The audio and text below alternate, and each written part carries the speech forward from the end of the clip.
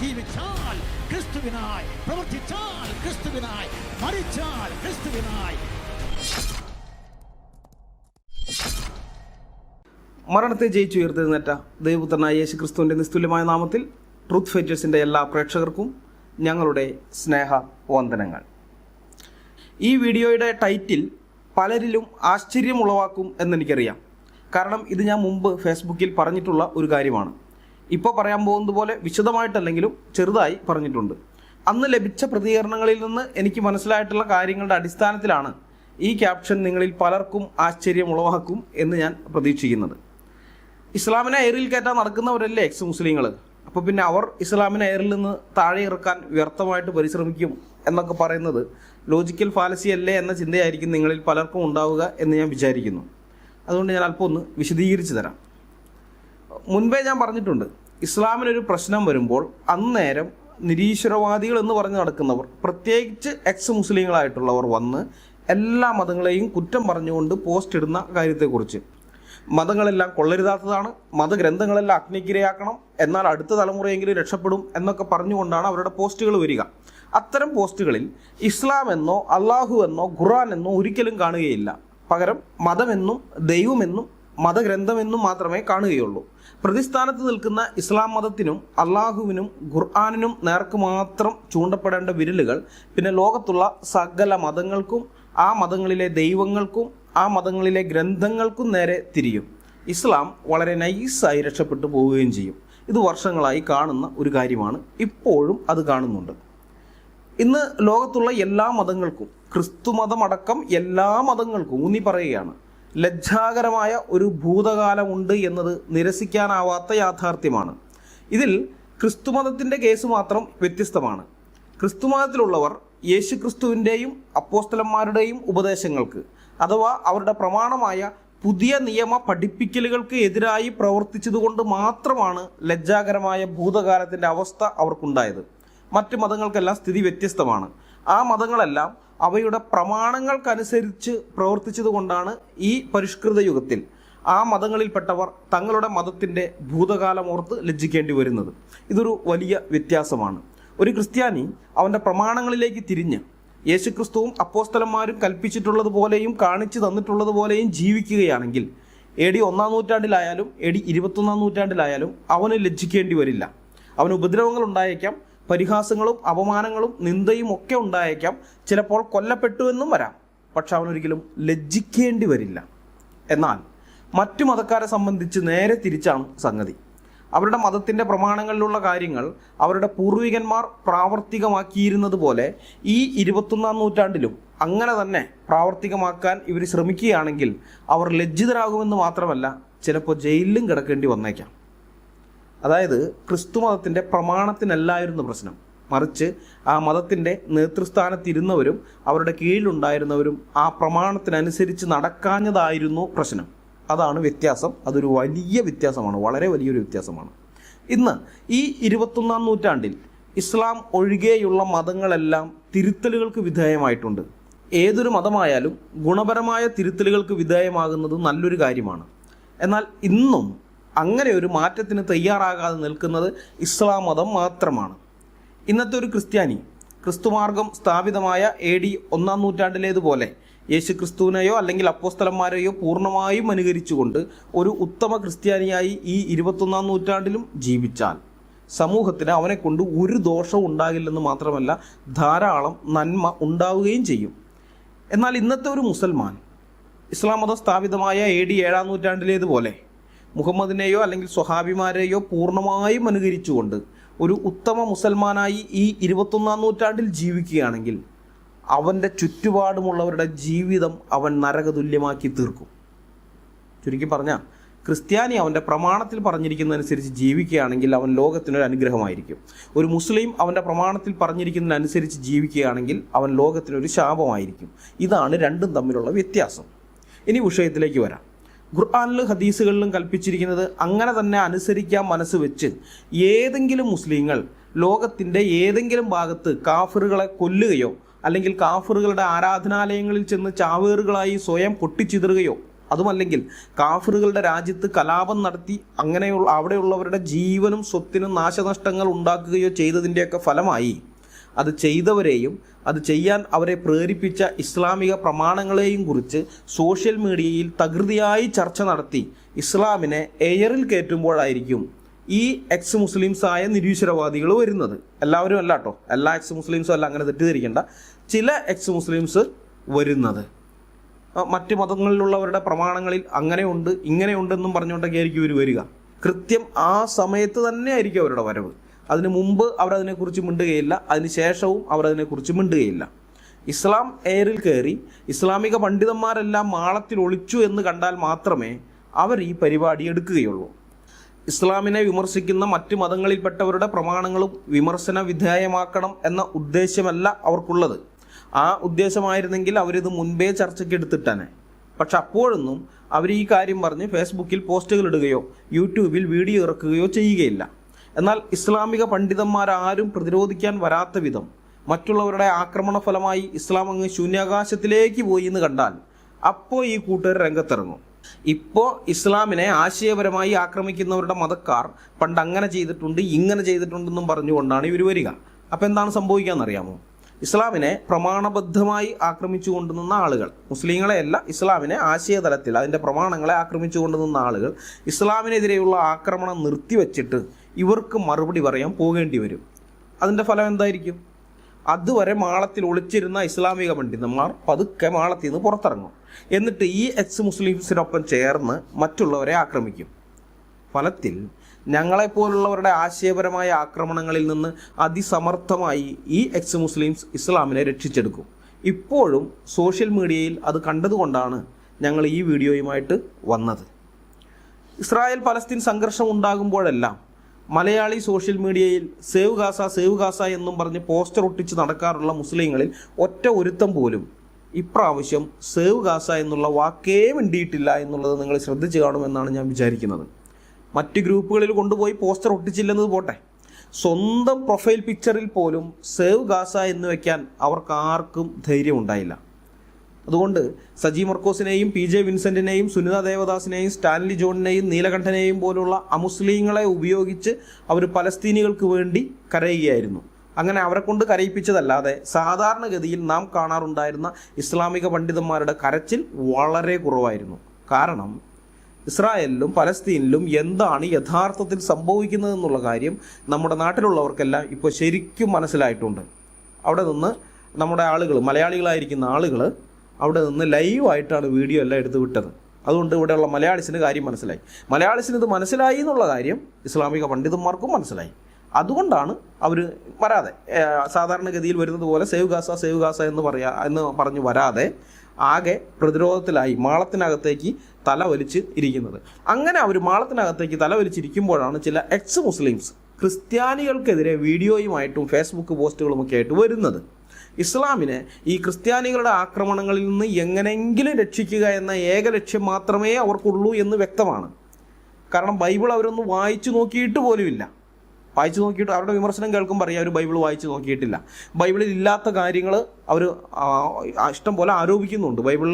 ബൈബിളിന് അന്യമായിരിക്കുന്നത്, യഹൂദന് ഒരു പരിചയമില്ലാത്ത, ക്രിസ്ത്യാനിക്ക് ഒരു പരിചയമില്ലാത്ത, ഇന്നു വരെ ക്രിസ്ത്യാനിയോ യഹൂദനോ കേൾവി പോലും ഇല്ലാത്ത കാര്യങ്ങൾ അതിൻ്റെ മേൽ ആരോപിക്കുകയാണ്. ബൈബിളിൻ്റെ മേൽ ആരോപിച്ചുകൊണ്ടാണ് ഇവർ വിമർശനമൊക്കെ ഉന്നയിക്കുന്നത്. അപ്പോൾ അതിൽ നിന്ന് തന്നെ നമുക്ക് വളരെ വ്യക്തമായിട്ട് മനസ്സിലാകുന്നുണ്ട് ഇവരിത് ബൈബിൾ വായിച്ചു നോക്കിയിട്ടോ പഠിച്ചിട്ടോ വിമർശനത്തിന് വയ്ക്കുന്നതല്ല.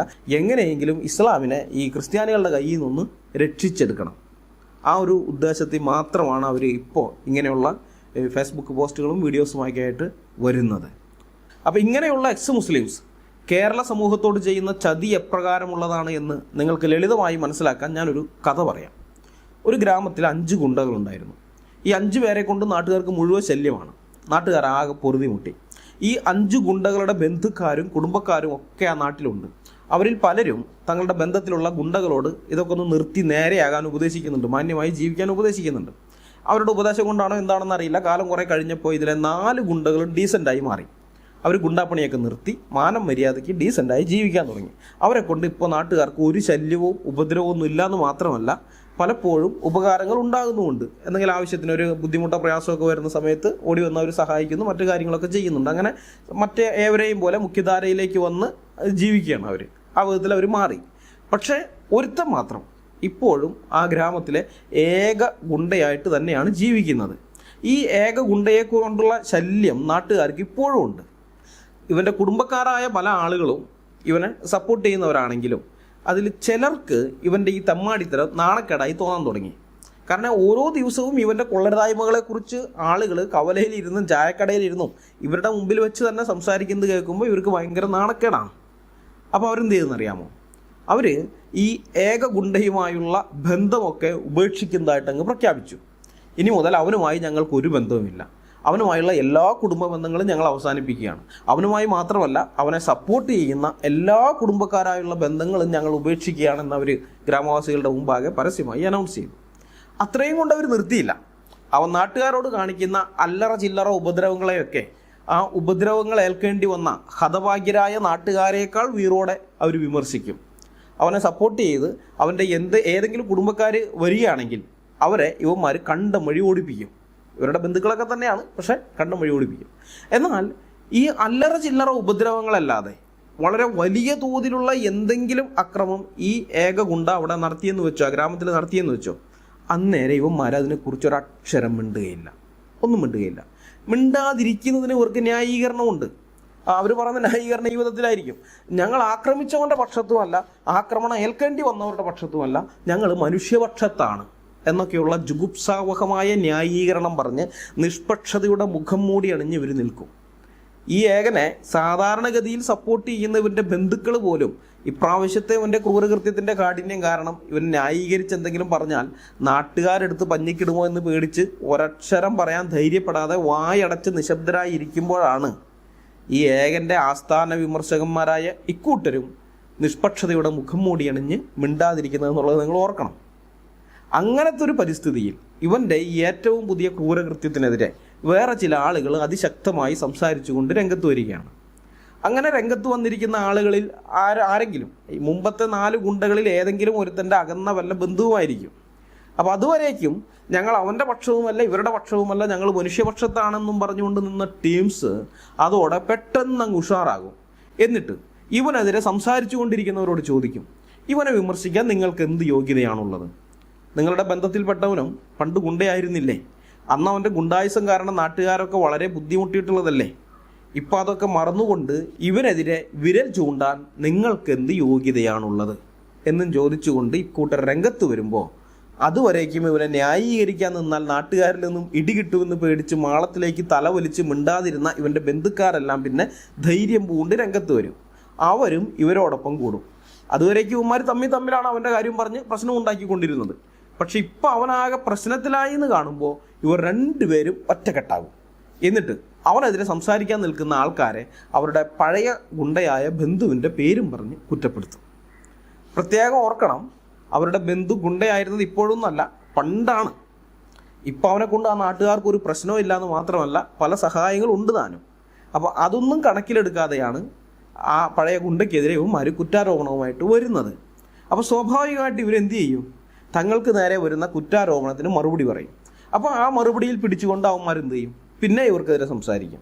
സ്വാഭാവികമായിട്ട് ഇവരവിടെ നിന്ന് മറുപടി പറയും. അപ്പം അങ്ങനെ വരുമ്പോൾ ഇതിൻ്റെ അനന്തരഫലം എന്താണെന്ന് അറിയാമോ? ഇപ്പോഴും ഗുണ്ടയായി തുടരുന്ന ആ ഒരുത്തൻ അവൻ ചെയ്ത ഏറ്റവും പുതിയ ക്രൂരകൃത്യത്തെക്കുറിച്ചുള്ള ചർച്ച അവിടെ ഉണ്ടാകില്ല.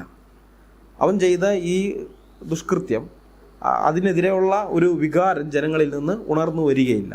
പകരം പണ്ടെന്നോ ഗുണ്ടയായി നടക്കുന്ന സമയത്ത് ഇവരിലെ ഏതെങ്കിലും ഒരുത്തൻ്റെ ബന്ധു ചെയ്ത എന്തെങ്കിലും ഒരു കുറ്റം അവിടെ ചർച്ചയ്ക്ക് വരും. അവനിങ്ങനെ ഒരു കുറ്റം ചെയ്തത് ശരിയാണോ, നിങ്ങളതിനെ ന്യായീകരിക്കുന്നുണ്ടോ എന്നൊക്കെ ചോദിച്ചുകൊണ്ട് ആ വിഷയത്തെക്കുറിച്ചാണ് വർഷങ്ങൾക്ക് മുമ്പ് എന്നോ നടന്ന ആ ഒരു കാര്യമാണ് പിന്നെ അവിടെ ചർച്ചയ്ക്ക് വയ്ക്കുക.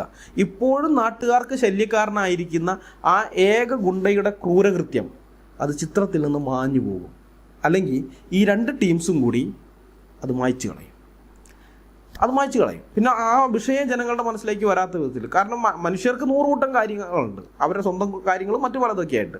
അപ്പോൾ 2-3 ദിവസം കഴിയുമ്പോൾ വേറെ എല്ലാ വിഷയം വരും. അപ്പോൾ ഇതോടുകൂടി ഇത് മറക്കും. കുറച്ച് ദിവസങ്ങൾ കഴിയുമ്പോൾ ഗ്രാമത്തിലെ ഏക ഗുണ്ട വീണ്ടും അല്ലറ ചില്ലറ എന്തെങ്കിലും പ്രശ്നങ്ങൾ ഉണ്ടാക്കും. അങ്ങനെ അവൻ ചെറിയ എന്തെങ്കിലും പ്രശ്നങ്ങളൊക്കെ ഉണ്ടാക്കുമ്പോൾ ഈ തങ്ങളുടെ ബന്ധുവായ ഈ ഏക ഗുണ്ടയുമായോ അവനെ സപ്പോർട്ട് ചെയ്യുന്ന കുടുംബക്കാരുമായോ ഒരു ബന്ധവുമില്ല എന്ന പ്രഖ്യാപനമൊക്കെ നടത്തി ഇവരിൽ നിന്ന് വിട്ടുപോയ ഈ ഏകൻ്റെ ആസ്ഥാന വിമർശകന്മാരുണ്ടല്ലോ, പഴയ ബന്ധുക്കൾ, അവർ ഏകനെതിരെ രംഗത്ത് വരും. ഇവൻ ഈ ചെയ്തത് ശരിയായില്ല, അങ്ങനെയാണ് ഇങ്ങനെയാണെന്നും പറഞ്ഞുകൊണ്ട് ഏകനെ സപ്പോർട്ട് ചെയ്യുന്ന അവൻ്റെ ബന്ധുക്കാർ ഏകന് വേണ്ടിയും രംഗത്ത് വരും.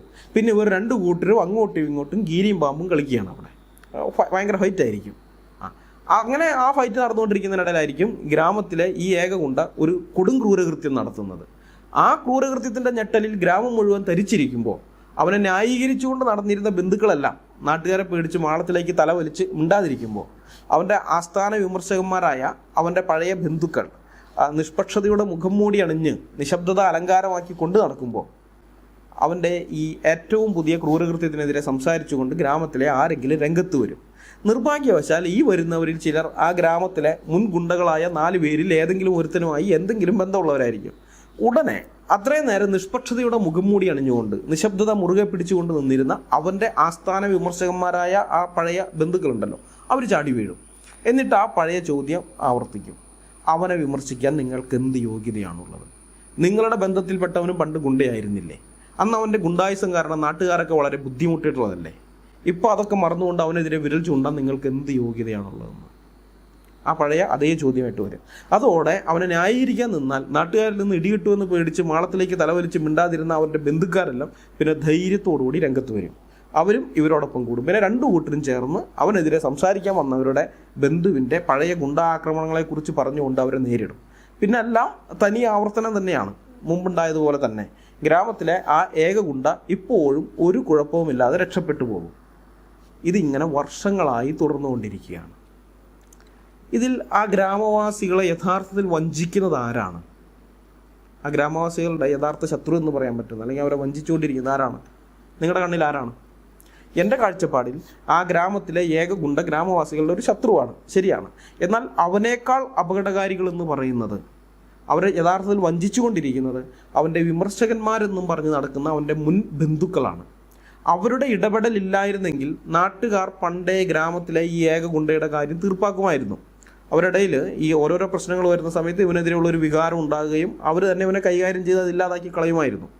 പക്ഷെ നിർണായകമായ അങ്ങനെയുള്ള സമയത്ത് ഈ ഏക ഗുണ്ടയ്ക്ക് വേണ്ടി പ്രതിരോധം തീർക്കുന്നത്, അവനുമായി ഞങ്ങൾക്കിനി ഒരു ബന്ധവുമില്ല എന്നും പറഞ്ഞ് അവൻ്റെ അല്ലറ ചില്ലറ ഉപദ്രവങ്ങളെ വിമർശിച്ച് നടക്കുന്ന അവൻ്റെ ഈ മുൻ ബന്ധുക്കളാണ്. ഇവരുടെ ഈ തന്ത്രം സാധാരണക്കാരായ നാട്ടുകാർക്ക് മനസ്സിലാകാത്തത് കൊണ്ട് ഈ ഏക ഗുണ്ട ഇന്നും ഗുണ്ടായുസം കളിച്ച് നാട്ടുകാരുടെ സ്വൈര്യ ജീവിതം നശിപ്പിച്ച് നടക്കുകയാണ് ആ ഗ്രാമത്തിൽ.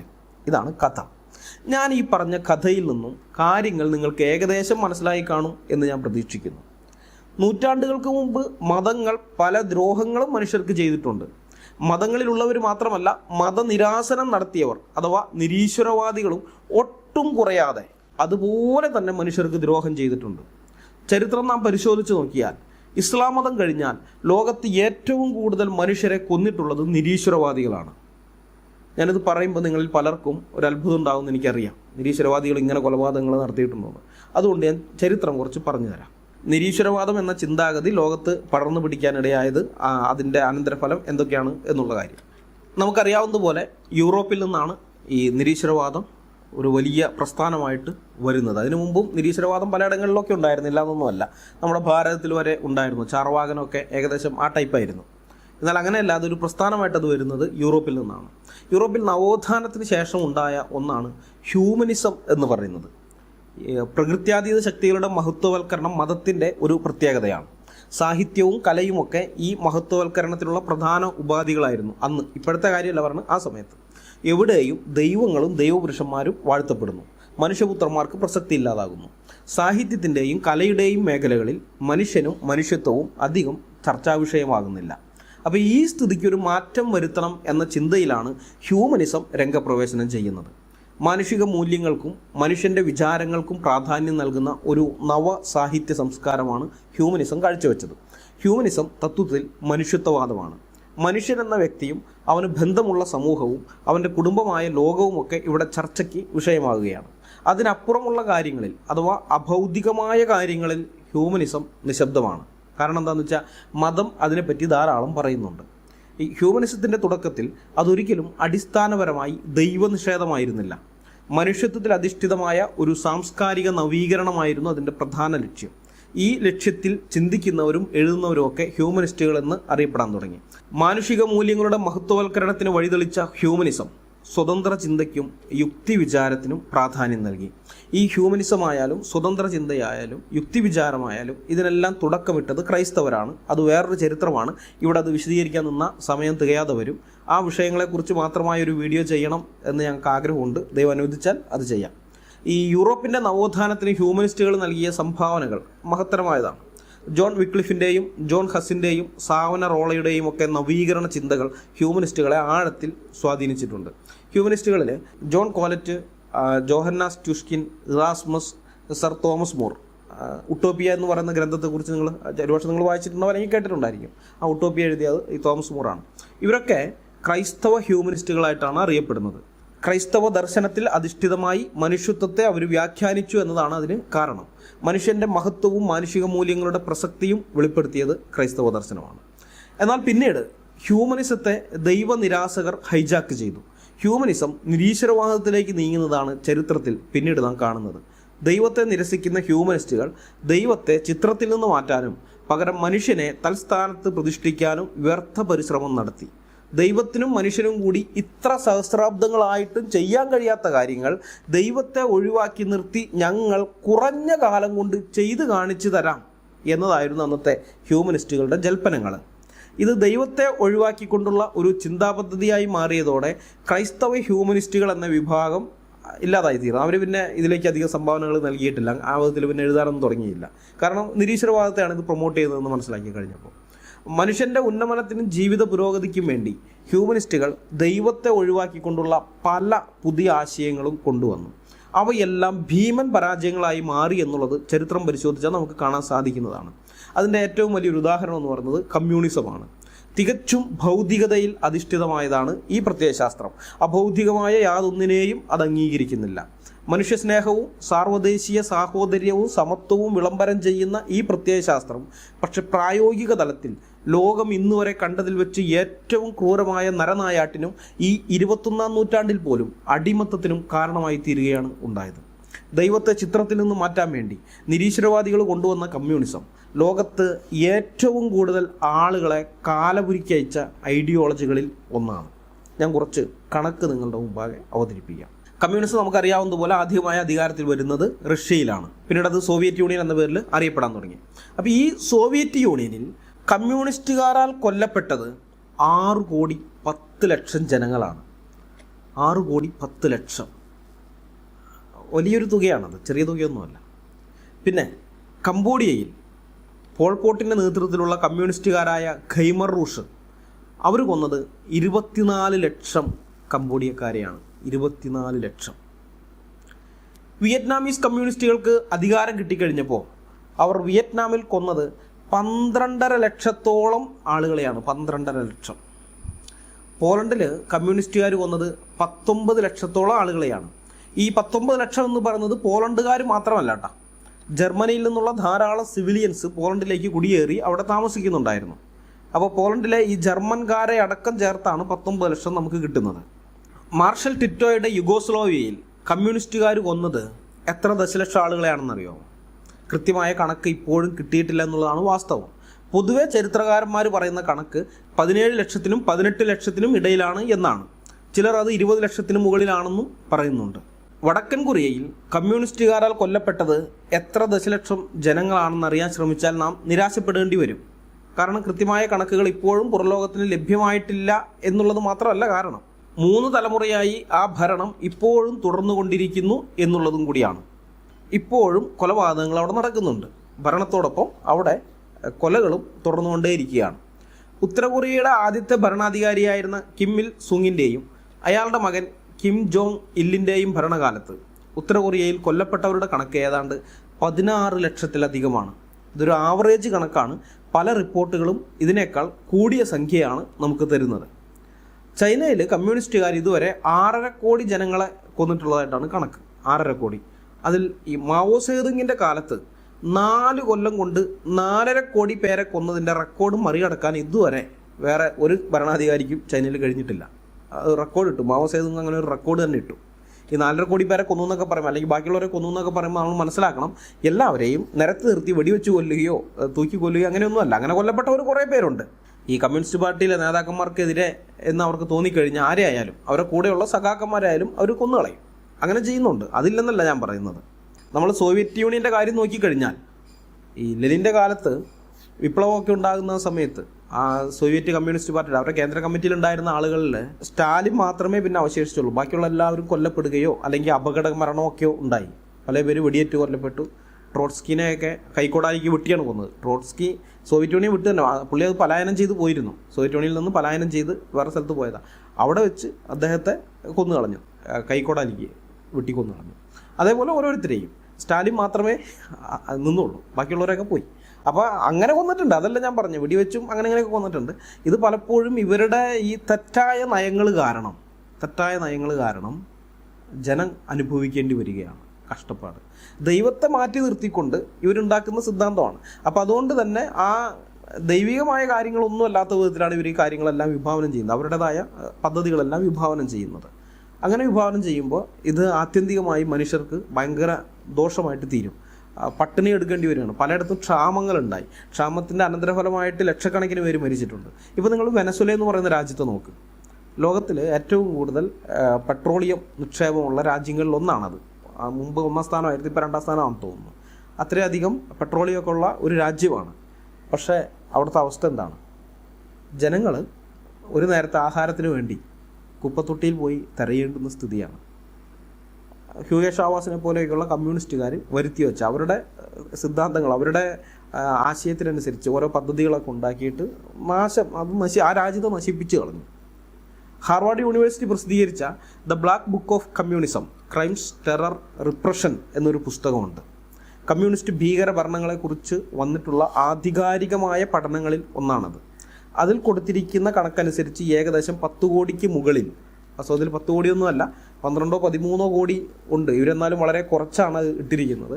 10 കോടിക്ക് മുകളിൽ ജനങ്ങളെ കമ്മ്യൂണിസം കാലപുരിക്ക് അയച്ചിട്ടുണ്ട്. ശാരീരികവും മാനസികവുമായ പീഡനങ്ങൾ ഏൽക്കേണ്ടി വന്ന് ചത്തതിനൊക്കുമേ ജീവിച്ചിരിക്കലും എന്ന അവസ്ഥയിലായവർ ഇതിൻ്റെ 3-4 ഇരട്ടിയോളം വരും. ഹിറ്റ്ലറും മുസോളിനിയും പോകട്ടെ, ഇസ്ലാം ഒഴികെ വേറെ ഒരു സംഘടിത മതവും തങ്ങളുടെ ഐഡിയോളജി വെച്ച് ഇത്രയും പേരെ കൂട്ടക്കൊല ചെയ്തിട്ടില്ല.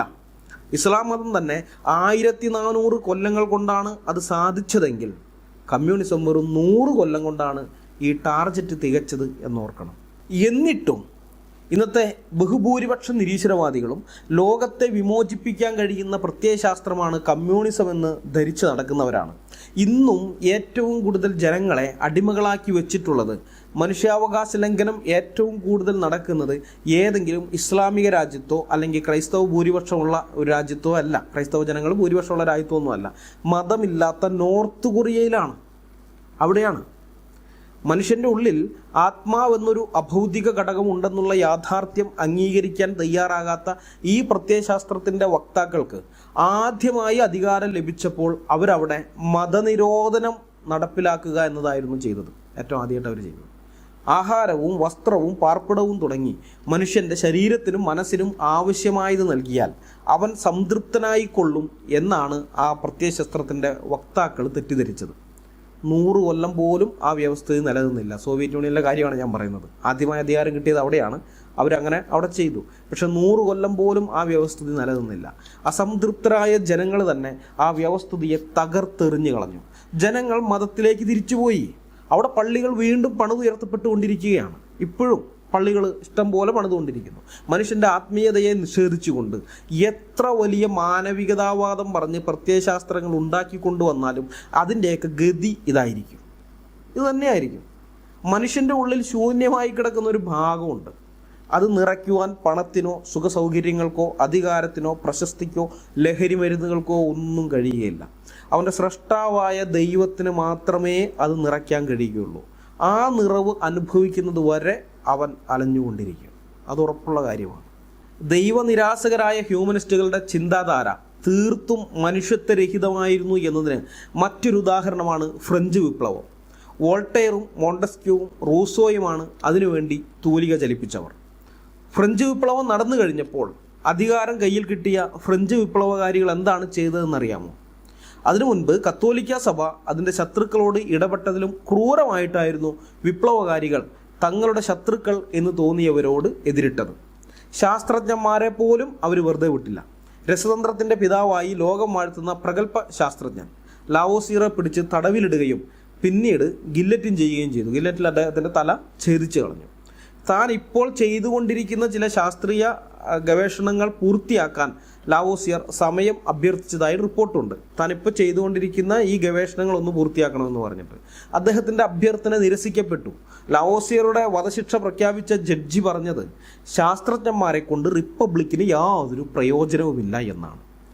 അവരുടെ കണ്ണിൽ വയലിലോ തോട്ടത്തിലോ ഫാക്ടറിയിലോ ജോലിയെടുക്കുന്നവനെ കൊണ്ട് പ്രയോജനമുണ്ട്. പക്ഷെ ലാബിൽ കുത്തിയിരുന്ന് ഓരോ പരീക്ഷണം എന്നൊക്കെ പറഞ്ഞ് സമയം കളയുന്നവനെ കൊണ്ട് എന്ത് പ്രയോജനം? ഒരു പ്രയോജനവുമില്ല.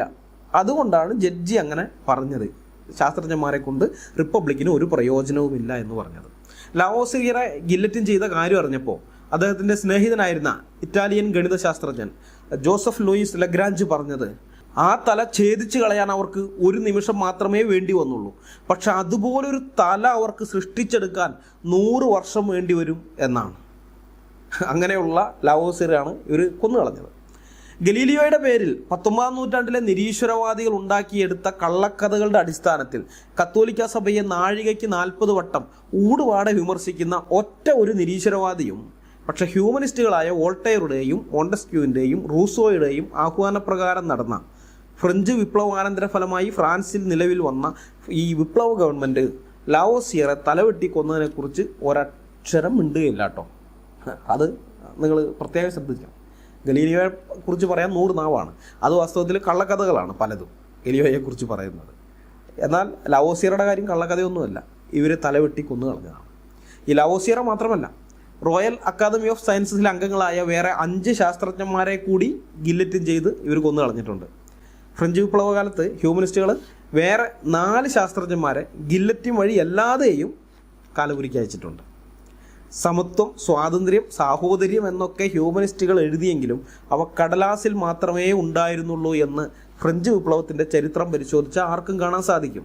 ഏട്ടിലെ പശു പുല്ല് തിന്നുകയില്ല എന്ന് പറയുന്നത് പോലെ ഏടിനകത്ത് ഒരു പേജിനകത്ത് പശുവിൻ്റെ പടം വരച്ചുകൊണ്ട് ആ പശു പുല്ല് തിന്നുമോ? ഒരിക്കലും തിന്നുകയില്ല. അതുപോലെ എഴുതി വയ്ക്കാം, പേപ്പറിൽ സമത്വം, സ്വാതന്ത്ര്യം, സാഹോദര്യം എന്നൊക്കെ എഴുതി വയ്ക്കാം. പക്ഷെ അത് പ്രാക്ടിക്കലാക്കാൻ ഭയങ്കര ബുദ്ധിമുട്ടാണ്. പ്രത്യേകിച്ച് ദൈവത്വ ചിത്രത്തിൽ നിന്ന് മാറ്റിയാൽ വളരെ ബുദ്ധിമുട്ടാണ്. 1792 ജനകീയ ഭരണ സംവിധാനത്തിന് വിരോധമായി പ്രവർത്തിക്കുന്നു എന്ന് തെറ്റിദ്ധരിച്ച് നിരവധി കത്തോലിക്ക വൈദികരെ ഈ വിപ്ലവകാരികൾ ജയിലിലടച്ചു. പാരീസിലെ സെൻറ്റ് ജെർമൻ ആശ്രമത്തിലുണ്ടായിരുന്ന 20-ലേറെ വൈദികരെ കൊന്നുകളഞ്ഞു. പിന്നെ ആൾസ് എന്ന് പറയുന്ന സ്ഥലത്ത് ആൾസിലെ ആർച്ച് ബിഷപ്പ് ഡ്യൂലോയും 128 വൈദികരും ഈ വിപ്ലവകാരികളാൽ കൊല്ലപ്പെട്ടു. സെൻറ്റ് ഫിർമി സെമിനാരിയിലുണ്ടായിരുന്ന 73 വൈദികരെയും വിപ്ലവകാരികൾ കൊന്നുകളഞ്ഞു. അങ്ങനെ 1792 സെപ്റ്റംബർ മാസം എന്നുള്ളത് ഫ്രാൻസിൻ്റെ ചരിത്രത്തിൽ കൂട്ടക്കൊലയുടെ ഒരു മാസമായിട്ട് മാറി. 1793 ഏപ്രിലിൽ മോണ്ടനിയർ പാർട്ടി അധികാരം കൈയടക്കി പൊതുസംരക്ഷണത്തിന് വേണ്ടി ഒരു പുതിയ സമിതി അവർ രൂപീകരിച്ചു. റോബേസ്പിയർ ആയിരുന്നു ഈ സമിതിയുടെ നേതാവ്. പുരോഗമനപരമായ പല നയപരിപാടികളും ഇദ്ദേഹം നടപ്പിലാക്കിയെങ്കിലും പ്രതിപക്ഷത്തോട് വളരെ ക്രൂരമായ സമീപന രീതിയാണ് പുലർത്തിപ്പോകുന്നത്.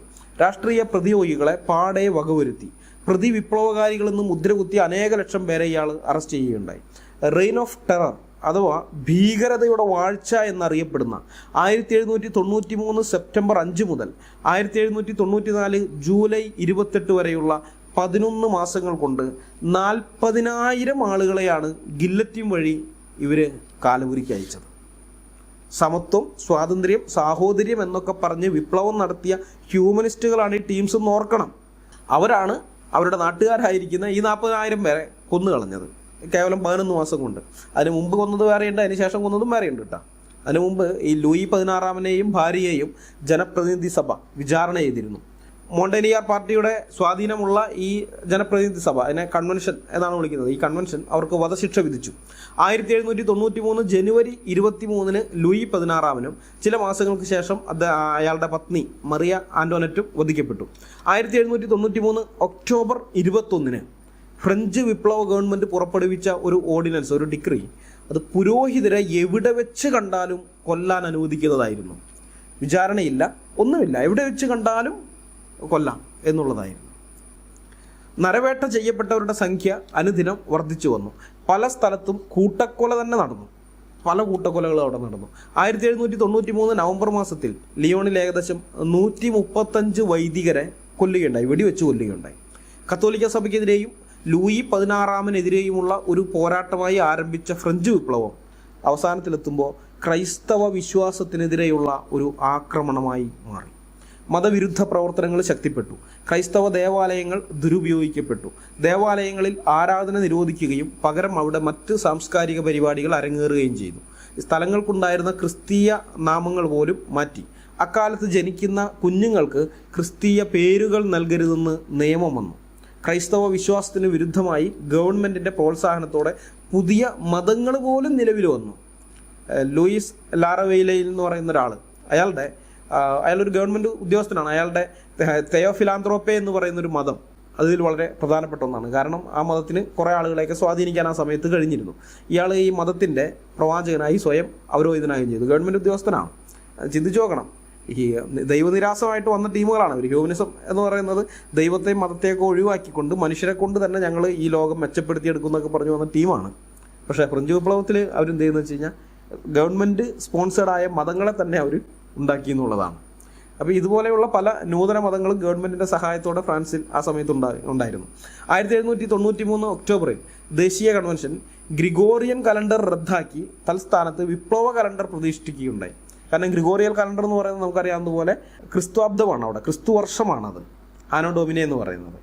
അപ്പോൾ അത് മാറ്റിയിട്ട്, ആ ക്രിസ്തു വർഷം എന്നുള്ളത് മാറ്റിയിട്ട് വിപ്ലവ കലണ്ടർ, അതായത് വിപ്ലവം നടത്തിയ ഇത് 1-ാമത്തെ വർഷമായിട്ട്, ആ വർഷം 1-ാമത്തെ വർഷമായി കണക്ക് കൂട്ടിയിട്ട് ഉള്ളൊരു പുതിയ കലണ്ടർ അവർ പ്രതിഷ്ഠിക്കുകയൊക്കെ ഉണ്ടായി. അപ്പോൾ ഇതിൻ്റെയൊക്കെ ലക്ഷ്യം ഒന്ന് മാത്രമാണ്, ക്രിസ്ത്യാനിറ്റിയെ ഫ്രാൻസിൽ നിന്നും തുടച്ചു മാറ്റുക. പക്ഷെ അത് അവരുടെ വ്യാമോഹമായി തന്നെ അവശേഷിച്ചു. ഇതുകൊണ്ടൊന്നും ഫ്രാൻസിലെ ക്രൈസ്തവ വിശ്വാസം തകർന്നില്ല. അവിടെ യഥാർത്ഥ ക്രൈസ്തവത ശക്തിപ്പെടുകയാണ് ഉണ്ടായത്. 1-ാം നൂറ്റാണ്ടിലും 2-ാം നൂറ്റാണ്ടിലൊക്കെ ഉള്ളതുപോലെ തന്നെ പീഡനങ്ങൾ വരുമ്പോൾ ക്രിസ്തുവിന് വേണ്ടി ഉറച്ചു നിൽക്കുക, ധൈര്യപൂർവ്വം ക്രിസ്തുവിൻ്റെ സാക്ഷികളാകുക എന്നുള്ള ആ 1-ാം നൂറ്റാണ്ടിലെ 2-ാം നൂറ്റാണ്ടിലേതുപോലെയുള്ള സംഭവവികാസങ്ങളാണ് ആ സമയത്ത് ഫ്രാൻസിലുണ്ടായത്. 1794 ജൂലൈ മാസത്തിൽ തെർമിഡോറിയൻ ആക്രമണത്തിൻ്റെ ഫലമായി ഫ്രാൻസിലെ വിപ്ലവ ഗവൺമെൻറ്റിന് അധികാരം നഷ്ടപ്പെട്ടു. അധികം താമസിയാതെ മോണ്ടനിയർ പാർട്ടി നേതാവ് വധിക്കപ്പെട്ടു. അതോടുകൂടി ഒളിവിൽ കഴിഞ്ഞിരുന്ന വൈദികർക്ക് പുറത്തു വന്ന് പരസ്യമായി മതകർമ്മങ്ങളൊക്കെ അനുഷ്ഠിക്കാൻ സാധിച്ചു. മതസ്വാതന്ത്ര്യത്തിൻ്റെ കാര്യത്തിൽ പുതിയ ഗവൺമെൻറ് ജനങ്ങളുടെ വികാരങ്ങളെ മാനിച്ചു. തന്മൂലം എല്ലാവർക്കും ആരാധനാ സ്വാതന്ത്ര്യമൊക്കെ കിട്ടി. 1795 ഒക്ടോബർ മുതൽ 1797 സെപ്റ്റംബർ വരെ ഗവൺമെൻറ് സഭയുടെ നേരെ ഒരു സഹിഷ്ണുതാ മനോഭാവമാണ് പുലർത്തിപ്പോകുന്നത്. അപ്പോൾ സ്ഥിതിഗതികൾ ഇങ്ങനെയൊക്കെ അങ്ങ് പോയിക്കൊണ്ടിരിക്കുമ്പോഴാണ് 1797 വിപ്ലവ പാർട്ടിയിലെ യാക്കോബിൻ ക്ലബ്ബ് വീണ്ടും അധികാരത്തിലെത്തുന്നത്. ഫ്രാൻസിലെ കത്തോലിക്ക സഭയുടെ ഏറ്റവും വലിയ ശത്രുവായിരുന്നു യാക്കോബിൻ ക്ലബ്ബ്. അവർ അധികാരമേറ്റെടുത്ത ഉടനെ തന്നെ കത്തോലിക്ക സഭയുടെ നേരെ പഴയ മതമർദ്ദനങ്ങളൊക്കെ അഴിച്ചുവിടാൻ തുടങ്ങി. സമാധാന ധംസകർ എന്ന കുറ്റം ആരോപിച്ച് പുരോഹിതന്മാരെ നാട് കടത്താൻ തുടങ്ങി. ഈ മതപീഡന കാലത്ത് അനേകായിരം വൈദികർ വധിക്കപ്പെടുകയോ നാട് കടത്തപ്പെടുകയോ ഒക്കെ ചെയ്തിട്ടുണ്ട്. ജയിലറകളിൽ, തുറുങ്കുകളിൽ പീഡിപ്പിക്കപ്പെട്ടവരുടെ കണക്ക് വേറെ. 1797 മാർച്ച് ഏപ്രിൽ മാസത്തിൽ അസംബ്ലിയിലേക്കുള്ള തെരഞ്ഞെടുപ്പ് നടത്തി. തെരഞ്ഞെടുപ്പ് ഫലം രാജപക്ഷക്കാർക്ക് അനുകൂലമായിരുന്നു. ഈ മതമർദ്ദനത്തിനൊരു അവസാനം ഉണ്ടാകുമെന്ന് വിചാരിച്ച് ക്രൈസ്തവർ വോട്ട് ചെയ്തത് രാജപക്ഷക്കാർക്കാണ്. അപ്പോൾ ഇത് അന്വേഷിച്ചറിഞ്ഞ ദേശീയ അസംബ്ലി അവർ തെരഞ്ഞെടുപ്പ് അങ്ങ് റദ്ദാക്കി, തെരഞ്ഞെടുപ്പ് അസാധുവാക്കി. എന്നിട്ട് കൂടുതൽ മൃഗീയമായ മർദ്ദന രീതികൾ നടപ്പിലാക്കുകയും ചെയ്തു. ക്രിസ്തു മതത്തെ ഫ്രാൻസിൽ നിന്നും ഉന്മൂലനം ചെയ്യുക എന്നതായിരുന്നു അവരുടെ ലക്ഷ്യം. ആ ഒരു ലക്ഷ്യത്തോടു കൂടെയാണ് അതിഭീകരമായ മതമർദ്ദനങ്ങൾ അവർ അഴിച്ചുവിട്ടത്. 1797 മുതൽ 1799 വരെ ഈ നില തുടർന്നു പോന്നു. 1799 ഫ്രഞ്ച് വിപ്ലവത്തിന് തിരശ്ശീല വീണു. നമ്മൾ ഈ ചരിത്രമൊക്കെ ഫ്രഞ്ച് വിപ്ലവത്തെക്കുറിച്ച് നമ്മൾ സ്കൂളുകളിൽ പഠിച്ചിട്ടുണ്ട്, ചെറിയ ക്ലാസ്സുകളിലൊക്കെ പഠിച്ചിട്ടുള്ളതാണ്. എന്നാൽ ഞാനിപ്പോൾ ഈ പറഞ്ഞ ചരിത്രം നിങ്ങളിൽ അധികം പേരും കേട്ടിട്ടുണ്ടാവില്ല എന്ന് എനിക്കറിയാം. ഇതൊന്നും സ്കൂളുകളിൽ പഠിപ്പിക്കാത്തതിൻ്റെ കാരണം എന്ന് പറയുന്ന ഈ കരിക്കുലം ഒക്കെ ഇതാക്കുന്നുണ്ടല്ലോ, ഈ സിലബസ് ഒക്കെ തയ്യാറാക്കുന്ന ടീംസ്, അതിൽ ഭൂരിഭാഗം പേരും നിരീശ്വരവാദികളാണ്. അവരാണ് അത് അക്കാദമിക് രംഗം നമ്മുടെയൊക്കെ നാട്ടിൽ കൈയടക്കി വെച്ചിരിക്കുന്നത്. അതുകൊണ്ട് ഇങ്ങനെയുള്ള കാര്യങ്ങളൊക്കെ സെൻസർ ചെയ്ത് കളഞ്ഞും മറ്റൊരു രീതിയിലായിരിക്കും ഇതൊക്കെ അവതരിപ്പിക്കുന്നത്. അങ്ങനെ മറ്റൊരു രീതിയിൽ അവതരിപ്പിക്കുന്നതുകൊണ്ടാണ് ഫ്രഞ്ച് വിപ്ലവം എന്തോ മഹത്തായ വിപ്ലവമായിട്ടൊക്കെ നമ്മൾ മനസ്സിൽ കൊണ്ട് നടക്കുന്നത്. പക്ഷപാതരഹിതമായ മനസ്സോടെ ഫ്രഞ്ച് വിപ്ലവത്തിൻ്റെ ചരിത്രം നിരീക്ഷിക്കുമ്പോൾ നമുക്ക് കാണാൻ കഴിയുന്നത് കത്തോലിക്ക സഭ ചെയ്തതായി ആരോപിക്കപ്പെടുന്ന കാര്യങ്ങൾ അതിനേക്കാൾ ശക്തിയോടെയും തീവ്രതയോടെയും ദൈവനിരാസകരായ ഈ ഹ്യൂമനിസ്റ്റ് ആശയങ്ങൾ മുറുകെ പിടിച്ചവർ ചെയ്തു എന്നുള്ള യാഥാർത്ഥ്യമാണ്. കത്തോലിക്ക സഭ ശത്രുക്കളെ ഉന്മൂലനം ചെയ്തെങ്കിൽ അതേ നിലപാട് തന്നെയാണ് ഹ്യൂമനിസ്റ്റ് വിപ്ലവകാരികളും ചെയ്തത്. ഒരേ ഒരു വ്യത്യാസമുള്ളത്, കത്തോലിക്ക സഭ നൂറ്റാണ്ടുകൾ കൊണ്ട് ചെയ്തത് ഇവർ ചില വർഷങ്ങൾ കൊണ്ട് ചെയ്തു എന്നുള്ളത് മാത്രമാണ്. ചില വർഷങ്ങൾ കൊണ്ട്. അപ്പോൾ ഇതിൽ കത്തോലിക്ക സഭ ചെയ്തത് തെറ്റും ഹ്യൂമനിസ്റ്റ് വിപ്ലവകാരികൾ ചെയ്തത് ഉദാത്തമായ മാനവ സ്നേഹവുമാകുന്നതിൻ്റെ ലോജിക്ക് എനിക്ക് പിടികിട്ടുന്നില്ല. രണ്ടു കൂട്ടരും ചെയ്തത് ഒരുപോലെ തെറ്റാണെന്ന് പറയാൻ എനിക്ക് ഒരു മടിയുമില്ല, ഒരിക്കലും പ്രശ്നവുമില്ല. എന്നാൽ പ്രത്യയശാസ്ത്രത്തിൻ്റെ കാഞ്ചനക്കൂട്ടിൽ അടയ്ക്കപ്പെട്ടവർക്ക് അതല്ല സ്ഥിതി. അവർക്ക് കത്തോലിക്ക സഭ ചെയ്ത കാര്യത്തെ കുറ്റപ്പെടുത്തുകയും മറ്റേതിനെ, ഈ ഫ്രഞ്ച് വിപ്ലവകാരികൾ ചെയ്തതിനെ വെള്ള പൂശുകയും വേണം.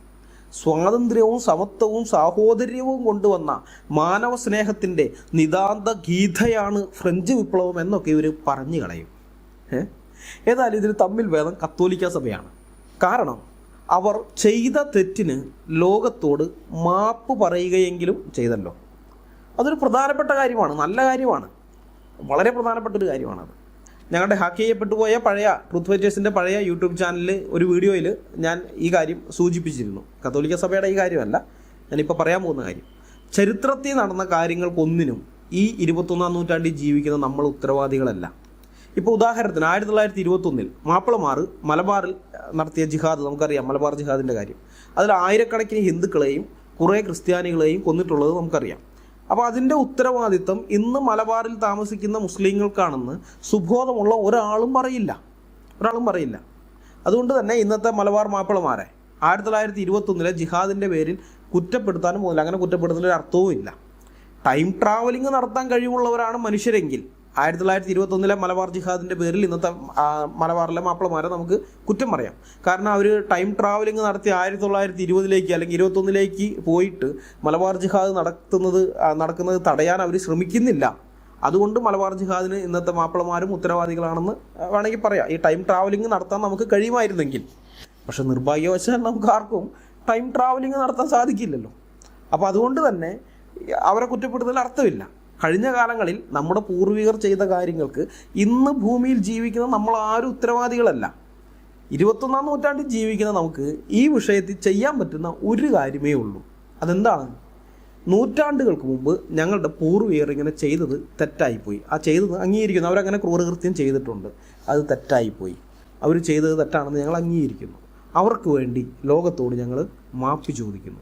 ഇനി അങ്ങനെയുള്ള കാര്യങ്ങൾ ആവർത്തിക്കാതിരിക്കാൻ നമുക്ക് ജാഗ്രത പുലർത്തി മുന്നോട്ട് പോകാം എന്ന് ലോകത്തോട് പറയുക എന്നുള്ളത് മാത്രമേ നമുക്ക് ചെയ്യാനുള്ളൂ. വേറെ ഒന്നും ചെയ്യാനില്ല.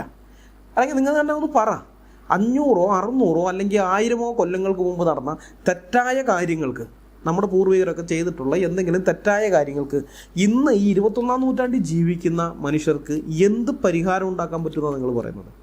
എങ്ങനെ പരിഹാരം ഉണ്ടാക്കാൻ പറ്റും? നമുക്ക് ഒരു പരിഹാരം ഉണ്ടാക്കാൻ സാധിക്കില്ല. സംഭവിച്ചത് സംഭവിച്ചതാണ്. Past is past. അത് നമുക്കിനി മാറ്റാൻ പറ്റില്ല. നമുക്ക് ആകെ ചെയ്യാൻ പറ്റുന്ന കാര്യമാണ് ഞാൻ പറഞ്ഞത്. നടന്ന കാര്യം നടന്നിട്ടുണ്ടെന്ന് അംഗീകരിക്കുക. നിങ്ങൾക്ക് മനസ്സുണ്ടെങ്കിൽ നിങ്ങളുടെ പൂർവികർ ചെയ്ത തെറ്റുകൾക്ക് ക്ഷമ പറയുക. ചരിത്രത്തിൽ നിന്ന് പാഠം പഠിച്ച് ഇനി ആ തെറ്റുകൾ ആവർത്തിക്കാതിരിക്കാൻ ശ്രമിക്കുക. ഇത്രയുമേ 21-ാം നൂറ്റാണ്ടിൽ ജീവിക്കുന്ന ഒരു പരിഷ്കൃത മനുഷ്യന് ചെയ്യാൻ സാധിക്കുകയുള്ളൂ. കത്തോലിക്ക സഭ അത് ചെയ്തു. അതിനവരെ അഭിനന്ദിക്കണം. ഞാൻ കത്തോലിക്കനല്ല, അത് എടുത്തു പറയുകയാണ്. ഞാൻ കത്തോലിക്ക സഭ ഉൾപ്പെട്ട ആളല്ല. പക്ഷേ ഞാൻ ചരിത്രത്തിൻ്റെ അടിസ്ഥാനത്തിൽ കാര്യങ്ങൾ മനസ്സിലാക്കിയതിൻ്റെ അടിസ്ഥാനത്തിലാണ് ഇത് പറയുന്നത്. നിരീശ്വരവാദികൾ ഇന്നുവരെ ചരിത്രത്തിൽ അവരുടെ ആശയം പേറി നടന്നിട്ടുള്ളവർ നടത്തിയ ക്രൂരതകൾ അംഗീകരിക്കുകയോ അതിന് ക്ഷമ പറയുകയോ ചെയ്യുന്നത് ഞാൻ കേട്ടിട്ടില്ല. അതുപോലെ പരിണാമവാദികൾ അവരും ഇഷ്ടംപോലെ ക്രൂരതകൾ മനുഷ്യരാശിയോട് ചെയ്തിട്ടുണ്ട്. ഇന്നുവരെ ഇന്നത്തെ ഏതെങ്കിലും ഒരു പരിണാമവാദി അവരുടെ ആശയം പേറി നടന്നിട്ടുള്ള അവരുടെ പൂർവികർ ചെയ്തിട്ടുള്ള ക്രൂരകൃത്യങ്ങൾ അംഗീകരിക്കുകയോ അതിന് ക്ഷമ പറയുകയോ ചെയ്യുന്നത് ഞാൻ കണ്ടിട്ടില്ല. അതുപോലെ മുസ്ലിങ്ങളുടെ കാര്യം എടുക്കാം, ഹിന്ദുക്കളുടെ കാര്യം എടുക്കാം, മറ്റേത് മതക്കാരുടെ കാര്യവും എടുക്കാം. ഒരു കൂട്ടരും, ഏത് മതത്തിൽപ്പെട്ടവരാകട്ടെ, ഒരു കൂട്ടരും അവരുടെ ആ മതത്തിലെ ആശയങ്ങൾ പിന്തുടർന്നിരുന്ന അവരുടെ പൂർവികർ നടത്തിയിട്ടുള്ള ക്രൂരകൃത്യങ്ങളായി അംഗീകരിക്കുകയോ അതിന് ക്ഷമ പറയുകയോ ചെയ്യുന്നതായി ഞാൻ കണ്ടിട്ടോ കേട്ടിട്ടോ ഇല്ല. കത്തോലിക്ക സഭ മാത്രമേ അത് ചെയ്തിട്ടുള്ളൂ. അത് അഭിനന്ദിക്കപ്പെടേണ്ടതാണ്. പക്ഷെ നിർഭാഗ്യവശാൽ ഈ നിരീശ്വരവാദികളടക്കം അതിനെ അഭിനന്ദിക്കുകയല്ല, അതും പറഞ്ഞ് ക്രിസ്ത്യാനികളെ പൊതുവിലും കത്തോലിക്കരെ പ്രത്യേകിച്ചും പരിഹസിക്കാറാണ് പതിവ്. ഫേസ്ബുക്ക് ചർച്ചകളിൽ ബൈബിളിനെ കുറിച്ച് ഞാൻ സംസാരിക്കുമ്പോൾ പല നിരീശ്വരവാദികളും എന്നെ ഇതും പറഞ്ഞ് പരിഹസിച്ചിട്ടുണ്ട്. ഈ ബൈബിളും ക്രിസ്ത്യാനിറ്റിയും ലോകത്തിന് നൽകിയ സംഭാവനകളെക്കുറിച്ച് ഞാൻ പറയുമ്പോൾ പല നിരീശ്വരവാദികളും സ്ഥിരം പരിഹാസരൂപേണ അടിക്കുന്ന ഒരു ഡയലോഗുണ്ട്. ഇങ്ങനെ ബൈബിളും ക്രിസ്ത്യാനിറ്റിയും ഒക്കെ ലോകത്തിന് ഇത്രമാത്രം സംഭാവന നൽകിയത് കൊണ്ടായിരിക്കും മാർപ്പാപ്പയ്ക്ക് ലോകത്തിനോട് ക്ഷമ പറയേണ്ടി വന്നത്. വേറെ ഒരു മതത്തിൻ്റെ നേതാവിനും അങ്ങനെ ഒരു ഗതികേട് വന്നിട്ടില്ല എന്നതാണ് ഇവരുടെ ഈ ഡയലോഗ്. ഈ ഡയലോഗ് എത്ര വലിയ ന്യായവൈകല്യമാണെന്ന് ചിന്തിക്കാനുള്ള ബോധം പോലും യുക്തിവാദികളെന്ന് സ്വയം വിശേഷിപ്പിച്ച് നടക്കുന്ന ഈ കൂട്ടർക്കില്ല. കത്തോലിക്ക സഭ നൂറ്റാണ്ടുകൾക്ക് മുമ്പ് ചെയ്ത ചില തെറ്റുകൾക്ക് മാർപ്പാപ്പ ലോകത്തിനോട് ക്ഷമ പറഞ്ഞില്ലായിരുന്നെങ്കിൽ ആരെങ്കിലും അദ്ദേഹത്തിൻ്റെ കഴുത്തിന് കുത്തിപ്പിടിച്ച് ക്ഷമ പറയിപ്പിക്കുമായിരുന്നോ? അല്ലെങ്കിൽ അദ്ദേഹത്തെ പിടിച്ച് ജയിലിലിടുമായിരുന്നോ? ഇല്ലല്ലോ, ആരും ഒന്നും ചെയ്യില്ല. നൂറ്റാണ്ടുകൾക്ക് മുമ്പ് കത്തോലിക്ക സഭ ചെയ്തിട്ടുള്ള തെറ്റുകളേക്കാൾ 1000 മടങ്ങ് തെറ്റുകൾ ചെയ്തിട്ടുള്ള പല മതങ്ങളുടെയും നേതാക്കന്മാർ, പല ഇസങ്ങളുടെയും നേതാക്കന്മാർ ചരിത്രത്തിൽ അങ്ങനെ ഒന്നും സംഭവിച്ചിട്ടേ ഇല്ലെന്നുള്ളത് പോലെ ഇന്ന് ഞെളിഞ്ഞു നടക്കുന്നുണ്ടല്ലോ. അങ്ങനെ തന്നെ ഈ ജോൺ പോൾ രണ്ടാമൻ മാർപ്പാപ്പയ്ക്കും അല്ലെങ്കിൽ കത്തോലിക്ക സഭയിലെ മറ്റു ഒഫീഷ്യലുകൾക്കൊക്കെ അങ്ങനെ നടക്കാം. അവർക്കും ഒരു കുഴപ്പമില്ലായിരുന്നു. അവരങ്ങനെ നടന്നുകൊണ്ട് ഒരാളും അവരെ ഒന്നും ചെയ്യാൻ പോകുന്നില്ല. അപ്പം അങ്ങനെയുള്ള ഒരു സ്ഥിതിയിൽ കത്തോലിക്ക സഭ അവർ സ്വമേധയാ ഇങ്ങനൊരു കാര്യം ചെയ്തത്. മുൻപ് കത്തോലിക്ക സഭയിൽ നിന്ന് വന്നു പോയിട്ടുള്ള തെറ്റായ കാര്യങ്ങൾക്ക് ആ തെറ്റായ കാര്യങ്ങൾ അംഗീകരിക്കുകയും അതിന് ക്ഷമ പറയുകയൊക്കെ ചെയ്തത് അത് നല്ലൊരു കാര്യമാണ്. അത് അഭിനന്ദിക്കപ്പെടേണ്ടതാണ്. യുക്തിബോധമുള്ള ഏതൊരാളും ഈ ഒരു കാര്യത്തിൽ കത്തോലിക്ക സഭയെ അഭിനന്ദിക്കുകയും മറ്റ് മതങ്ങളുടെ നേതാക്കന്മാരും ഇസങ്ങളുടെ നേതാക്കന്മാരും ഈ മാതൃക പിന്തുടർന്നാൽ നന്നായിരിക്കും എന്ന് പറയുകയാണ് ചെയ്യുക. യുക്തിബോധമുള്ള ആളുകളുടെ കാര്യമാണ് ഞാൻ പറഞ്ഞത്. നിരീശ്വരവാദികൾക്ക് ചരിത്രബോധമോ യുക്തിബോധമോ ഇല്ലാത്തത് കൊണ്ട് അവരിതിനെ പരിഹസിക്കും. പൂർവികർ ചെയ്ത തെറ്റിൻ്റെ പേരിൽ മാർപ്പാപ്പയ്ക്ക് ലോകത്തിനോട് ക്ഷമ പറയേണ്ടി വന്നതുപോലെ വേറെ ഒരു മതത്തിൻ്റെ നേതാവിന് ക്ഷമ പറയേണ്ടി വന്നിട്ടില്ല എന്ന് പറഞ്ഞുകൊണ്ട് ഇക്കൂട്ടർ പരിഹസിക്കും. അതായത് വേറെ ഒരു മതവും ഇതുപോലെ ക്രൂരകൃത്യം ചെയ്തിട്ടില്ല, കത്തോലിക്ക സഭ മാത്രമേ ചെയ്തിട്ടുള്ളൂ, അതുകൊണ്ടാണ് ഇങ്ങനെയൊക്കെ ക്ഷമ പറയേണ്ടി വന്നതെന്നും പറഞ്ഞിട്ട് അവരുടെ വിവരക്കേട് അവർ വെളിപ്പെടുത്തുകയാണ് യഥാർത്ഥത്തിൽ അവരതിലൂടെ ചെയ്യുന്നത്. ആ വിവരക്കേട് മനസ്സിലാക്കാൻ ഞാൻ വേറൊരു കാര്യം പറയാം. തമിഴിൽ കുമുദം എന്നൊരു വാരികയുണ്ട്. ഇപ്പം ഉണ്ടോയെന്ന് അറിയില്ല, മുമ്പുണ്ടായിരുന്നു. പണ്ട് ഞാൻ ഈ കുമുദത്തിൻ്റെയും ആനന്ദവികടൻ്റെയും സ്ഥിരം വായനക്കാരനായിരുന്നു. വർഷം ഞാൻ കൃത്യമായിട്ട് ഓർമ്മിക്കുന്നില്ല, 2000-ന് മുമ്പുള്ള ഒരു കാലമാണെന്ന് മാത്രമേ ഓർമ്മയുള്ളൂ. തമിഴ് സിനിമാ നടനും സംവിധായകനുമായ ആർ പാർത്ഥിവൻ്റെ ഒരു ഇൻ്റർവ്യൂ കുമുദത്തിൽ ഞാൻ വായിച്ചിട്ടുള്ളത് ഇപ്പോഴും എനിക്ക് ഓർമ്മയുണ്ട്. ഈ പാർത്ഥിവൻ മുൻപ് സംവിധാനം ചെയ്ത സിനിമകളൊക്കെ തട്ടുപൊളിപ്പൻ മസാലപ്പടങ്ങൾ, അന്നത്തെ കാലത്തെ തമിഴ് ശൈലിയിലുള്ള മസാലപ്പടങ്ങളാണ്. അദ്ദേഹം അഭിനയിച്ചിട്ടുള്ളത് അങ്ങനെയൊക്കെയുള്ള പടങ്ങളിലേക്ക് തന്നെയാണ് അധികവും. എന്നാൽ ഒരു സമയം കഴിഞ്ഞപ്പോൾ പാർത്ഥിവൻ ട്രാക്ക് മാറ്റി കലാമൂല്യമുള്ള സിനിമകൾ സംവിധാനം ചെയ്യാൻ തുടങ്ങി. അങ്ങനെ അതിലൊരു സിനിമയുടെ പേര് എനിക്ക് ഓർമ്മ കിട്ടുന്നില്ല, അത് വളരെയധികം നിരൂപക പ്രശംസ ഒക്കെ നേടിയൊരു സിനിമയാണ്. ആ സമയത്ത് എല്ലാവരും പാർത്ഥിവനെ ധാരാളമായിട്ട് അഭിനന്ദിക്കുകയൊക്കെ ചെയ്തു. അപ്പോൾ ആ സമയത്താണ് ഈ ഇൻ്റർവ്യൂ കുമുദത്തിൽ വരുന്നത്. അഭിമുഖം ചെയ്ത വ്യക്തി പാർത്ഥിവൻ ചെയ്ത മുൻപത്തെ പഴയ മസാല പടങ്ങളെക്കുറിച്ചാണ് കൂടുതലും ചോദിക്കുന്നത്. അതായത് ഇൻഡയറക്റ്റായിട്ട് അയാൾ പാർത്ഥിവനെ കുറ്റപ്പെടുത്തുകയാണ്, നിങ്ങൾ ഇത്രയധികം മസാല പടങ്ങൾ എടുത്ത ആളല്ലേ എന്ന്. അപ്പോൾ ഇത് മനസ്സിലാക്കിക്കൊണ്ട് തന്നെ പാർത്ഥിവൻ ഒരു ചോദ്യത്തിന് നൽകിയ മറുപടിയുണ്ട്. ആ മറുപടി അത് ഞാൻ എന്നും മറന്നിട്ടില്ല. എനിക്ക് വളരെ ഇതായിട്ട് തോന്നി, ന്യായയുക്തമായിട്ട് തോന്നി. അത് ഞാൻ മറന്നിട്ടില്ല. പാർത്ഥിവൻ പറഞ്ഞതിൻ്റെ ചുരുക്കം ഞാൻ പറയാം. പാർത്ഥിവൻ്റെ ഇളയ കുഞ്ഞെന്ന് പറയുന്നത് അവരുടെ ബയോളജിക്കൽ ഡോക്ടറല്ല. സീത ഒരു ഓർഫനേജിൽ ചെന്ന് കഴിഞ്ഞപ്പോൾ അവിടെ നിന്ന് ഒരു കുഞ്ഞിനെ കണ്ട് ഇഷ്ടപ്പെട്ട് ദത്തെടുത്ത് കൊണ്ടുവന്നതാണ്. അപ്പോൾ ഈ ഇളയ കുഞ്ഞ് രാത്രി കിടന്നുറങ്ങുമ്പോൾ കിടക്കയിൽ മൂത്രമൊഴിക്കുന്ന ശീലമുള്ളവളാണ്. അപ്പോൾ പാർത്ഥിവൻ പറയാണ്, ഞങ്ങളത് മാറ്റാൻ വേണ്ടി കുറേ പരിശ്രമിച്ചിട്ടുണ്ട്. അങ്ങനെ ഇരിക്കുക ഒരു ദിവസം രാവിലെ ഞാൻ എഴുന്നേറ്റ് പത്രം വായിച്ചുകൊണ്ടിരിക്കുമ്പോൾ ഇവൾ സന്തോഷത്തോടെ ഓടി എൻ്റെ അടുത്ത് വന്നിട്ട് പറഞ്ഞു, അപ്പോൾ ഞാൻ ഇന്നലെ രാത്രി കിടക്കയിൽ മൂത്രമൊഴിച്ചില്ല എന്ന്. അപ്പോൾ അത് കേട്ടപ്പോൾ ഞാൻ അവളെ വാരിയെടുത്ത് എൻ്റെ മടിയിലിരുത്തി ഒരു ഉമ്മയൊക്കെ കൊടുത്ത് വെരി ഗുഡ് എന്നൊക്കെ പറഞ്ഞ് അഭിനന്ദിച്ചു. അവൾ വളരെ സന്തോഷത്തോടെ എൻ്റെ അടുക്കൽ നിന്ന് ഓടിപ്പോയി. ഇത് പറഞ്ഞതിന് ശേഷം പാർത്ഥിവൻ ഇൻ്റർവ്യൂ എടുക്കുന്ന ആളോട് ചോദിക്കുകയാണ്, എനിക്ക് വേണമെങ്കിൽ അങ്ങനെ ചെയ്യാതെ വേറെ രീതിയിലും പ്രതികരിക്കാമായിരുന്നു. ഇത്രയും കൊല്ലങ്ങളായിട്ട് നീ കിടക്കയിൽ മൂത്രമൊഴിച്ചു കൊണ്ടിരുന്നവളല്ലേ, ഇന്നലെ ഒരു രാത്രി മാത്രം കിടക്കയിൽ മൂത്രമൊഴിച്ചില്ല എന്നുള്ളതാണോ ഇത്ര വലിയ കാര്യം? നാളെ രാത്രിയിൽ നീ ഉറക്കത്തിൽ കിടക്കയിൽ മൂത്രമൊഴിക്കില്ല എന്നുള്ളതിന് എന്താണ് ഉറപ്പ് എന്ന് വേണമെങ്കിലും എനിക്ക് ചോദിക്കാമായിരുന്നു. ഞാൻ ആ ചോദിക്കുന്നതിന് തെറ്റൊന്നുമില്ല, കാരണം ഉള്ള കാര്യമാണല്ലോ ഇത്, ഇല്ലാത്തൊന്നുമല്ലോ ഞാൻ ഈ ചോദിച്ചത്. പക്ഷേ ഒരു പരിഷ്കൃത മനുഷ്യൻ എന്ന നിലയിൽ അങ്ങനെയാണോ ഞാൻ പ്രതികരിക്കേണ്ടത്? അല്ല എന്ന് ആരും പറയും. മുൻപ് ഞാൻ തട്ടുപൊളിപ്പം മസാല പടങ്ങൾ എടുത്തിട്ടുണ്ട്, ശരിയാണ്. പക്ഷെ ഇപ്പോൾ ഞാനത് വിട്ടുകളഞ്ഞ് കലാമൂല്യമുള്ള പടങ്ങൾ സംവിധാനം ചെയ്യുമ്പോൾ നിങ്ങളുടെ മുമ്പാകെ 2 ഓപ്ഷനുണ്ട്. ഒന്നുകിൽ എൻ്റെ മാറ്റത്തെ അംഗീകരിച്ച് നിങ്ങൾക്ക് എന്നെ അഭിനന്ദിക്കാം, അതല്ലെങ്കിൽ ഞാൻ പണ്ട് ചെയ്ത സിനിമകളുടെ പേരിൽ എന്നെ ഇപ്പോഴും കുറ്റപ്പെടുത്തിക്കൊണ്ടിരിക്കാം. നിങ്ങളുടെ ബുദ്ധിവികാസത്തിനും സാംസ്കാരിക നിലവാരത്തിനും അനുസരിച്ച് ഇതിലേത് വേണമെങ്കിലും നിങ്ങൾക്ക് തിരഞ്ഞെടുക്കാമെന്നാണ് പാർത്ഥിവൻ പറഞ്ഞത്. പാർത്ഥിവൻ പറഞ്ഞ ഈ ന്യായം അത് അംഗീകരിക്കത്തക്കതാണ്. നമുക്ക് സ്വാതന്ത്ര്യമുണ്ട്, രണ്ടിലേത് വേണമെങ്കിലും തിരഞ്ഞെടുക്കാനുള്ള സ്വാതന്ത്ര്യമുണ്ട്. ഇപ്പോൾ കത്തോലിക്ക സഭയുടെ ഈ വിഷയത്തിലും ജോൺ പോൾ രണ്ടാമൻ മാർപ്പാപ്പ മാപ്പ് പറഞ്ഞ ആ കാര്യത്തിലും നമുക്ക് സ്വാതന്ത്ര്യമുണ്ട്, രണ്ടിലേത് വേണമെങ്കിലും തിരഞ്ഞെടുക്കാം. ഒന്നുകിൽ കത്തോലിക്ക സഭയുടെ ഈ മാറ്റത്തെ അംഗീകരിച്ച് അവർ ചെയ്തത് ശരിയാണെന്ന് പറയാം, അതല്ലെങ്കിൽ കത്തോലിക്ക സഭയുടെ ഇപ്പോഴത്തെ മാറ്റം കണ്ടില്ലെന്ന് നടിച്ച് 500 1000 വർഷം മുമ്പ് കത്തോലിക്ക സഭ ചെയ്തിട്ടുള്ള തെറ്റായ കാര്യങ്ങൾ പറഞ്ഞ് അവരെ കുറ്റപ്പെടുത്താം. പാർത്ഥിവൻ പറഞ്ഞതുപോലെ നിങ്ങളുടെ ബുദ്ധിവികാസത്തിനും സാംസ്കാരിക നിലവാരത്തിനും അനുസരിച്ച് ഇതിലേത് വേണമെങ്കിലും നിങ്ങൾക്ക് തിരഞ്ഞെടുക്കാം, ഒരു പ്രശ്നവുമില്ല. അത് നിങ്ങളുടെ സ്വാതന്ത്ര്യമാണ്, അതിലൊരു പ്രശ്നവുമില്ല. എന്നാൽ പ്രശ്നം വരുന്നത് ഈ 21-ാം നൂറ്റാണ്ടിലും 7-ാം നൂറ്റാണ്ടിലെ ഗോത്രവർഗ സ്വഭാവത്തോടെ ഇസ്ലാം മതം മനുഷ്യരെ കൊന്നൊടുക്കിക്കൊണ്ടിരിക്കുമ്പോൾ അതിനെതിരെ സംസാരിക്കുന്നവരെ നിശബ്ദമാക്കാം എന്ന വ്യാമോഹത്തോടെ മറ്റ് മതങ്ങൾ നൂറ്റാണ്ടുകൾക്കോ സഹസ്രാബ്ദങ്ങൾക്കോ മുൻപ് ചെയ്തിട്ടുള്ള കാര്യങ്ങൾ എടുത്തുകൊണ്ട് വന്ന് രണ്ടും കൂടി ബാലൻസ് ചെയ്ത് ഇസ്ലാമിനെ രക്ഷിച്ചെടുക്കാൻ നോക്കുന്നതാണ്. അങ്ങനെ എടുത്തുകൊണ്ട് വരുന്നതിലും ഇവർ സെലക്റ്റീവ് ബ്ലൈൻഡ്നെസ് ഉള്ള ആൾക്കാരാണെന്ന് ഓർക്കണം. നിരീശ്വരവാദികൾക്ക് അധികാരം കിട്ടിക്കഴിഞ്ഞപ്പോൾ അവർ നിരപരാധികളായ കോടിക്കണക്കിന് മനുഷ്യരെ കൊന്ന കാര്യത്തെപ്പറ്റി ഒരക്ഷരം മിണ്ടുകയില്ല, അതും ഓർക്കണം. ഭൂതകാലത്ത് മതങ്ങളും ദൈവത്തെ മാറ്റി നിർത്തി മനുഷ്യജീവിതം മെച്ചപ്പെടുത്താമെന്ന വ്യാമോഹവുമായി വന്ന നിരീശ്വരവാദികളുമൊക്കെ മനുഷ്യരാശിയോട് എണ്ണിയാലൊടുങ്ങാത്ത ക്രൂരതകൾ പ്രവർത്തിച്ചിട്ടുണ്ട്. നിരീശ്വരവാദികൾ ഇന്നും ലോകത്തിൻ്റെ പല ഭാഗങ്ങളിൽ ആ ക്രൂരതകൾ തുടരുന്നുമുണ്ട്. ചൈനയിലും നോർത്ത് കൊറിയയിലും വിയറ്റ്നാമിലും ക്യൂബയിലും ഒക്കെ ജീവിക്കുന്ന ആൾക്കാരോട് ചോദിച്ചാൽ അവരിത് പറഞ്ഞു തരും. നമ്മളിത് പറയുമ്പോൾ നിരീശ്വരവാദികൾ പറയും കമ്മ്യൂണിസ്റ്റുകളെ നിങ്ങൾ നിരീശ്വരവാദികളായി കൂട്ടണ്ടെന്ന്. സാധാരണ കേൾക്കാറുള്ളതാണ്. നിരീശ്വരവാദികളിൽ ഇപ്പോൾ മറ്റ് പാർട്ടിക്കാരൊക്കെ ഉണ്ട്. ആദ്യമൊക്കെ കമ്മ്യൂണിസ്റ്റുകാരാണ് കൂടുതലുണ്ടായിരുന്നത്, ഇപ്പോൾ പല ടീമുകളുണ്ട്. അപ്പോൾ അവരൊക്കെ പറയും കമ്മ്യൂണിസ്റ്റുകളെ നിരീശ്വരവാദികളായി കൂട്ടണമെന്ന്. ആ വാദം നിങ്ങളങ്ങ് കൈ വെച്ചാൽ മതി.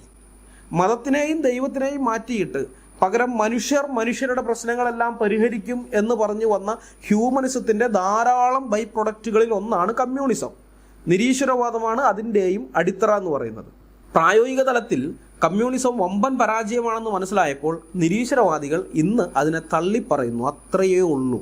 അതുകൊണ്ട് കമ്മ്യൂണിസ്റ്റുകൾ നിരീശ്വരവാദികളല്ല എന്നുള്ള വാദം തൽക്കാലം നിങ്ങളുടെ കയ്യിൽ തന്നെ വെച്ചാൽ മതി. കഴിഞ്ഞ കാലത്ത് മതങ്ങൾ മനുഷ്യരോട് ക്രൂരത പ്രവർത്തിച്ചിട്ടുണ്ടെങ്കിലും ഇന്നത്തെ കാലത്തേക്ക് നമ്മൾ നോക്കിക്കഴിഞ്ഞാൽ ഇസ്ലാം മതം ഒഴികെ വേറെ ഒരു മതവും ഇന്ന് മനുഷ്യരാശിയോട് പഴയതുപോലെയുള്ള ക്രൂരത പ്രവർത്തിക്കുന്നില്ല. ബാക്കി മതങ്ങളെല്ലാം മാറ്റങ്ങൾക്ക് വിധേയമായി. അവരെ കൊണ്ട് ഇന്ന് പഴയതുപോലെയുള്ള ഉപദ്രവങ്ങളോ ശല്യങ്ങളോ ലോകത്തിനില്ല. ഇത് ഞാൻ പറയേണ്ട കാര്യമില്ല, നിങ്ങൾക്ക് അറിയാവുന്നതാണ്. ഇസ്ലാം മതം മാത്രമാണ് ഇന്നും മനുഷ്യരാശിക്ക് ഒരു ഉപദ്രവമായി നിലകൊള്ളുന്നത്. അതിൻ്റെ കാരണം ആ മതത്തിൻ്റെ പ്രമാണങ്ങളാണ്. മനുഷ്യത്വ വിരുദ്ധമായ ആശയങ്ങളാണ് ആ മതത്തിൻ്റെ മുഖമുദ്ര തന്നെ. ക്രൈസ്തവരുമായോ യഹൂദന്മാരുമായോ ബഹുദൈവ ആരാധകരുമായോ കൂട്ടുകൂടരുതെന്നും കണ്ടിടത്ത് വെച്ച് അവരെ കൊന്നുകളയണമെന്നും ആ മതത്തിൻ്റെ പ്രമാണങ്ങളിൽ എഴുതി വച്ചിട്ടുണ്ട്. ഈ പ്രമാണങ്ങൾ ഉള്ള കാലത്തോളം മുസ്ലിം അല്ലാത്ത ആളുകൾക്ക് സമാധാനത്തോടെ ഈ ഭൂമിയിൽ ജീവിക്കാൻ വളരെ ബുദ്ധിമുട്ടാണ്. മുസ്ലിം ആയാലും വലിയ പ്രയോജനമൊന്നുമില്ല. സമാധാനത്തോടെ ജീവിക്കാമെന്ന് കരുതി മുസ്ലിം ആയതൊന്നും വലിയ പ്രയോജനമൊന്നുമില്ല.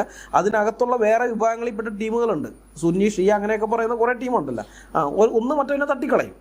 അവർ റെഡിയായിട്ട് നിൽക്കുകയാണ്. ഒരു വിഭാഗത്തിൽപ്പെട്ടവർ, നിങ്ങളിപ്പോൾ ഏതെങ്കിലും ഒരു വിഭാഗത്തിൽ ചേർന്നാൽ അതിൻ്റെ എതിർ വിഭാഗത്തിൽപ്പെട്ടവർ നിങ്ങളെ തട്ടിക്കളയാനവിടെ റെഡിയായിട്ട് നിൽക്കുകയാണ്. അപ്പോൾ ചുരുക്കി പറഞ്ഞാൽ ഇസ്ലാം എന്ന മതം ഏത് വിധത്തിലായാലും മനുഷ്യരാശിയുടെ സ്വാതന്ത്ര്യത്തിനും സമാധാനത്തിനും ഭീഷണിയായി നിലകൊള്ളുന്ന ഒന്നാണ്.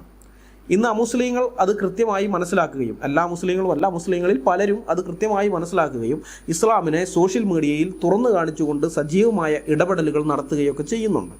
ഇസ്ലാമിക പണ്ഡിതന്മാർക്ക് അതിനൊന്നും ഒരു മറുപടിയുമില്ലാതെ അവരാകെ വലഞ്ഞിരിക്കുകയാണ്. എന്നാൽ വിചിത്രമെന്ന് പറയട്ടെ, ഇസ്ലാമിക പണ്ഡിതന്മാർക്ക് മറുപടി ഇല്ലാതിരിക്കുന്ന സമയത്ത് സോഷ്യൽ മീഡിയയിൽ ഇത്തരം ഇടപെടലുകൾ നടത്തുന്ന അമുസ്ലിങ്ങളെ എതിർത്തുകൊണ്ട് ഇസ്ലാമിക പണ്ഡിതന്മാർക്ക് ആശ്വാസമായി വരുന്നത് എപ്പോഴും എക്സ് മുസ്ലിംസ് ആയിരിക്കും. എല്ലാ എക്സ് മുസ്ലിംസും അങ്ങനെ വരുന്നു എന്നല്ല ഞാൻ പറഞ്ഞത്, വരുന്നവർ എക്സ് മുസ്ലിം ആയിരിക്കും എന്നാണ് പറഞ്ഞത്.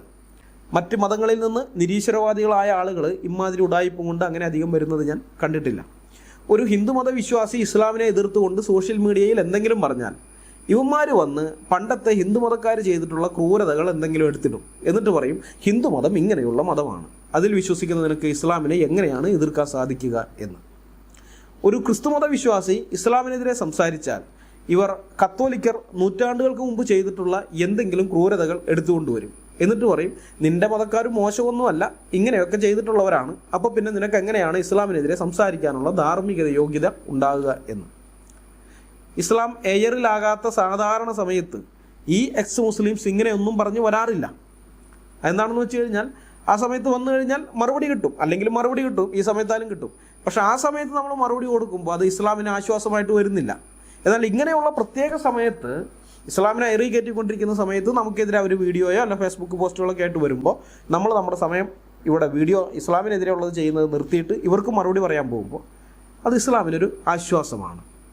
അതുകൊണ്ടാണ് ഇവരെന്ത് ചെയ്യുന്നത്, ആ സമയത്ത് മാത്രം വരുന്നത്. അതല്ലാത്ത ഇസ്ലാം എയറിലാകാത്ത സാധാരണ സമയത്ത് ഈ എക്സ് മുസ്ലിംസ് ഇസ്ലാം വിമർശകരോടൊപ്പം തന്നെ കൂടി ഇസ്ലാമിനെതിരെ വിമർശനമൊക്കെ നടത്തിക്കൊണ്ടിരിക്കും. ഇവരുടെ ഈ വിമർശനം നോക്കിയാൽ അറിയാം മുഹമ്മദ് പെണ്ണ് കെട്ടിയതും അള്ളാഹു മുഹമ്മദിൻ്റെ കാര്യസ്ഥനാണെന്ന് എന്നൊക്കെയുള്ളതൊക്കെ ആയിരിക്കും ഇവരുടെ സാധാരണ ഇതിലുള്ള വിമർശന വിഷയം. അല്ലെങ്കിൽ ഉസ്താദുമാരുടെ മദ്രസാ പീഡനമൊക്കെ.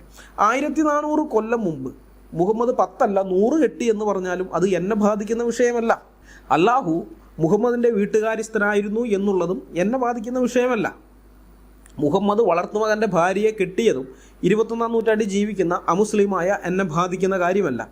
ഇന്നും ഇതൊക്കെ ബാധിക്കുന്നത് മുസ്ലിങ്ങളെ മാത്രമാണ്. മുഹമ്മദിൻ്റെ ചര്യ മുഴത്തിന് മുഴമായും ചാണിന് ചാണായും പിൻപറ്റാൻ നടക്കുന്ന മുസ്ലിങ്ങളുണ്ടല്ലോ, അവർ അവരുടെ സമൂഹത്തിലോ അല്ലെങ്കിൽ കുടുംബത്തിലോ ഒക്കെ ഈ ചര്യ പിൻപറ്റാൻ ശ്രമിച്ചു കഴിഞ്ഞാൽ അവർക്ക് ബുദ്ധിമുട്ടുണ്ടാക്കും. അതൊന്നും എന്നെ ബാധിക്കുന്ന കാര്യമല്ല. ഞാൻ അമുസ്ലിമാണ്, ആ കമ്മ്യൂണിറ്റിപ്പെട്ട ആളല്ല. എന്നെ ബാധിക്കുന്ന കാര്യമെന്ന് പറയുന്നത് ക്രിസ്ത്യാനികൾ ഞായറാഴ്ച സഭയായി ദൈവത്തെ ആരാധിച്ചുകൊണ്ടിരിക്കുമ്പോൾ ഖുർആന് ഹദീസുകളും അനുസരിക്കാൻ മനസ്സ് വയ്ക്കുന്ന മുസ്ലിങ്ങൾ ക്രിസ്ത്യാനികളുടെ ചർച്ചുകളിൽ വന്ന് മനുഷ്യ ബോംബായി പൊട്ടിത്തെറിക്കുന്നതാണ്. എന്നെ ബാധിക്കുന്ന കാര്യമെന്ന് പറയുന്നത് സാധാരണക്കാരായ മനുഷ്യർ ഒറ്റയ്ക്കോ കുടുംബത്തോടൊപ്പമോ പുറത്തു പോകുമ്പോൾ മാർക്കറ്റിലോ മറ്റ് തിരക്കേറിയോ ഇടങ്ങളിൽ വെച്ച് ഇസ്ലാമിക വിശ്വാസികൾ സ്ഥാപിച്ച ബോംബ് പൊട്ടി കൊല്ലപ്പെടുകയും അംഗഹീനരായി തീരുന്നതും ഒക്കെയാണ്. എന്നെ ബാധിക്കുന്ന കാര്യമെന്ന് പറയുന്നത് ഖുർആനും ഹദീസുകളും അനുസരിക്കാൻ മനസ്സ് വയ്ക്കുന്ന മുസ്ലിങ്ങൾ അല്ലാഹു അക്ബർ എന്ന് വിളിച്ച് നിരപരാധികളായ അമുസ്ലിങ്ങളുടെ കഴുത്തറുക്കുന്നതാണ്. എന്നെ ബാധിക്കുന്ന കാര്യമെന്ന് പറയുന്നത് ഖുർആനും ഹദീസുകളും അനുസരിക്കാൻ പരിശ്രമിക്കുന്ന മുസ്ലിങ്ങൾ സ്കൂളുകൾ ആക്രമിച്ച് അവിടെ പഠിക്കാൻ ചെന്ന വിദ്യാർത്ഥിനികളെ തട്ടിക്കൊണ്ടുപോയി ലൈംഗിക അടിമകളാക്കുന്നതാണ്. എന്നെ ബാധിക്കുന്ന കാര്യമെന്ന് പറയുന്നത് ഈ ഖുർആനും ഹദീസുകളും അനുസരിക്കാൻ പരിശ്രമിക്കുന്ന മുസ്ലിങ്ങൾ സ്കൂളുകൾക്ക് മുമ്പിൽ ബോംബൊക്കെ പൊട്ടിച്ച് അവിടെ പഠിക്കാൻ വരുന്ന കുട്ടികളെ കൊന്നുകളയുന്നതാണ്. എന്നെ ബാധിക്കുന്ന കാര്യമെന്ന് പറയുന്നത് ഖുർആനും ഹദീസുകളും അനുസരിക്കാൻ മനസ്സ് വയ്ക്കുന്ന മുസ്ലിങ്ങൾ ഒരു പ്രദേശത്ത് അധികാരം പിടിച്ചെടുത്ത് കഴിയുമ്പോൾ അവിടെയുള്ള അമുസ്ലിങ്ങൾ ഇസ്ലാം മതത്തിൽ വിശ്വസിക്കാൻ തയ്യാറല്ലെങ്കിൽ അവരെ ആ നാട്ടിൽ നിന്നും ഓടിപ്പിച്ച് വിടുന്നതാണ്. എന്നെ ബാധിക്കുന്ന കാര്യമെന്ന് പറയുന്നത് ഈ നാട്ടിലെ ക്രിസ്ത്യാനികളെയും ഹിന്ദുക്കളെയും ഇസ്ലാമിലേക്ക് മതം മാറ്റി ബ്രെയിൻ വാഷ് ചെയ്ത് അവരെ സിറിയയിലേക്കും അഫ്ഗാനിസ്ഥാനിലേക്കുമൊക്കെ ജിഹാദ് ചെയ്യാൻ വിടുന്നതാണ്. ഇപ്പോൾ തന്നെ കണ്ടില്ലേ, ഒരു ക്രിസ്ത്യൻ കുടുംബത്തിൽ ജനിച്ചു വളർന്ന ചെറുപ്പക്കാരൻ ഇസ്ലാം മതം സ്വീകരിച്ച് ലിബിയയിൽ പോയി പൊട്ടിത്തെറിച്ചു, എഞ്ചിനീയറാണ്. എന്നെ ബാധിക്കുന്ന കാര്യമെന്ന് പറയുന്നത് ഖുർആനിലെയും ഹദീസുകളിലെയും അന്യമത വിദ്വേഷം തലയ്ക്ക് പിടിച്ച മുസ്ലിങ്ങൾ ജനവാസ നഗരങ്ങളിലേക്ക് 10 ദിവസം കൊണ്ട് 4000-ലധികം മിസൈലുകൾ അയക്കുന്നതാണ്. നാളെ ഇവരുടെ കൈവശം ഒരു ആറ്റം ബോംബാണ് കിട്ടുന്നതെങ്കിൽ ഇവരെന്തായിരിക്കും ചെയ്യുക എന്ന് നമുക്ക് ഊഹിക്കാവുന്നതേ ഉള്ളൂ. അപ്പോൾ ഇതൊക്കെയാണ് എന്നെ ബാധിക്കുന്ന കാര്യങ്ങൾ. കാരണം ഇത് നൂറ്റാണ്ടുകൾക്ക് മുമ്പത്തെ കാര്യങ്ങളല്ല. ഇന്നും ഈ 21-ാം നൂറ്റാണ്ടിലും ഖുർആനും ഹദീസുകളും പഠിച്ച മുസ്ലിങ്ങൾ ലോകത്ത് കാട്ടിക്കൂട്ടിക്കൊണ്ടിരിക്കുന്ന കാര്യങ്ങളാണ്. എൻ്റെ അയൽപക്കത്തുള്ള ഏതെങ്കിലും ഒരു മുസൽമാൻ നാളെ ഖുർആനും ഹദീസുകളും വള്ളിപുള്ളി തെറ്റാതെ അനുസരിക്കണം എന്നൊരു തീരുമാനമെടുത്താൽ ഇതൊക്കെ നാളെ മുതൽ ഞാനും എൻ്റെ നാട്ടുകാരും അനുഭവിക്കേണ്ടി വരുന്ന കാര്യങ്ങളാണ്, യാഥാർത്ഥ്യങ്ങളാണ് ഇതൊക്കെ. അതുകൊണ്ടാണ് ഇതൊക്കെ എന്നെ ബാധിക്കുന്ന കാര്യങ്ങളാണെന്ന് ഞാൻ പറഞ്ഞത്. എക്സ് മുസ്ലിംസ് ഇസ്ലാമിനെതിരെ വിമർശനമായി പറയുന്ന മുഹമ്മദിൻ്റെ പെണ്ണുകെട്ടലുകളുണ്ടല്ലോ, അതൊക്കെ നാളെ ഒരു മുസൽമാൻ അങ്ങനെ തന്നെ അനുകരിക്കാൻ തീരുമാനിച്ചാലും എനിക്കതുകൊണ്ടൊരു പ്രശ്നം ഉണ്ടാകാൻ പോകുന്നില്ല. ബലാത്സംഗത്തിനും ശിശുപീഡനത്തിനുമൊക്കെ ആ മുസൽമാൻ ജയിലിലേക്ക് എടുക്കേണ്ടി വരും എന്നേ ഉള്ളൂ. എന്നാൽ ഞാൻ തൊട്ടു മുമ്പ് പറഞ്ഞ വേറെ കാര്യങ്ങളൊക്കെ ഉണ്ടല്ലോ എന്നെ ബാധിക്കുന്നതെന്ന് പറഞ്ഞത്, അതെന്നെ മാത്രമല്ല നമ്മളെല്ലാവരെയും ബാധിക്കുന്ന കാര്യങ്ങളാണ്. നമ്മളെല്ലാവരെയും അത് ബാധിക്കുന്നതാണ്. ഇസ്ലാമിനൊരു പ്രശ്നമുണ്ടാകുന്നു എന്ന് കാണുമ്പോൾ, ഇസ്ലാമിക പണ്ഡിതന്മാർ ആരും വായ തുറക്കുന്നില്ല എന്ന് കാണുമ്പോൾ, ഇസ്ലാമിനെതിരെ സംസാരിക്കുന്ന അമുസ്ലിങ്ങളെ പുറകീന്ന് കുത്തുന്ന പണിയെടുക്കുന്ന എക്സ് മുസ്ലിംസിൻ്റെ ഇസ്ലാമിക വിമർശനം നിങ്ങൾ ശ്രദ്ധിച്ചാൽ അറിയാം. മുഹമ്മദ് പെണ്ണ് പിടിച്ചതും യുദ്ധത്തടവുകാരികളെ ബലാത്സംഗം ചെയ്തതും അള്ളാഹു മുഹമ്മദിൻ്റെ കുടുംബ വഴക്കിൽ ഇടപെടുന്നതും പോലെയുള്ള കാര്യങ്ങളെ കോമഡി രൂപത്തിൽ അവർ ഇസ്ലാമിനെതിരെ പറയും. കേൾക്കുന്നവർക്ക് ഒരു എൻ്റർടൈൻമെൻറ്റ്, ഒരു നേരം പോക്ക്, അത്രമാത്രം. അതല്ലാതെ പരിഷ്കൃത സമൂഹം ഇന്ന് നേരിടുന്ന ഏറ്റവും വലിയ വിപത്താണ് ഇസ്ലാം എന്ന ഐഡിയോളജി എന്ന് ഇവരെ വായിക്കുന്നവർക്കോ ഇവരെ കേൾക്കുന്നവർക്കോ മനസ്സിലാക്കാൻ പറ്റുന്ന വിധത്തിലുള്ള ഒരു വിമർശനവും ഇവർ ഇസ്ലാമിനെതിരെ നടത്തുകയില്ല. ഇക്കോട്ടർ ഇസ്ലാമിനെ ഒരു കോമഡി ആയിട്ടാണ് എപ്പോഴും അവതരിപ്പിക്കുക. ഇവരുടെയൊക്കെ ഇസ്ലാമിക വിമർശന പ്രസംഗങ്ങൾ കേൾക്കുമ്പോൾ ആൾക്കാർ തല തല്ലിച്ചിരിക്കും. ഞാനും കുറേ കേട്ട് ചിരിച്ചിട്ടുണ്ടാണ്, ഇല്ലെന്ന് ഞാൻ പറയുന്നില്ല, ചിരിക്കും. ശരിയാണ്, ആകെ നല്ല അവതരണ മികവും കഴിവൊക്കെ ഉണ്ട്. അമ്മാതിരി കോമഡി ആയിട്ടാണ് ഇവർ ഇസ്ലാമിനെ അവതരിപ്പിക്കുന്നത്. പക്ഷെ നമ്മൾ മനസ്സിലാക്കേണ്ട കാര്യം, ഇസ്ലാം ഒരു കോമഡിയല്ല, അതൊരു മോൺസ്റ്ററാണ്, ഒരു ഭീകര സ്വത്വമാണ്. ഇസ്ലാം എന്ന ഐഡിയോളജിയിൽ വിശ്വസിക്കുന്നവരുടെ അടക്കം സകലരുടെയും ജീവിതം നരകതുല്യമാക്കുന്ന ഒരു ഭീകര സ്വത്വമാണത്. ഇന്ത്യയിൽ ആ സ്വത്വം ഉറങ്ങിക്കിടക്കുന്നു എന്നേ ഉള്ളൂ. പക്ഷെ അത് എന്നും ഉറങ്ങിക്കൊണ്ടിരിക്കും എന്ന് നിങ്ങൾ വ്യാമോഹിക്കേണ്ട. എന്നെങ്കിലും ഒരിക്കൽ അത് ഉറക്കമുണരും. ഇസ്ലാം കോമഡിയാണ് എന്നും പറഞ്ഞുള്ള ഇവരുടെയൊക്കെ പ്രസംഗങ്ങൾ കേട്ട് ചിരിച്ചു മറിയുന്നവർക്ക് അന്ന് മനസ്സിലാകും യഥാർത്ഥ ഇസ്ലാം എന്താണെന്നുള്ള കാര്യം. ഇവർ ഇസ്ലാമിനെ കോമഡിയായിട്ട് മാത്രമേ അവതരിപ്പിക്കുന്നുള്ളൂ എന്നതല്ല എൻ്റെ വിഷയം. അതൊരു വിഷയമായി ഞങ്ങൾ കണ്ടിരുന്നെങ്കിൽ ഇവർക്കെതിരെ ഞങ്ങൾ പണ്ടേ വീഡിയോ ഇറക്കിയേനെ. ഞങ്ങളുടെ വിഷയം വേറെയാണ്. ഖുർആനിലും ഹദീസുകളിലും കൽപ്പിച്ചിരിക്കുന്നത് അങ്ങനെ തന്നെ അനുസരിക്കാൻ മനസ്സ് വെച്ച ഏതെങ്കിലും മുസ്ലിങ്ങൾ ലോകത്തിൻ്റെ ഏതെങ്കിലും ഭാഗത്ത് കാഫിറുകളെ കൊല്ലുകയോ അല്ലെങ്കിൽ കാഫിറുകളുടെ ആരാധനാലയങ്ങളിൽ ചെന്ന് ചാവേറുകളായി സ്വയം പൊട്ടിച്ചിതറുകയോ അതുമല്ലെങ്കിൽ കാഫിറുകളുടെ രാജ്യത്ത് കലാപം നടത്തി അവിടെയുള്ളവരുടെ ജീവനും സ്വത്തിനും നാശനഷ്ടങ്ങൾ ഉണ്ടാക്കുകയോ ചെയ്തതിൻ്റെ ഫലമായി ആ ക്രൂരകൃത്യം ചെയ്തവരെയും അത് ചെയ്യാൻ അവരെ പ്രേരിപ്പിച്ച ഇസ്ലാമിക പ്രമാണങ്ങളെയും അമുസ്ലിങ്ങളായ ആളുകൾ തുറന്നു കാണിച്ചുകൊണ്ട് ഇസ്ലാമിനെ ഏറിക്കയറ്റുമ്പോൾ അന്നേരം മറ്റ് മതങ്ങൾ നൂറ്റാണ്ടുകൾക്ക് മുമ്പ് ചെയ്ത എന്തെങ്കിലും കാര്യങ്ങൾ എടുത്തുകൊണ്ട് വന്ന് സോഷ്യൽ മീഡിയയിൽ ചർച്ചയ്ക്ക് വെച്ച് ഇസ്ലാമിനെ എയറിൽ കയറ്റിക്കൊണ്ടിരിക്കുന്നവരെ ആക്രമിക്കുന്ന വൃത്തികെട്ട പരിപാടിയുണ്ടല്ലോ, അതാണ് എൻ്റെ വിഷയം. അമുസ്ലിങ്ങൾ വിമർശനത്തിന് അതീതരാണെന്നോ അവരുടെ ചരിത്രമോ പ്രമാണ ഗ്രന്ഥങ്ങളോ വിമർശിക്കപ്പെടാൻ പാടില്ലോ എന്നൊന്നുമല്ല ഞാൻ പറയുന്നത്. അങ്ങനെ ആ ഒരു ഉദ്ദേശമേ എനിക്കില്ല. അതൊക്കെ ചെയ്യേണ്ടത് തന്നെയാണ്, ചെയ്യുന്നതിൽ ഒരു കുഴപ്പമില്ല, എനിക്ക് സന്തോഷമേ ഉള്ളൂ. ക്രിസ്തുമതം അടക്കമുള്ള എല്ലാ മതങ്ങളെയും വിമർശനത്തിന് വിധേയമാക്കണം. കാരണം അങ്ങനെയാണെങ്കിൽ ചരിത്രത്തിൽ നടന്ന തെറ്റുകൾ ആവർത്തിക്കപ്പെടാതിരിക്കുകയുള്ളൂ. പുതിയ തലമുറ അത് മനസ്സിലാക്കുകയും ഇതിൽ നിന്ന് ഒഴിഞ്ഞിരിക്കേണ്ടത് ആവശ്യമാണ്. ഇങ്ങനെയുള്ളൊരു ഒരു ചതിക്കുഴിയിൽ ഇനി വീഴരുതെന്നുള്ളൊരു ചിന്ത ക്രൈസ്തവരായ യുവാക്കൾക്കൊക്കെ ഉണ്ടാവുകയുള്ളൂ. അപ്പോൾ അതുകൊണ്ട് തന്നെ അങ്ങനെയുള്ള കാര്യങ്ങൾ ചരിത്രത്തിൽ നടന്നിട്ടുള്ളത് ചർച്ച ചെയ്യപ്പെടേണ്ടതാണ്. എന്ന് ആദ്യമേ പറഞ്ഞതുപോലെ തന്നെ ക്രിസ്ത്യാനിറ്റി മാത്രം ഇന്ന് വിഭിന്നമായിട്ടിരിക്കുകയാണ്. ഈ ക്രിസ്ത്യാനിയുടെ പ്രമാണങ്ങളിൽ നിന്ന് അകന്നു പോയത് കൊണ്ടാണ്, ബൈബിളിൽ നിന്ന്, യേശുക്രിസ്തുവിൽ നിന്ന്, അപ്പോസ്തലന്മാരിൽ നിന്നൊക്കെ അകന്നു പോയത് കൊണ്ടാണ് ഇങ്ങനൊരു വീഴ്ച സംഭവിച്ചതെന്ന് മനസ്സിലാക്കി ക്രിസ്തുവിലേക്ക്, ബൈബിളിലേക്ക്, അപ്പോസ്തലന്മാരിലേക്കൊക്കെ വരുവാൻ, അവരെ പിന്തുടരുവാൻ ക്രൈസ്തവ യുവാക്കൾക്ക് അതൊരു പ്രചോദനമായി തീരും. അതുകൊണ്ട് തന്നെ ക്രിസ്തുമതത്തിനൊക്കെ വന്നുപോയിട്ടുള്ള ഈ പഴയകാലത്തെ അപജയങ്ങളെല്ലാം ചർച്ചയ്ക്ക് വെക്കണം എന്ന് തന്നെയാണ് ഞാൻ പറയുന്നത്. അതിലൊരു കുഴപ്പവും ഇല്ല. പക്ഷേ ഖുർആനും ഹദീസുകളും അനുസരിക്കാൻ മനസ്സ് വെച്ചവർ ചെയ്ത ക്രൂരതയുടെ കാഠിന്യം കാരണം ഇസ്ലാമിക പണ്ഡിതന്മാർ പോലും ന്യായീകരണമായി വരാതെ മാളത്തിൽ ഒളിച്ചിരിക്കുന്ന സമയത്ത് തന്നെ എക്സ് മുസ്ലിങ്ങൾ അമുസ്ലിങ്ങളുടെ മതപ്രമാണ ഗ്രന്ഥങ്ങളിലുള്ള കാര്യങ്ങൾ വളച്ചൊടിച്ച് വ്യാഖ്യാനിച്ചും ഇല്ലാത്ത കാര്യങ്ങൾ അതിൽ തിരികെ കയറ്റിയും സോഷ്യൽ മീഡിയയിൽ ചർച്ചയ്ക്ക് വെക്കുന്നതിൻ്റെ ഉദ്ദേശം അതത്ര നല്ലതൊന്നുമല്ല എന്ന് മനസ്സിലാക്കാൻ പാഴൂർ പടിപ്പരയ്ക്കൽ പോയി കവടി നിരത്തേണ്ട കാര്യമൊന്നുമില്ല. അരിയാഹാരം കഴിക്കുന്നവർക്ക് കാര്യം മനസ്സിലാവും. ഇപ്പോൾ തന്നെ കണ്ടില്ലേ, 10 ദിവസം കൊണ്ട് 4000-ലധികം മിസൈലുകളാണ് ഗാസയിലെ മുസ്ലിങ്ങൾ ഇസ്രായേലിലെ നഗരങ്ങളിലേക്ക് അയച്ചത്, സിവിലിയൻസിനിടയിലേക്ക് അയച്ചത്. അയൺ ഡോം ഉണ്ടായിരുന്നുകൊണ്ടും ഇസ്രായേലിൽ മരണം വളരെ കുറവായിരുന്നു. എന്നാൽ ഇസ്രായേലിന് അയൺ ഡോം ഇല്ലാതിരുന്ന കാലത്ത്, അയൺ ഡോം കിട്ടിയിട്ട് അധികാരമൊന്നും ആയിട്ടില്ലല്ലോ, അപ്പോൾ അയൺ ഡോം അവർ സൃഷ്ടിക്കുന്നതിന് മുമ്പുള്ള കാലത്താണ് ഈ പലസ്തീൻ മുസ്ലിങ്ങൾക്ക് ഇപ്പോൾ അയച്ച ഈ മിസൈലുകളൊക്കെ കിട്ടിയിരുന്നതെങ്കിലോ എന്തായിരിക്കും സ്ഥിതി? 10,000-ങ്ങളോ അല്ലെങ്കിൽ ലക്ഷങ്ങളോ ഇസ്രായേലിൽ കൊല്ലപ്പെടുമായിരുന്നില്ലേ? കിതാബിൽ എഴുതി വെച്ചിരിക്കുന്ന അന്യമത വിദ്വേഷം അങ്ങനെ തന്നെ തലയിൽ ചുമന്നുകൊണ്ട് നടക്കുന്ന ഈ മുസ്ലിങ്ങളുടെ കയ്യിൽ വല്ല ആറ്റം ബോംബിൻ്റെ നിയന്ത്രണം എങ്ങാനും കിട്ടിയാൽ എന്തായിരിക്കും ലോകത്തിലെ അമുസ്ലിങ്ങളുടെ അവസ്ഥ? മനുഷ്യരാശിക്കെതിരായ കുറ്റകൃത്യമാണ് ഗാസയിലെ മുസ്ലിങ്ങൾ നടത്തിയിരിക്കുന്നത്.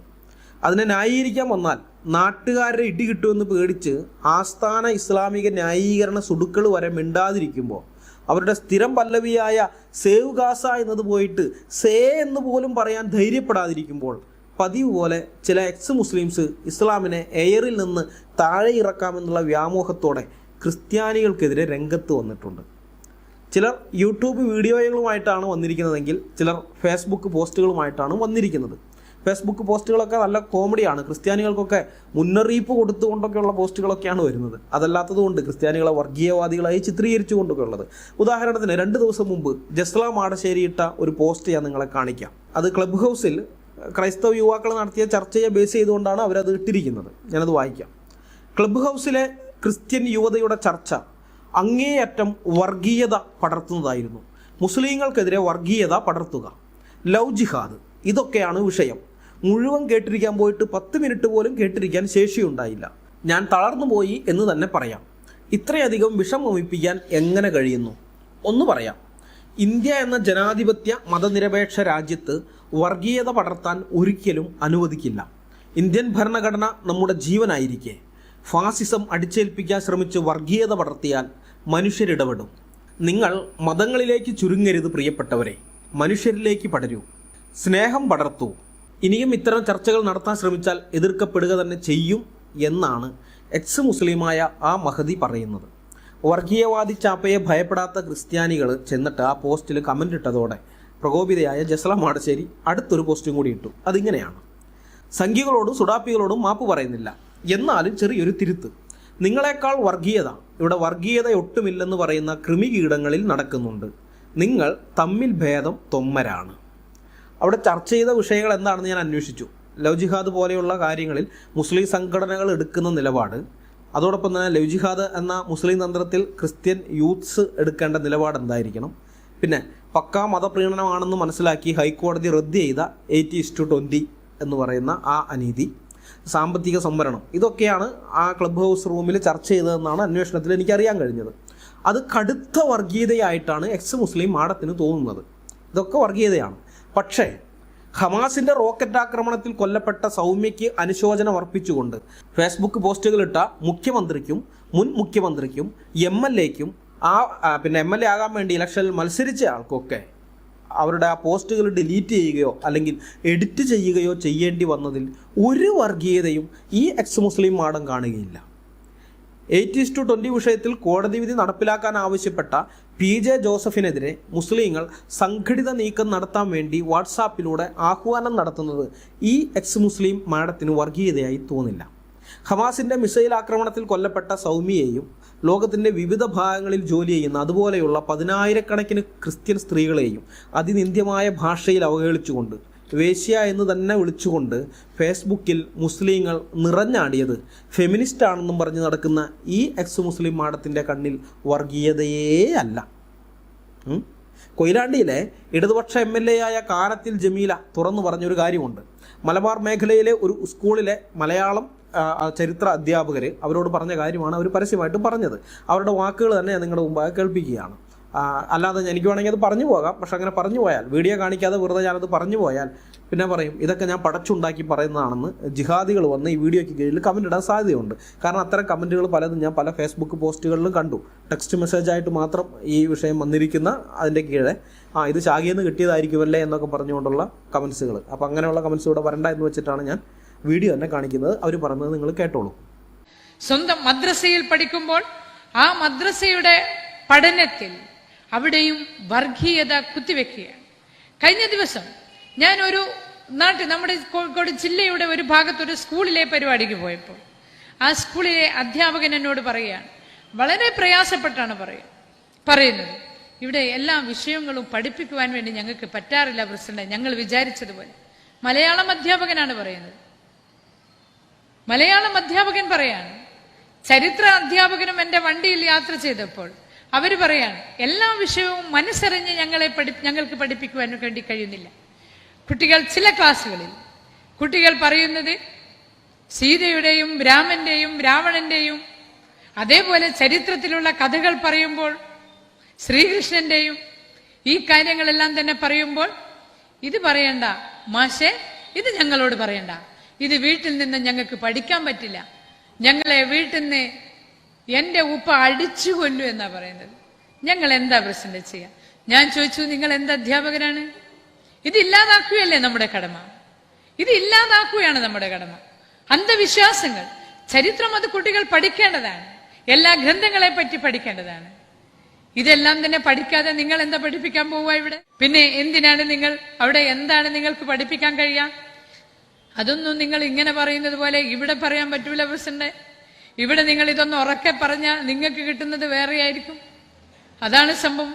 ഇതാണ് നമ്മുടെ രാജ്യം, ഇതാണ് നമ്മുടെ സാഹചര്യം, ഇതാണ് നമ്മുടെ കുട്ടികൾ വളരുന്നത്. അതാണ് വീട്ടിൽ നിന്നും വിഷം കുത്തിവെച്ചുകൊണ്ട് മതം, നമ്മുടെ ഒരു മതം മാത്രമേ ഉള്ളൂ, മറ്റവന്റെ മതം, അത് അന്യജാതിക്കാരനെ, അന്ന മതക്കാരനെ ആ ഭാഗങ്ങളിലെ പുസ്തകം പോലും വായിക്കുവാൻ വേണ്ടി വീട്ടിൽ പറ്റുന്നില്ല എന്ന് പറയുമ്പോൾ ഒരുപാട് മാറ്റം വരേണ്ടെന്ന, നമ്മുടെ ഏറ്റവും നല്ല സാംസ്കാരികമായിട്ട് ഉയർന്ന് പ്രവർത്തിക്കേണ്ടുന്ന ഈ കാലം, ഇന്ന് നമ്മുടെ കുട്ടികൾ വളരുന്നത് ഏത് ലോകത്താണെന്നൊന്ന് നോക്കി. മലബാറിലെ അവസ്ഥയാണ് ഈ കേട്ടത്. ഇങ്ങനെയാണ് പോകുന്നതെങ്കിൽ അധികം വൈകാതെ കേരളം മുഴുവനും ഇതേ അവസ്ഥയിലാകും. പിന്നെയും ചില വർഷങ്ങൾ കഴിഞ്ഞാൽ നമ്മളിന്ന് പാകിസ്ഥാനിൽ നിന്നും നൈജീരിയയിൽ നിന്നും സിറിയയിൽ നിന്നും ഒക്കെ കേൾക്കുന്ന വാർത്തകളുണ്ടല്ലോ.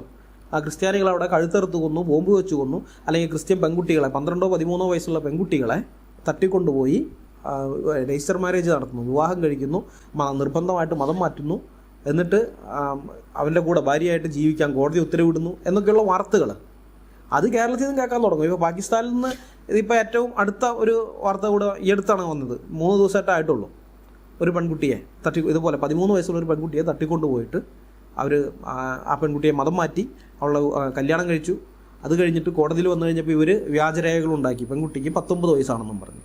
പെൺകുട്ടിയുടെ വീട്ടുകാരാണെങ്കിൽ അവളുടെ സ്കൂൾ സർട്ടിഫിക്കറ്റുകൾ, പിന്നെ പള്ളിയിലെ ബാപ്റ്റിസത്തിൻ്റെ സർട്ടിഫിക്കറ്റ്, ഇങ്ങനെയുള്ളതൊക്കെ എടുത്ത് കോടതിയിൽ പ്രൊഡ്യൂസ് ചെയ്തു അവർ. അത് കാണിച്ചിട്ട് പറഞ്ഞു ഇവൾക്ക് ആകെ 13 വയസ്സായിട്ടുള്ളൂ എന്ന് പറഞ്ഞു. പക്ഷെ കോടതി ഇത് കേട്ടില്ല. കോടതി ഇവൾക്ക് 19 വയസ്സായി, ഇനി അവൻ്റെ ഒപ്പം പോയി നല്ലൊരു ഭാര്യയായി ജീവിക്കുമെന്നും പറഞ്ഞ് ഈ 48 വയസ്സുള്ള ആളോടൊപ്പം ഈ 13-കാരനെ വിട്ടിരിക്കുകയാണ്. അപ്പോൾ ഇങ്ങനെയൊക്കെയുള്ള വാർത്തകൾ കേരളത്തിൽ നിന്നും കേൾക്കാൻ തുടങ്ങും. ഇതല്ലേ ഈ സ്ഥിതിയിലാണ് പോകുന്നതെങ്കിൽ. അപ്പോൾ അങ്ങനെ ഒരു അവസ്ഥ വരുന്നത് മനസ്സിലാക്കി ദീർഘവീക്ഷണമുള്ള ക്രിസ്ത്യൻ ചെറുപ്പക്കാർ അതിനെ പ്രതിരോധിക്കാൻ വേണ്ടി കാര്യങ്ങൾ ചർച്ച ചെയ്താൽ അത് എക്സ് മുസ്ലിമായ ജസ്ല മാടശ്ശേരിക്ക് വർഗീയതയാണ്, വിഷം വമിപ്പിക്കലാണ്. ഞാൻ ക്ലബ്ബ് ഹൗസിൽ ഒരു ചർച്ചയിലും പങ്കെടുക്കാതിരുന്ന ആളാണ്. പക്ഷേ ജസ്ല മാടശ്ശേരിയുടെ ഫേസ്ബുക്ക് പോസ്റ്റിൽ ഇനിയും ഇത്തരം ചർച്ചകൾ നടത്താൻ ശ്രമിച്ചാൽ എതിർക്കപ്പെടുക തന്നെ ചെയ്യും എന്ന് പറഞ്ഞിരിക്കുന്നത് കണ്ടപ്പോൾ അത് വ്യാകരണപരമായിട്ട് തെറ്റാണ്. എതിർക്കുക തന്നെ ചെയ്യും എന്നാണ് വേണ്ടത്. അതെന്തെങ്കിലും ആകട്ടെ, അവർ പറഞ്ഞ ആശയം നമുക്ക് മനസ്സിലായല്ലോ. അപ്പോൾ അവരങ്ങനെ പറഞ്ഞിരിക്കുന്നത് കണ്ടപ്പോൾ പിറ്റേന്നത്തെ ചർച്ചയിൽ ഞാൻ പങ്കെടുക്കുകയും എനിക്ക് പറയാനുള്ള കുറച്ച് കാര്യങ്ങൾ അവിടെ പറയുകയും ചെയ്തു. കാരണം അവരുടെ ആ ഒരു നിലപാട് ശരിയല്ല. ജസ്ല മാടശ്ശേരിയുടെ പോസ്റ്റിൽ ഭരണഘടനയെക്കുറിച്ച് പറഞ്ഞിട്ടുണ്ടല്ലോ. ആ ഭരണഘടനയിൽ അഭിപ്രായ സ്വാതന്ത്ര്യം ഇന്ത്യൻ പൗരന്മാരുടെ മൗലികാവകാശത്തിൽ ഉൾപ്പെടുത്തിയിട്ടുള്ളത് ഈ എക്സ് മുസ്ലിം മാഡം കണ്ടിട്ടില്ല എന്നാണ് തോന്നുന്നത്. അതുകൊണ്ടാണ് പറഞ്ഞത് ഇങ്ങനെയുള്ള ചർച്ചകളൊക്കെ നടത്താൻ ശ്രമിച്ചു കഴിഞ്ഞാൽ എതിർക്കുമെന്നൊക്കെ പറഞ്ഞത്. അതുപോലെ തന്നെ വേറൊന്ന്, അൺമാസ്കിങ് ഇസ്ലാം എന്ന് പറഞ്ഞൊരു ഗ്രൂപ്പുണ്ട്. എക്സ് മുസ്ലിങ്ങളാണ് അതിൻ്റെ പുറകിലുള്ളവർ. അതിൻ്റെ അഡ്മിൻ പാനലിലുള്ള പല ആളുകളും എൻ്റെ ഫേസ്ബുക്ക് സുഹൃത്തുക്കളുമാണ്. എനിക്ക് നേരിട്ട് ഞാൻ കണ്ടിട്ടൊന്നുമില്ല, ഫേസ്ബുക്കിലുള്ള പരിചയമാണ്. ക്രിസ്ത്യാനികൾക്ക് മുന്നറിയിപ്പായി അതിനകത്തും പോസ്റ്റുകളൊക്കെ വന്നിരുന്നു. ഒരെണ്ണം ഞാൻ നിങ്ങളെ വായിച്ച് കേൾപ്പിക്കാം. ഇതൊരു മുന്നറിയിപ്പാണ്, കേൾക്കാൻ ചെവിയുള്ളവൻ കേൾക്കട്ടെ. ഇക്കാലത്ത് ഇസ്ലാം കൂടുതലായി വിമർശിക്കപ്പെടാനുള്ള കാരണം ആ മതത്തിൻ്റെ ഫാസിസ്റ്റ് നിയമങ്ങളും അത് പൊളിറ്റിക്കലായി പ്രയോഗവൽക്കരിക്കാനുള്ള അതിലെ തീവ്ര വിശ്വാസികളുടെ പ്രവർത്തനങ്ങളുമായിരുന്നു. അതിൻ്റെ ഭാഗമായി ആ മതത്തിലെ തീവ്രവാദികൾ മറ്റ് മതങ്ങളെ ഇകഴ്ത്തി പ്രചരിപ്പിക്കുകയും ഇസ്ലാം മാത്രമേ ശരിയായത് എന്ന് സ്ഥാപിച്ചെടുക്കാനായുള്ള വിവിധ കലാരൂപങ്ങൾ ആടിത്തിമിർത്തു. അങ്ങനെ സംഭവിച്ചാലുണ്ടാകുന്ന അപകടത്തെ മുൻകൂട്ടി കണ്ട യുക്തിവാദികളും ഇസ്ലാമിൽ നിന്ന് തന്നെയുള്ള മതവിമർശനം നടത്തുന്നവരും ആദ്യമൊക്കെ ഇസ്ലാം മതവിമർശനം നടത്തിയത്. ക്രമേണ ഇക്കാലഘട്ടത്തിൽ എത്തിയപ്പോഴേക്കും പ്രസ്തുത വിമർശനങ്ങൾ അമുസ്ലിം വിശ്വാസികൾ, അതിൽ തന്നെ ക്രൈസ്തവ മിഷണറിമാർ വളരെ നന്നായി ചെയ്തു തുടങ്ങി. അങ്ങനെ നാനാവശത്തു നിന്നുമുള്ള വിമർശനങ്ങളാൽ ഉത്തരമില്ലാതെ വശം കെട്ട ഇസ്ലാം പ്രതിരോധത്തിലാകുകയും ഇനി എന്ത് എന്നറിയാതെ ഉഴലുകയുമാണ് ഇപ്പോൾ. ഇസ്ലാമിനെ പ്രഥമ പരിഗണന നൽകി സ്വതന്ത്ര ചിന്തകർ വിമർശിക്കുമ്പോൾ അതിനർത്ഥം മറ്റു മതങ്ങളിൽ വിമർശിക്കാൻ ഒന്നുമില്ല, എല്ലാം പെർഫെക്റ്റാണ് എന്നല്ല. ചില ക്രിസ്ത്യൻ തീവ്രവാദികൾക്ക് അങ്ങനെ ഒരു ചിന്ത വന്നു തുടങ്ങിയിട്ടുണ്ടോ എന്നൊരു സംശയമുണ്ട്. അവരോടായാണ് ഈ പോസ്റ്റ്. അതിപ്പോൾ വന്ന പുന്നയ്ക്കനായാലും ഇനി വരാൻ പോകുന്ന ഏത് പുണ്ണാക്കനായാലും ഇപ്പോൾ നിങ്ങൾ ഒരു ഗ്യാപ്പ് കണ്ട് അത് നല്ലൊരു അവസരമാണ് എന്ന് വിചാരിച്ച് ആ ഗ്യാപ്പിലേക്ക് നിങ്ങളുടെ മതത്തിനെ തിരികെ കളയാം എന്ന് വ്യാമോഹിക്കേണ്ട. നിങ്ങളുടെ കിതാബും ഓക്കെ എന്നല്ല, പെർഫെക്റ്റ് ഓക്കെയാണ് യുക്തിവാദികൾക്ക്. നിങ്ങൾ കാണുന്ന ആ ഗ്യാപ്പ് നിങ്ങൾക്ക് പറ്റിയതല്ല, അത് ഇനിയും വലുതാകും. അവിടേക്ക് കയറിക്കളയാം എന്നാണ് ഭാവമെങ്കിൽ ഒന്നേ പറയാനുള്ളൂ, കവ കീറും. ഫേസ്ബുക്ക് എൻ്റെ പ്രൊഫൈലിനെ 1 മാസത്തേക്ക് കമൻ്റ് ഇടുന്നതിൽ നിന്നും തടഞ്ഞിരിക്കുന്നതുകൊണ്ട് എനിക്ക് ആ പോസ്റ്റിൽ അവിടെ മറുപടി കൊടുക്കാൻ പറ്റിയില്ല. അതുകൊണ്ട് അതിനുള്ള മറുപടിയും കൂടി ചേർത്ത് ഞാൻ ഇവിടെ പറയാം. അത് ശരിക്കും പറഞ്ഞൊരു 8 കാലി മമ്മൂഞ്ഞി പോസ്റ്റും കൂടിയാണ് പറയുന്നത് കേട്ടോ. ഈ സ്നേഹസംവാദം പരിപാടിയൊക്കെ ആയിട്ട് മുസ്ലിങ്ങൾ ഇങ്ങനെയൊക്കെ വന്നു കഴിഞ്ഞപ്പോൾ അതിനെതിരെ എതിർത്തുകൊണ്ട് സംസാരിച്ചത് നിരീശ്വരവാദികളാണെന്ന്, യുക്തിവാദികളാണ്, എക്സ് മുസ്ലിംസ് ഒക്കെ ആണെന്ന്. അവരുടെ വിമർശനമൊക്കെ കഴിഞ്ഞ് കുറേ നാൾ കഴിഞ്ഞതിന് ശേഷമാണ് ക്രിസ്ത്യാനികളും അത് ഏറ്റുപിടിച്ച് വന്നതെന്ന്. ഇതാണ് 8 കാലി മമ്മൂഞ്ഞിസം എന്ന് പറയുന്നത്. എവിടെയാണ് ഈ സ്നേഹസംവാദം പരിപാടി അക്ബർ നടത്തി കഴിഞ്ഞ് പോയിട്ട്, സ്നേഹസംവാദം പരിപാടി നടത്തി കഴിഞ്ഞ് പോയിട്ട് മറ്റ് മതങ്ങളെ നിന്ദിക്കുന്ന പരമത നിന്ദ നടത്തിക്കൊണ്ട് അക്ബർ ഇങ്ങനെയുള്ള പ്രോഗ്രാം നടത്തി പോയിട്ട് എവിടെയാണ് അതിന് മറുപടിയായിട്ട് നിരീശ്വരവാദികൾ ഒരു പ്രോഗ്രാം ചെയ്തിട്ടുള്ളത്? പറ, എവിടെയാണ്? ഒരെണ്ണെങ്കിലും നിങ്ങൾക്ക് എടുത്ത് പറയാനുണ്ടോ? ഒരെണ്ണം വേണ്ട, അരയല്ല 4 എടുത്ത് പറയാനുണ്ടോ നിങ്ങൾക്ക്? അക്ബർ പ്രോഗ്രാം ചെയ്തു പോയ ഇടത്ത് വന്നിട്ട് ഒരു മറുപടി പറഞ്ഞത് ഒരിടത്തും ഇല്ല. കാരണം അത് നിരീശ്വരവാദികൾക്ക് മറുപടി പറയേണ്ടുന്ന കാര്യവും ഇല്ലാത്തൊരു സംഗതിയാണത്. കാരണം എന്ന് വെച്ച് കഴിഞ്ഞാൽ അധികവും ഹിന്ദുക്കളെയും ക്രിസ്ത്യാനികളെയുമാണ് അക്ബർ ആക്രമിച്ചിരിക്കുന്നത്. ഹിന്ദു മതഗ്രന്ഥങ്ങളെയും ബൈബിളിനെയൊക്കെയാണ് ആക്രമിച്ചിരിക്കുന്നത്. അപ്പം അങ്ങനെയുള്ളടുത്ത് നിരീശ്വരവാദികൾക്കൊന്നും എന്ത് മറുപടി പറയാനാണ്? അവരൊന്നും മിണ്ടിയിട്ടില്ല. മറുപടി പറഞ്ഞിട്ടുള്ളത് അക്ബറുടെ സ്നേഹസംഭാവം എന്നൊക്കെ പറഞ്ഞ് പരമത നിന്ന് നടത്തിക്കൊണ്ടിരുന്ന സമയത്ത് പബ്ലിക്കായിട്ട് ആദ്യം ഒരു മറുപടി പറയുന്നതെന്ന് പറയുന്നത് ക്രിസ്ത്യാനികളാണ്. തിരുവട്ടാർ കൃഷ്ണൻകുട്ടി എന്ന് പറയുന്ന ദൈവദാസൻ പെരുമ്പാവൂർ വെച്ച് ചെയ്തു. അത് കഴിഞ്ഞ് തിരുവനന്തപുരത്തും വെച്ച് ചെയ്തു. നല്ല ക്ലാസ് ലെവലിലുള്ള മറുപടി അങ്ങ് കൊടുത്തു. ആദ്യമായിട്ട് ഈ ഹദീസുകളിലൊക്കെ പറഞ്ഞിരിക്കുന്ന വൃത്തികേടുകൾ ഒരു പബ്ലിക് സ്റ്റേജിൽ റോട്ടിൽ നിന്നുകൊണ്ട് അല്ലെങ്കിൽ റോഡരിയിൽ നിന്നുകൊണ്ട് പൊതുജനത്തിൻ്റെ മുമ്പാകെ വിളിച്ചു പറഞ്ഞ ഖ്യാതി എന്ന് പറയുന്നത് ഈ തിരുവട്ടാർ കൃഷ്ണൻകുട്ടിക്ക് തന്നെയാണ്. അദ്ദേഹമാണ് അത് ചെയ്തിട്ടുള്ളത്. ഇവരെ എഴുതുകയൊക്കെ ചെയ്തിട്ടുണ്ട്, നിരീശ്വരവാദികൾ എഴുതുകയും മറ്റും ചെയ്തിട്ടുണ്ട്. അവരുടെ മാസികകളിലൊക്കെ 4-3-7 പേര് വായിക്കുന്ന ഇവരുടെയൊക്കെ ചില മാസികകളുണ്ടല്ലോ, അതിനകത്തൊക്കെ ഇവരൊക്കെ എഴുതുകയൊക്കെ ചെയ്തിട്ടുണ്ട്, ഇല്ലാന്ന് ഞാൻ പറയുന്നൊന്നുമില്ല. പക്ഷേ മറുപടി കൊടുത്തെന്നൊക്കെ പറഞ്ഞു കഴിഞ്ഞാൽ അത് തെറ്റാണ്. മറുപടി കൊടുത്തിട്ടുള്ളത് ക്രൈസ്തവർ തന്നെയാണ്. അത് കഴിഞ്ഞതിന് ശേഷം സാക്ഷി അപ്പോളജറ്റിക്സ് നെറ്റ്വർക്ക് രംഗത്ത് വന്നു. സാക്ഷി എന്ത് ചെയ്തു? അക്ബറോ അല്ലെങ്കിൽ മുഹമ്മദ് ഈസയോ ഒക്കെ എവിടെ പ്രോഗ്രാം വെച്ച് പോയിട്ടുണ്ടോ അതിൻ്റെ പുറകെ തന്നെ അവിടെ വന്ന് അവർ ആ പ്രോഗ്രാമിൽ അവിടെ ഉന്നയിച്ച കാര്യങ്ങൾക്ക് മറുപടി പറയുന്ന ആ ഒരു രീതി കൊണ്ടുവരണം. എന്തുണ്ടായി? അക്ബറും നിർത്തി, ഈസയും നിർത്തി ഈ പരിപാടി. അപ്പം അങ്ങനെയുള്ള ആ സംഗതിയെക്കുറിച്ചാണ് പറയുന്നത്. നിരീശ്വരവാദികളൊക്കെ ആദ്യമേ ഈ അപകടം മനസ്സിലാക്കി ഇതിനെ എതിർത്തിരുന്നു. അതിനുശേഷമാണ് ഇവർ വന്നത് ക്രിസ്ത്യാനികൾ. ഇനി സോഷ്യൽ മീഡിയയിലേക്ക് വന്നാലോ? അത് രസമാണ്. ഞാൻ സോഷ്യൽ മീഡിയയിലേക്ക് 10-12 കൊല്ലം മുമ്പ് ഞാൻ സോഷ്യൽ മീഡിയയിലേക്ക് വരുന്ന സമയത്ത് ഫേസ്ബുക്കിലൊക്കെ ഞാൻ നോക്കുമ്പോൾ കാണുന്നത് ഇസ്ലാമിനെ പ്രമാണബദ്ധമായിട്ട് എതിർക്കുന്നത്, പ്രമാണം വെച്ചുകൊണ്ട് ഇവരുടെ ഖുർആനും ഹദീസുകളും ഒക്കെ വെച്ചുകൊണ്ട് എതിർക്കുന്നത് ആകെ 2 പേരാണ് ഇതിനെതിരായിട്ട് സംസാരിക്കുന്നത്. ബാക്കിയുള്ള ഇസ്ലാമിനെതിരെ സംസാരിക്കുന്ന ഫേസ്ബുക്ക് ഗ്രൂപ്പുകളിലൊക്കെ സംസാരിക്കുന്ന ടീംസ് എന്ന് പറഞ്ഞു കഴിഞ്ഞാൽ ഉസ്താദ് അന്ന് അവിടെ പീഡിപ്പിച്ചു, ഉസ്താദ് ഇന്ന് ഇവിടെ പീഡിപ്പിച്ചു, അവിടെ അങ്ങനെ നടന്നു ഇങ്ങനെ നടന്നു പറഞ്ഞിട്ട് ഇന്നത്തെ കാര്യങ്ങൾ മുസ്ലിങ്ങളുടെ ജീവിതത്തിൽ ഇന്ന് നടക്കുന്ന സംഭവങ്ങളെ അടിസ്ഥാനപ്പെടുത്തി മുസ്ലിങ്ങളെ കളിയാക്കുക അല്ലെങ്കിൽ വിമർശിക്കുകയാണ് ചെയ്തുകൊണ്ടിരുന്നത്. അല്ലാതെ പ്രമാണങ്ങളുടെ അടിസ്ഥാനത്തിലല്ല. അത് ചെയ്തത് ഞങ്ങളാണ്, ക്രൈസ്തവർ തന്നെയാണ്. കാരണം എന്ന് വെച്ച് കഴിഞ്ഞാൽ നിരീശ്വരവാദികൾ നമുക്കറിയാം, വാ പോയ കോടാലിയാണ്, അവർക്ക് എന്തും പറയാം. അവർ വാ പോയ കോടാലിയാണെന്ന് സമൂഹത്തിനറിയാം.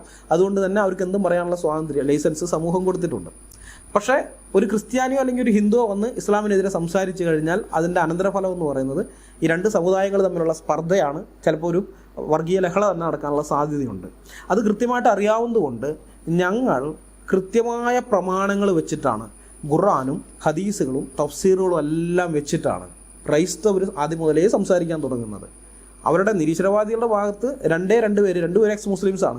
ഇവർ മാത്രമേ ഉള്ളൂ ഈ പ്രമാണം വെച്ച് എതിർത്തുകൊണ്ടിരുന്നത്, വേറെ ആരുമില്ല. എന്നാൽ ഞങ്ങൾ സംസാരിക്കാൻ തുടങ്ങുമ്പോൾ ക്രൈസ്തവർ കൃത്യമായിട്ട് പ്രമാണങ്ങളുടെ അടിസ്ഥാനത്തിൽ തന്നെയാണ് സംസാരിച്ചത്. തെളിവില്ലാതെ ഒരക്ഷരം പോലും മിണ്ടിയിട്ടില്ല. അതുകൊണ്ടാണ് ഇവർക്ക് ഞങ്ങൾക്കെതിരെ ഒന്നും ചെയ്യാൻ പറ്റാതെ, ഒന്നും മിണ്ടാൻ പറ്റാതെ ഇരിക്കുന്നത്. അതിനുശേഷമാണ് ഞങ്ങൾ ഈ ഹദീസുകളൊക്കെ ഇങ്ങനെ കാണിക്കാനൊക്കെ തുടങ്ങിക്കഴിഞ്ഞപ്പോൾ, ഖുർആൻ ആയത്തുകളും ഹദീസുകളും തഫ്സീർ എന്നുള്ളതൊക്കെ എടുത്തിടാനൊക്കെ തുടങ്ങിക്കഴിഞ്ഞ് അതൊക്കെ വായിച്ച് മനസ്സിലാക്കി കഴിഞ്ഞിട്ടാണ് പിന്നീട് നിരീശ്വരവാദികൾ എന്ത് ചെയ്യുന്നത്? പ്രമാണം വെച്ച് ഇവരെ വിമർശിക്കാൻ തുടങ്ങുന്നത്. അതുവരേക്കും ഇവരുടെ വിമർശനം മുഴുവനും ഉസ്താദിൻ്റെ കാര്യങ്ങളും അത് ഇതൊക്കെ ആയിരുന്നു. പക്ഷെ ഞങ്ങളിതെല്ലാം കാണിക്കാൻ തുടങ്ങിക്കഴിഞ്ഞതിന് ശേഷമാണ് ഇവർ അത് എടുക്കുന്നത്. ഇവരുടെ പല നേതാക്കന്മാരും ഡിബേറ്റ് നടത്തിയിരിക്കുന്നത് പോലും നോക്കിക്കഴിഞ്ഞാൽ ഞങ്ങളുടെ ഈ ട്രൂത്ത് ഫൈറ്റേഴ്സ് ഗ്രൂപ്പിനകത്ത് ഞങ്ങളിട്ട പല പോസ്റ്റുകളെയും അതുപോലെ സത്യമാർഗം എന്ന് പറയുന്ന ഞങ്ങളുടെ വെബ്സൈറ്റിനകത്തും പിന്നെ സാക്ഷിയുടെ ഇതിൽ ഞങ്ങൾ നടത്തിയിരിക്കുന്ന പല വീഡിയോകളിലും ഞങ്ങൾ പറഞ്ഞിരിക്കുന്ന കാര്യങ്ങൾ അതൊക്കെ എടുത്തിട്ടാണ് ഇവർ ഡിബേറ്റ് നടത്തിയിരിക്കുന്നത്. പല കാര്യങ്ങൾക്കും ഞങ്ങളുടെ പഠനങ്ങളാണ് ഇവർ ആശ്രയിച്ചിരിക്കുന്നത്. എന്നിട്ടാണ് പറയുന്നത് ആ നിരീശ്വരവാദികളും എക്സ് മുസ്ലിംസും ആദ്യം വന്നു, അതിനുശേഷം ഇപ്പോൾ ക്രിസ്ത്യാനികൾ അത് ഏറ്റെടുക്കാൻ തുടങ്ങിയിട്ടുണ്ടെന്ന്. അപ്പോൾ അതുകൊണ്ട് ആ 8 കാലി മമ്മൂഞ്ഞിസം ഉണ്ടല്ലോ, അത് കോമഡിയാണ്. ഞങ്ങൾക്കത് കോമഡി ആയിട്ടേ തോന്നുള്ളൂ. അത് ഞങ്ങൾ അവഗണിച്ച് വിടുകയാണ്. അതുകൊട്ടെ. പക്ഷേ ഞങ്ങൾക്ക് മുന്നറിയിപ്പ് തന്നല്ലോ, കവ കീറുമെന്നൊക്കെ പറഞ്ഞുകൊണ്ട്. ആ മുന്നറിയിപ്പൊക്കെ 8 മടക്കി സ്വന്തം പോക്കറ്റിൽ അങ്ങ് തിരികെ വെച്ചാൽ മതി. കേട്ടാ. അത് ഞങ്ങളുടെ മുമ്പാകെ എടുക്കാൻ നിൽക്കണ്ട. ഇസ്ലാമിനെ വിമർശിക്കുന്ന കാര്യത്തിൽ ഞങ്ങൾ ക്രിസ്ത്യാനികൾക്ക് ഒരു സഹായവും നിരീശ്വരവാദികളിൽ നിന്ന് വേണ്ട. അത് എക്സ് മുസ്ലിമായ നിരീശ്വരവാദി ആയാലും അല്ലാത്ത നിരീശ്വരവാദി ആയാലും ഒരു സഹായവും നിങ്ങളിൽ നിന്ന് ഞങ്ങൾക്ക് വേണ്ട. പക്ഷെ നിങ്ങൾക്ക് ഞങ്ങളുടെ സഹായം ആവശ്യമുണ്ട്. ഇസ്ലാമിനെതിരെ, ഖുർആനെതിരെ, ഹദീസുകൾക്കെതിരെ, ശരീഅത്ത് നിയമത്തിനെതിരെ ക്രിസ്ത്യാനികൾ നൂറ്റാണ്ടുകൾക്ക് മുമ്പേ ഉന്നയിച്ച വിമർശനങ്ങളാണ്, ക്രിസ്ത്യാനികൾ നടത്തിയ സ്റ്റഡികളാണ് ഇന്ന് നിങ്ങൾ ഇസ്ലാമിനെ വിമർശിക്കാൻ വേണ്ടി ഉപയോഗിക്കുന്നത്. മനസ്സിലായോ? അല്ലാതെ അതൊന്നും നിരീശ്വരവാദികൾ ഇസ്ലാമിക ഗ്രന്ഥങ്ങൾ വായിച്ച് കണ്ടുപിടിച്ചതൊന്നുമല്ല. ക്രിസ്ത്യാനികൾക്ക് ആകെ ഒരു ബൈബിൾ ഉള്ളതുപോലെയല്ല മുസ്ലിങ്ങളുടെ സ്ഥിതി. 1,400 പുസ്തകങ്ങളുണ്ട്. ഖുർആൻ, ഹദീസുകൾ, മഗാസി ലിഖിതങ്ങൾ, സീറകൾ, തഫ്സീറുകൾ, കർമ്മശാസ്ത്ര ഗ്രന്ഥങ്ങൾ തുടങ്ങി കുറേ എണ്ണം ഉണ്ട്. നൂറ്റാണ്ടുകൾക്ക് മുമ്പേ ക്രിസ്ത്യൻ അപ്പോളജിസ്റ്റുകൾ ഇതെല്ലാം കുത്തിയിരുന്ന് പഠിക്കുകയും വിശകലനം ചെയ്യുകയും വിമർശന വിധേയമാക്കുകയും ചെയ്തതാണ് ഇന്ന് നിരീശ്വരവാദികളും എക്സ് മുസ്ലിങ്ങളും ഇസ്ലാമിനെതിരെ ഉപയോഗിക്കുന്നത്. അല്ലാതെ ഈ നിരീശ്വരവാദികളുടെ ഇൻ്റലക്ച്വൽ പ്രോപ്പർട്ടി അല്ല അവർ ഉപയോഗിക്കുന്നത്. ഞാൻ നിങ്ങൾക്ക് ഒരു ഉദാഹരണം മാത്രം ഇപ്പോൾ തരാം. ഇത് നൂറ്റാണ്ടുകൾക്ക് മുമ്പുള്ള കാര്യമല്ല. ഈ 21-ാം നൂറ്റാണ്ടിൽ ക്രൈസ്തവർ ഈ വിഷയത്തിൽ നൽകിയിരിക്കുന്ന ഒരു സംഭാവനയെക്കുറിച്ചാണ്. ഇത് ഖുർആനെ കുറിച്ചുള്ള ഡോക്ടർ ബ്രയൻ ആർതർ ബ്രൗണിൻ്റെ സ്റ്റഡിയിൽ നിന്നും എടുത്തിട്ടുള്ളതാണ്. ഡോക്ടർ ബ്രയൻ ആർതർ ബ്രൗൺ ഒരു ക്രിസ്ത്യാനിയാണ്. എനിക്കറിയാം നിങ്ങൾക്കിത് കാണുമ്പോൾ ഒന്നും മനസ്സിലാകുന്നുണ്ടാകില്ല എന്നുള്ള കാര്യം. 7 നിറങ്ങൾ ഏറിയും കുറഞ്ഞുമുള്ള ഒരു ചാർട്ടാണ് നിങ്ങൾ കാണുന്നത്. ഇതെന്തിൻ്റെ ചാർട്ടാണെന്ന് മനസ്സിലായോ? ഇന്നത്തെ ഖുർആനിലുള്ള ആയത്തുകൾ എവിടെ നിന്നെല്ലാം എടുത്തിരിക്കുന്നതാണ് എന്നതാണ് ഈ ചാർട്ടിൽ കാണിച്ചിരിക്കുന്നത്. ഖുർആൻ അള്ളാൻ്റെ വെളിപ്പാടാണെന്നാണ് മുഹമ്മദ് തള്ളിയത്. ഇന്നത്തെ മുസ്ലിങ്ങളും തള്ളുന്നത് അങ്ങനെ തന്നെയാണ്. പക്ഷെ നമ്മളൊരു പരിശോധന നടത്തിക്കഴിഞ്ഞാൽ കാണുന്നത് ഖുർആനിൽ വെളിപ്പാടായി അവതരിപ്പിച്ചിരിക്കുന്ന ആയത്തുകളുണ്ടല്ലോ, അതിൽ പലതും ഖുർആൻ എഴുതപ്പെടുന്നതിന് നൂറ്റാണ്ടുകൾക്ക് മുമ്പേ പല പുസ്തകങ്ങളിലുമുള്ള കാര്യങ്ങളാണ്. വില്യം സെൻറ്റ് ക്ലെയർ ടിസ്ഡേൽ എന്ന് പറയുന്ന പണ്ഡിതൻ, ക്രൈസ്തവ പണ്ഡിതൻ, അത് പണ്ടേ തെളിയിച്ചിട്ടുണ്ട്. അദ്ദേഹത്തിൻ്റെ ഒരു ക്ലാസിക്കൽ കൃതിയുണ്ട്, the original source of the Quran എന്ന് പറയും. ആ കൃതി വായിച്ചാൽ അറിയാൻ പറ്റും ഇത് പുറമേ നിന്നുള്ളതാണെന്നുള്ളത്. എന്നാൽ ഖുർആനിലെ ഓരോ സൂറയിലും എത്ര ശതമാനമാണ് മുൻപേ ഉള്ള ഗ്രന്ഥങ്ങളിൽ നിന്ന് അല്ലെങ്കിൽ വാമൊഴി പാരമ്പര്യങ്ങളിൽ നിന്ന് കോപ്പി അടിച്ചിരിക്കുന്നത് എന്ന കാര്യം അത് ആരും പട്ടികയിട്ടിരുന്നില്ല, ലിസ്റ്റ് ചെയ്തിരുന്നില്ല. അത് ചെയ്തത് ഡോക്ടർ ബ്രയൻ ആർതർ ബ്രൗൺ എന്ന ക്രൈസ്തവ പണ്ഡിതനാണ്. 2012 പുറത്തിറങ്ങിയ അദ്ദേഹത്തിൻ്റെ 3 testaments companion, Torah, gospel and ഖുർആൻ എന്ന കൃതിയിലാണ് അദ്ദേഹം കളർ ചാർട്ടുകളുടെ സഹായത്തോടെ ഈ കാര്യം വിവരിച്ചിരിക്കുന്നത്. ഓരോ സൂറയിലുമുള്ള എത്ര ശതമാനം ആയത്തുകൾ ഏതൊക്കെ ഗ്രന്ഥങ്ങളിൽ നിന്ന് എടുത്തിരിക്കുന്നതാണ് എന്ന് അദ്ദേഹം പട്ടികയിട്ട് തന്നു. നിങ്ങൾ നേരത്തെ കണ്ട കളർ ചാർട്ട് സൂചിപ്പിക്കുന്നത് അതാണ്. ഓരോ കളറും ഖുർആനിന് മുമ്പേ നിലവിലുള്ള ഓരോ പുസ്തകങ്ങളെ അല്ലെങ്കിൽ നാടോടി പാരമ്പര്യങ്ങളെയാണ് സൂചിപ്പിക്കുന്നത്. അതായത് മഞ്ഞ നിറം സ്വരാഷ്ട്രീയരുടെ സെൻറ്റ് അവസ്ഥയാണ് സൂചിപ്പിക്കുന്നത്. നീല നിറം ഇസ്രായേലിയുടെ തോറയെയാണ് സൂചിപ്പിക്കുന്നത്. പിങ്ക് നിറം സുവിശേഷങ്ങളെയാണ് സൂചിപ്പിക്കുന്നത്. ഈ സുവിശേഷങ്ങൾ എന്ന് പറയുമ്പോൾ നിങ്ങൾ മനസ്സിലാക്കേണ്ട ഒരു കാര്യമുണ്ട്. ഇന്ന് ക്രിസ്ത്യാനികളുടെ കൈവശം ഇരിക്കുന്ന പുതിയ നിയമത്തിലെ 4 സുവിശേഷങ്ങളെയല്ല ഇവിടെ ഉദ്ദേശിച്ചിരിക്കുന്നത്. പാഷാണ്ഡ ക്രിസ്ത്യാനികൾ AD 2-ാം നൂറ്റാണ്ടിനും 5-ാം നൂറ്റാണ്ടിനും ഇടയിൽ എഴുതിയുണ്ടാക്കിയ പുതിയ നിയമ അപ്പോക്രിഫ ഗ്രന്ഥങ്ങൾ എന്ന് ഇന്ന് വിളിക്കപ്പെടുന്ന സ്യൂഡോ ഗോസ്പലുകളുണ്ട്. അതിൽ നിന്നാണ് മുഹമ്മദ് ഖുർആനിലേക്ക് കോപ്പി അടിച്ചിരിക്കുന്നത്, അല്ലാതെ പുതിയ നിയമത്തിലുള്ള സുവിശേഷങ്ങളിൽ നിന്നല്ല.